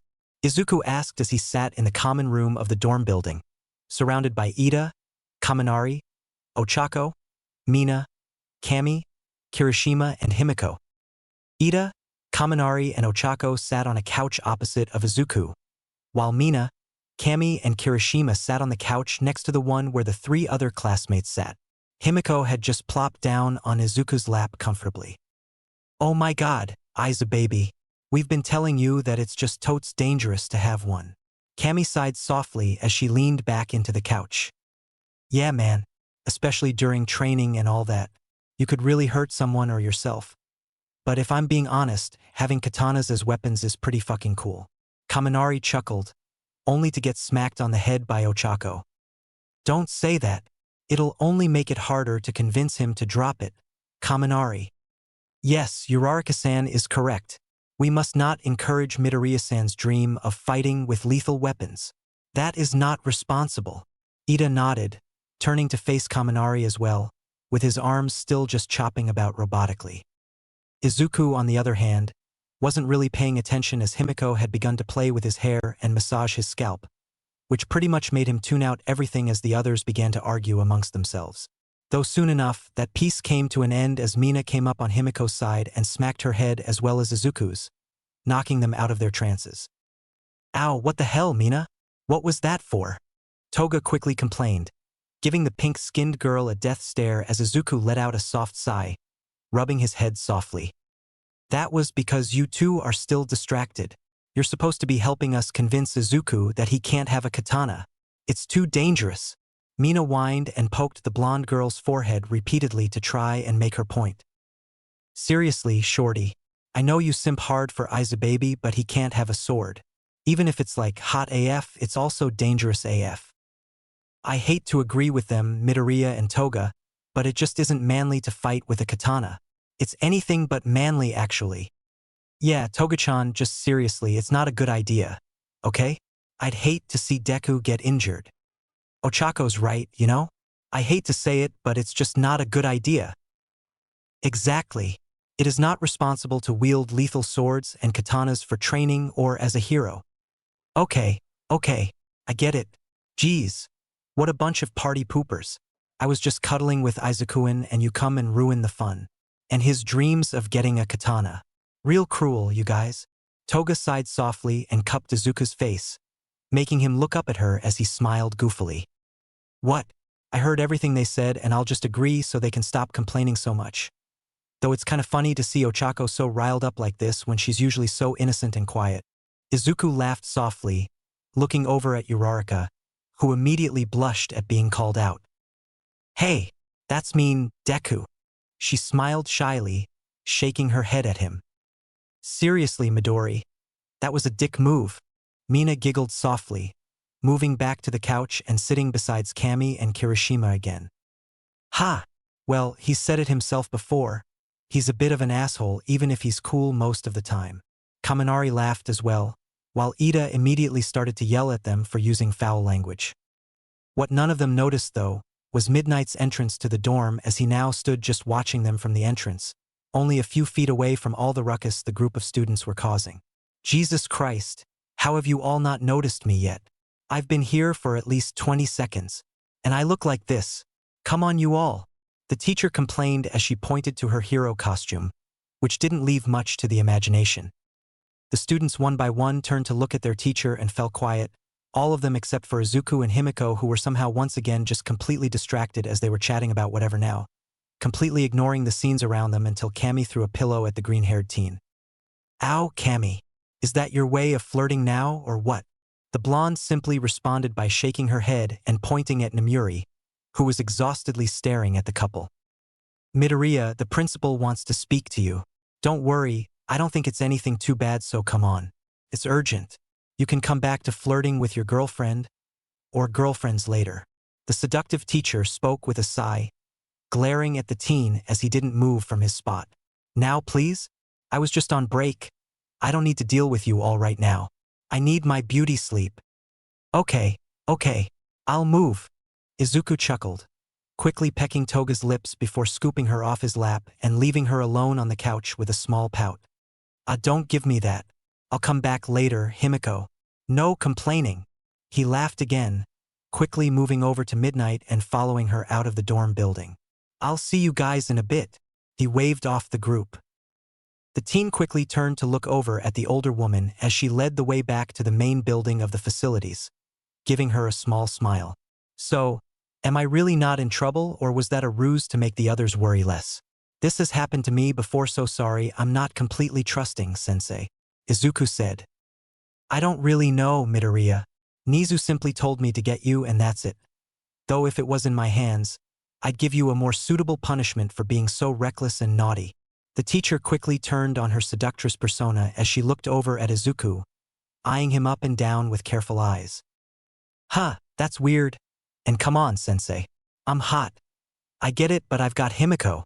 Plus, isn't it against the rules for a teacher to date a student? Izuku responded half-jokingly, letting out a chuckle. That's it though, Midoriya. Dating is against the rules, all the other things are free game, kid. Midnight smirked as the two entered the building. But really, you're already dating Toga? What about those other girls? I can at least tell Kami likes you a lot. Ochako too, she asked curiously.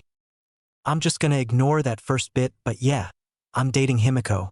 The other girls, I've got no clue what to do. I mean, I'm not clueless, you know? But I'm with Himiko. I don't want to just hurt her or something.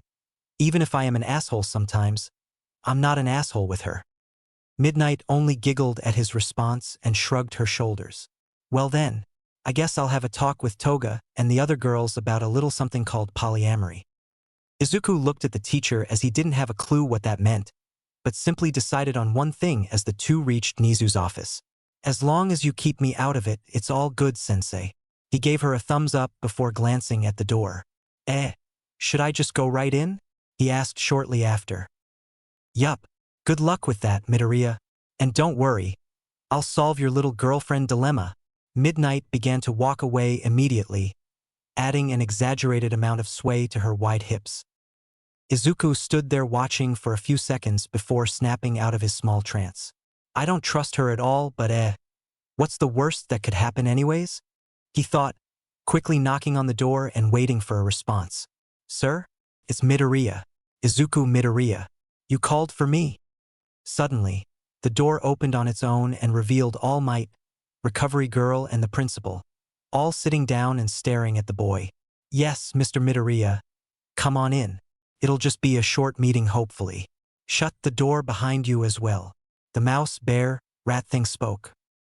Izuku smiled and nodded, quickly doing what was asked of him and sitting down on the couch opposite of where All Might and Nizu sat. So, what did I do that warrants both the number one hero and the principal of the university? We will get to that in a second, young Midoriya, though you should buckle up, as this is not information that should be taken lightly. This is all highly confidential and we are trusting you with this for a reason that shall be discussed in a short while. For now, just don't pass out from shock or scream out. This meeting will just look even more suspicious if you do. All Might said, letting out a nervous sigh as Izuku gave him a thumbs up and small smile, only for that smile to quickly fade as steam erupted from the blonde hero's body, leaving only a skeletal man behind. Izuku stared at the man in silence before bringing a hand to his chin, leaning against it as he simply continued to look at the deflated All Might. I'm gonna be honest here, I know this isn't a trick or anything because it's Nizu and he just likes to shock people from what I've heard.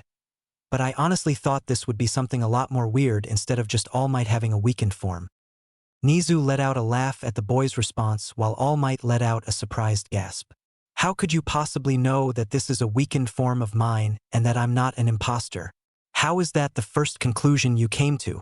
The skinny man asked, slightly shocked at Izuku's nonchalance about the entire situation. Well, it wasn't really that hard to think about. I saw your fight with that Nomu thing and noticed that it only aimed for your side with its strongest attacks, which probably meant that it knew something none of us did.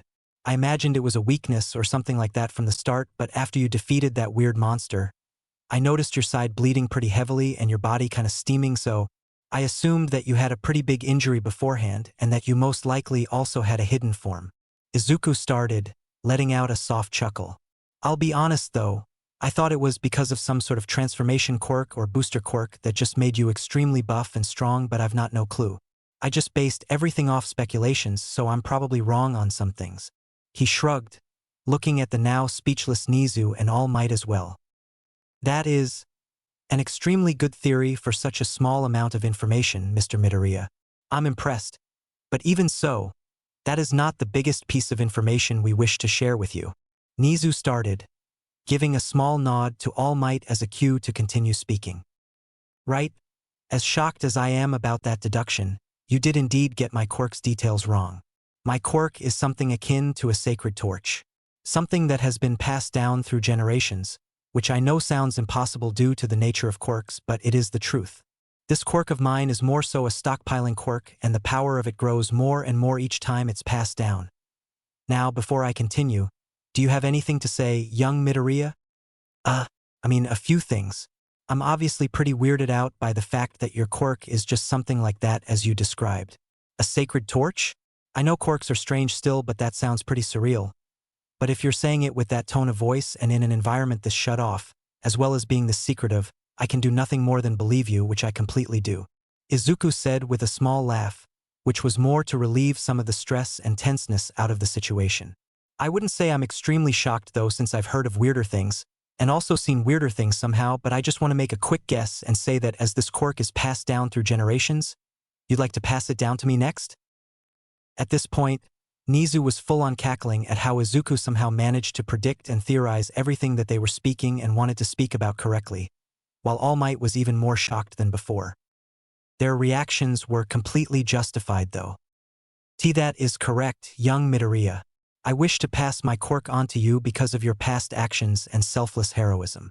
You didn't only save me at the USJ, but you also helped save and protect several of your classmates, not to mention that you also willingly sacrificed your well-being to protect young Ishido during combat training, as well as your fight with those villains out in the city, where you and Himiko Toga assured the safety of dozens of citizens. All Might spoke, clenching his fists as he kept his hands resting on his lap. You've shown to be selfless and to have a heroic spirit time and time again, which is why I wholeheartedly believe you deserve this sacred torch. My only question is, will you accept the duty that comes with my quirk? What it means to be the symbol of peace. The ninth bearer of this quirk. Izuku sat there quietly for a few seconds, opening his mouth to speak but only to fall silent once more before finally just giving up after about a minute of silence, standing up and letting out a heavy breath. I was trying to think of something funny to say to make this whole meeting less serious, but my brain apparently stopped working, so sorry about that, but I do accept. I want to be the greatest hero I can be.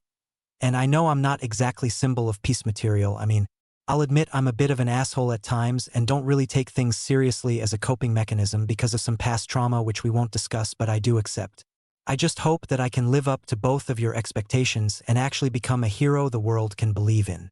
The green-haired teen got uncharacteristically serious as he spoke, letting out a soft laugh after he was finished, proceeding to sheepishly rub the back of his head. Sorry for that speech. Kinda felt right for the moment. Both All Might and Nizu immediately brightened up at the boy's response, the two standing up with massive smiles which Izuku quickly reciprocated before giving the number one hero a firm handshake. Excellent. Thankfully, your body is likely a worthy vessel already, so we don't need to wait any longer. Now let us toast to this moment. To the moment a new symbol of peace will be born. All Might's voice suddenly boomed as the man reverted back to his muscled form, offering Izuku a glass of water as Nizu and him pulled their own out as well.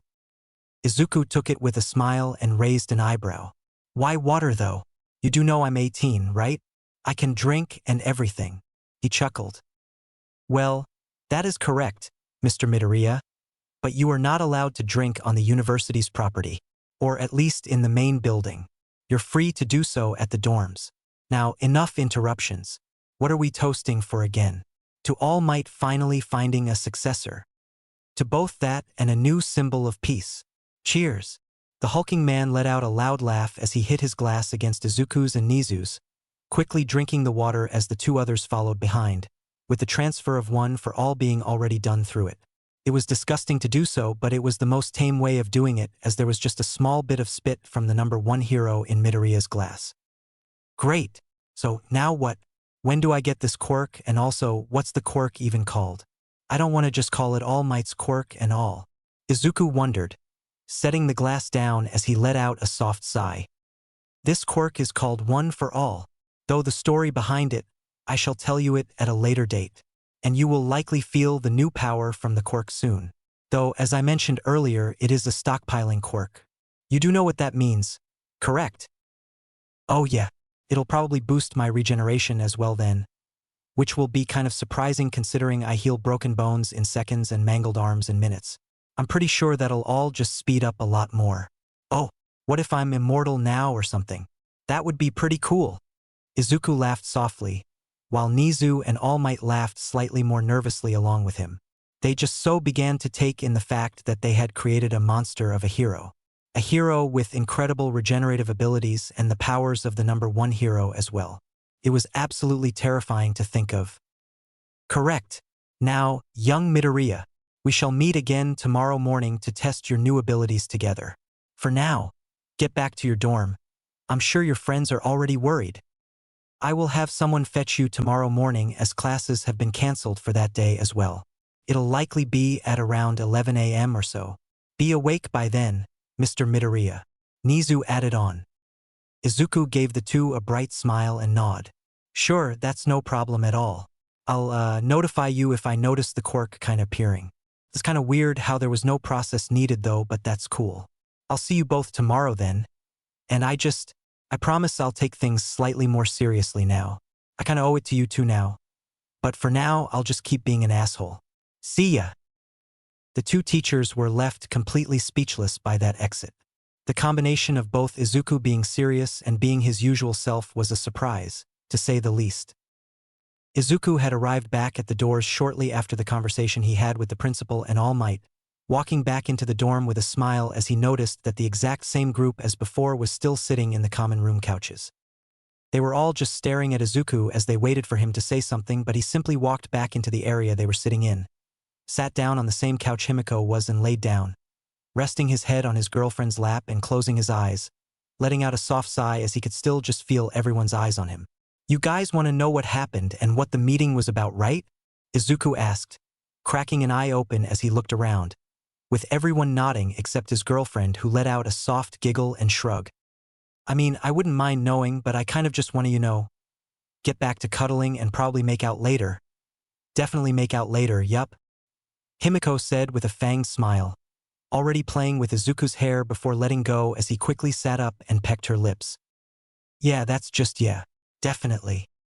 He chuckled softly, rapidly agreeing with his girlfriend before looking at the rest of their friends, most of whom were blushing, except for Kirishima, who just called their relationship manly, and Kami, who had a small pout on her face.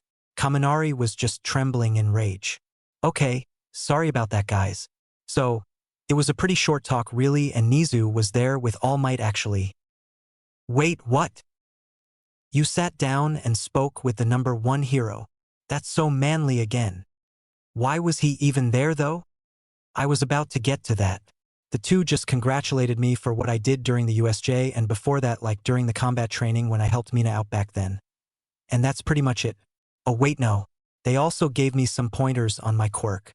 Since it's just extremely fast regeneration, Nizu said that I should probably be able to subconsciously focus that regeneration on different parts of my body and kind of give myself a boost.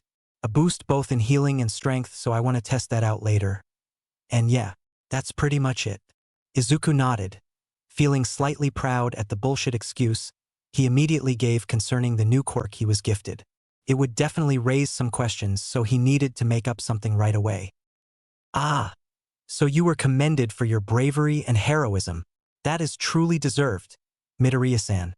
Great job, Ida excitedly spoke, going right back to doing his weird hand-chopping movement. Yeah, that's great, Dekakuin. Chako nodded and smiled. It must have been pretty cool to see All Might and talk to him like that. Damn, I wish that would have been me. Kaminari quickly lamented and fell into a jealous muttering spiral. Izuku liked the guy, but come on, he couldn't get that wound up about just girls and recognition. For once, I kinda agree with Ida's words. You really deserved that praise. And thanks again for saving me back then. I really appreciate it, Midori.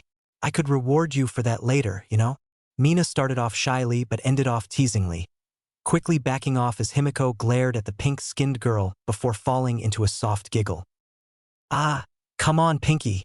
That was totes my lit AF line and you stole it. But the offer still stands, Izu baby. Kami smirked as she looked over at Izuku, with Izuku looking right back at her with a small smile. Toga glared at the taller blonde too, but it just didn't seem to have an effect on her. Izuku only sighed and let out a soft laugh at the apparent rivalry the two blondes had, quickly patting Himiko on the head and calming her down quickly. Thanks guys, I appreciate it, but you all should probably get some type of thanks too. You all did great back at the USJ as well. And now, if you'll excuse me and Himiko, we have some, schoolwork to do up in her room. So yeah, we'll see you guys later. He said with a sheepish smile, gently holding Himiko's hand as he stood up and began to lead her away from the common room and towards the elevators. Wait, Izuku-in, what schoolwork? We don't have anything to do now, Toga asked, slightly confused as she just didn't pick up the hints and clear implications from earlier. What? No, Himiko, there's no homework. That's just an excuse so we can go upstairs and He raised his eyebrows suggestively, letting out a chuckle as the fanged blonde quickly caught up with that and giggled excitedly, beginning to drag Izuku over to the elevators herself. However, the two were stopped by Kami, who had stood up off the couch and held onto Izuku's free hand. All the rest of the group had started to play video games or continued to talk, with Ochako and Mina shooting occasional glances at the three standing teens. Wait, Izubaby, could I talk to you for a bit? I was planning on doing so this morning, but I wasn't ready by then. The curvaceous blonde spoke uncharacteristically shyly and without any slang at all, which just immediately implied that whatever she wanted to talk about was serious.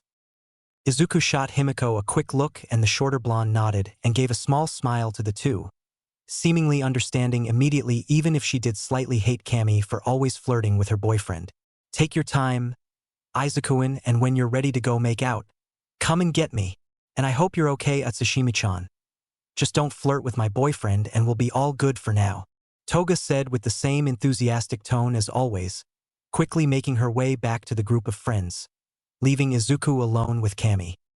I can tell that this is a more private thing, so do you want to maybe talk outside? Only talk though.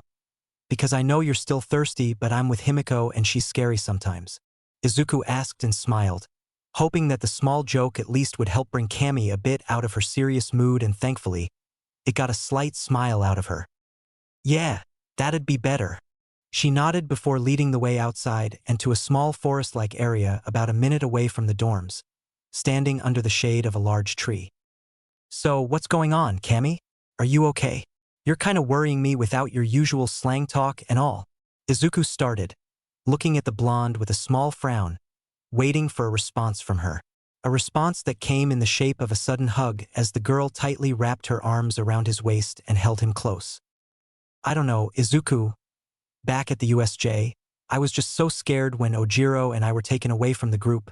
I thought I was gonna die right there, and then you appeared out of nowhere. You put yourself on the line to save us, and I was still scared then because I thought you were gonna get hurt. And it would have been completely my fault too. Cammy began to cry against Izuku's chest, burying her face against his body in an attempt to hide the tears.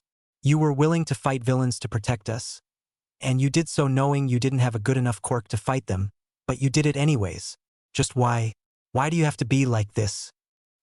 I can't thank you enough for everything you did. Everyone was terrified then, and yet why you stood there completely fearless to face those monsters. Her voice cracked even more as she let out a particularly loud sob, practically drenching his shirt in her tears, but he didn't care.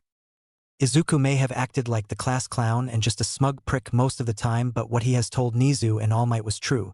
He was going to be better than that, even if it meant shredding and destroying all the defense mechanisms he had put up over the years, with the main one being comedy. It's okay, Cammy. Just let it all out. I'm here for you. The girl continued to cry, just as Izuku expected, and the two stayed there for a good few minutes until Cammy's breathing had calmed down and her tears had stopped flowing. I totes hate you. I already had a crush on you from almost the first day of class.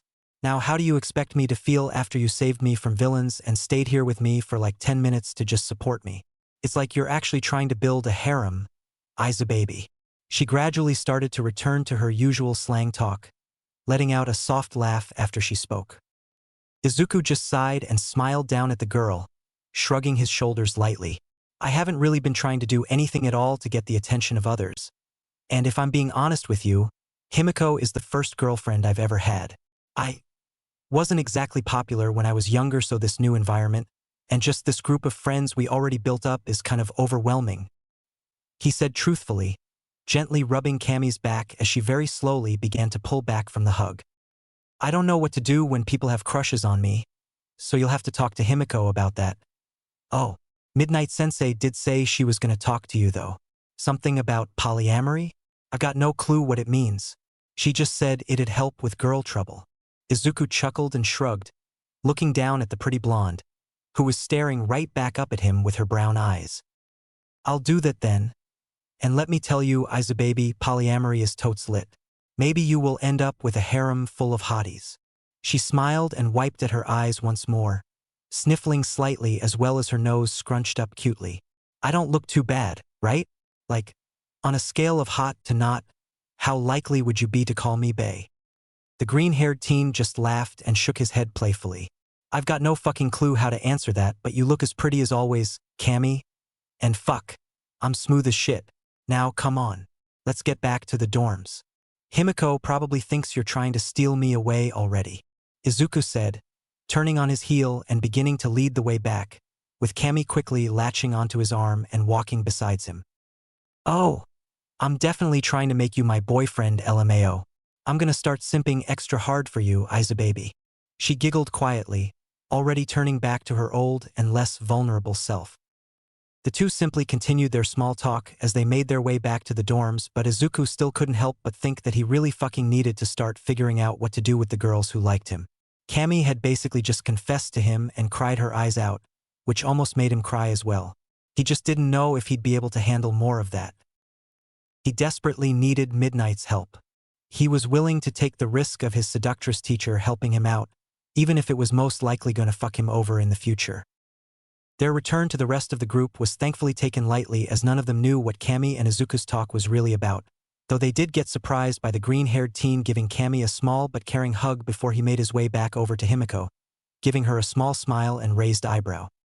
Himiko quickly understood and tossed the controller she was holding off to the side, completely abandoning her match of Smash Brothers as she jumped onto Izuku's back and clung onto him while he led the way into the elevator, letting out a soft laugh as the doors closed and the girl quickly let go of him and hugged him tightly. "What did you talk about with the bimbo?" "Come on, Himiko. I can tell you don't hate her that much," Izuku called the smaller blonde out. "Finey. What did you talk about with Cammy-chan?" She sighed out with a small smile still, letting out a giggle as the elevator doors opened and Izuku gently patted her head before heading for her room. "That's a lot better. She just wanted to thank me for what I did at the USJ. It was really emotional to say the least. And she kinda confessed to me. Not kinda. She did confess her feelings for me and said that she wanted to talk to you about some things. So please talk to her one of these days? Soon." Himiko pouted cutely and poked Izuku's chest with her index finger, locking eyes with him as the two walked. "I'll do that, but you're my boyfriend. Got it? My boyfriend," she reiterated.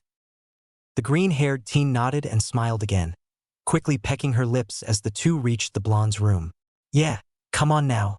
I know you're kinda desperate, I can tell," he spoke, watching as Himiko quickly opened her door before she basically threw him inside the room. Izuku could tell from the hungry look in the girl's eyes that he was in for a hell of a time, and he was all for it. After a few hours upstairs with Himiko, Izuku and the blonde made their way back down to the common room, both of them looking less than perfect and tidy. They both just looked extremely messy in comparison to before. Izuku's hair was somehow made even more messy and fluffy than before. His shirt had stretched out because of Himiko's actions, and the right side of his neck had some very noticeable hickeys. He didn't look too tidy, but Toga didn't look any better. The yellow-eyed blonde had her hair pulled out from her buns, and it was simply flowing down her back. Her shirt was actually just put on inside out, so the tag was sticking out, and she had switched out the sweatpants she wore for some sports shorts. She also had small hickeys covering her neck and collarbone. There was just no hiding what they did, and Izuku didn't really care if anyone knew. He knew that Himiko didn't really give a shit either anyways. The two of them really had no reason to go back downstairs, as they did have a free day, meaning they could have probably spent the entire day up in Himiko's room, but Izuku had started to feel some changes as about 4 hours passed from before, which in between the making out, the cuddling, and the nap the couple had, passed in what felt like minutes. Now the teen was excited to see if the effects of One for All were there, and even if Nizu and All Might had said that they'd train the next day, Izuku was excited to test the power out, but he was slightly nervous about it. All Might had explained that the quirk's power stockpiled over the years and simply increased with each bearer of this already immense power. This only meant that as he was the 9th bearer, the base power for the quirk would be at the level of All Might's prime or even higher, which was absolutely terrifying. "You okay, Izukuin? You seem kinda distracted." "Oh wait, are you thinking about going back upstairs again?" "I'm all for that," Himiko asked and spoke excitedly, having her arms firmly wrapped around one of Izuku's, as she looked up at him with stars in her eyes. Sadly for her though, Izuku shook his head and smiled, leaning in close to her and planting a kiss against her head just as the elevator door opened. "Maybe later. I was just thinking that I should try out that suggestion that Nizu and All Might said, you know? The thing about supercharging just parts of my body with the regeneration to give myself a boost." Toga gave a small smile and nodded as she freed the teen from her grasp and simply took his hand instead, leading the way back over to the couches where a slightly different group from before sat. Ochako, Mina, and Cammy were still there, though they were now joined by Jairu as well. Kaminari had gone up to his room, which would have only left Kirishima and Ida, though surprisingly Todoroki joined the group too. Yup, we should test that out now, Himiko said loudly, walking up to the rest of the group as she had very easily caught their attention. Hey guys, do any of you want to go train for a bit? Izuku wants to test out that weird thing that Nizu told him. The boost thing to see how strong he can get and all, she asked, tilting her head slightly as she waited for a response. Yeah, is anyone up for it? It won't be too long hopefully. I kinda need someone I can fight and someone who can really fucking do some damage to me. Izuku added on, looking around at the group, who was just staring at him and Himiko with wide eyes and blushes. He had completely forgotten about the fucking hickeys. Okay, come on. It's not that big of a deal. They're just hickeys. Though Himiko was a bit more intense than necessary. Doesn't matter, just anyone up to train? Please. Kirishima quickly snapped out of his small embarrassed trance and gave an enthusiastic thumbs up. Hell yeah, man. I'd be down to train and spar with you, Midoriya. You're manly as hell. This'll be a test of manliness. Izuku smiled and nodded. Thanks, Kirishima. Though, I gotta say, I think you're pretty damn manly already, so don't worry about that. He chuckled, earning an even bigger smile from the hardening quirk user. Anyone else? The rest of the group shook their heads no, which slightly disappointed Izuku, but it was fine. Sorry, Midori. I don't think I'd be a good person to help you test your new thingy out, but I do want to see how strong you can get if it works. Mina spoke with a small smile, standing up off the couch and walking to stand next to Kirishima. Yeah, I'm sorry too, Dekakuin, but I feel the same way as Mina. I really want to see if that thing about focusing your regeneration on parts of your body will work. Ochako joined the standing teens, with Kami standing up shortly after. I just want to be near Izubaby lol. He looks hot when he fights. She shrugged with a giggle. I shall join you in this training session, my friends. I hope I can be of help to you, Midoriya-san. Tenya quickly stood too, with both Todoroki and Jairu getting up as well.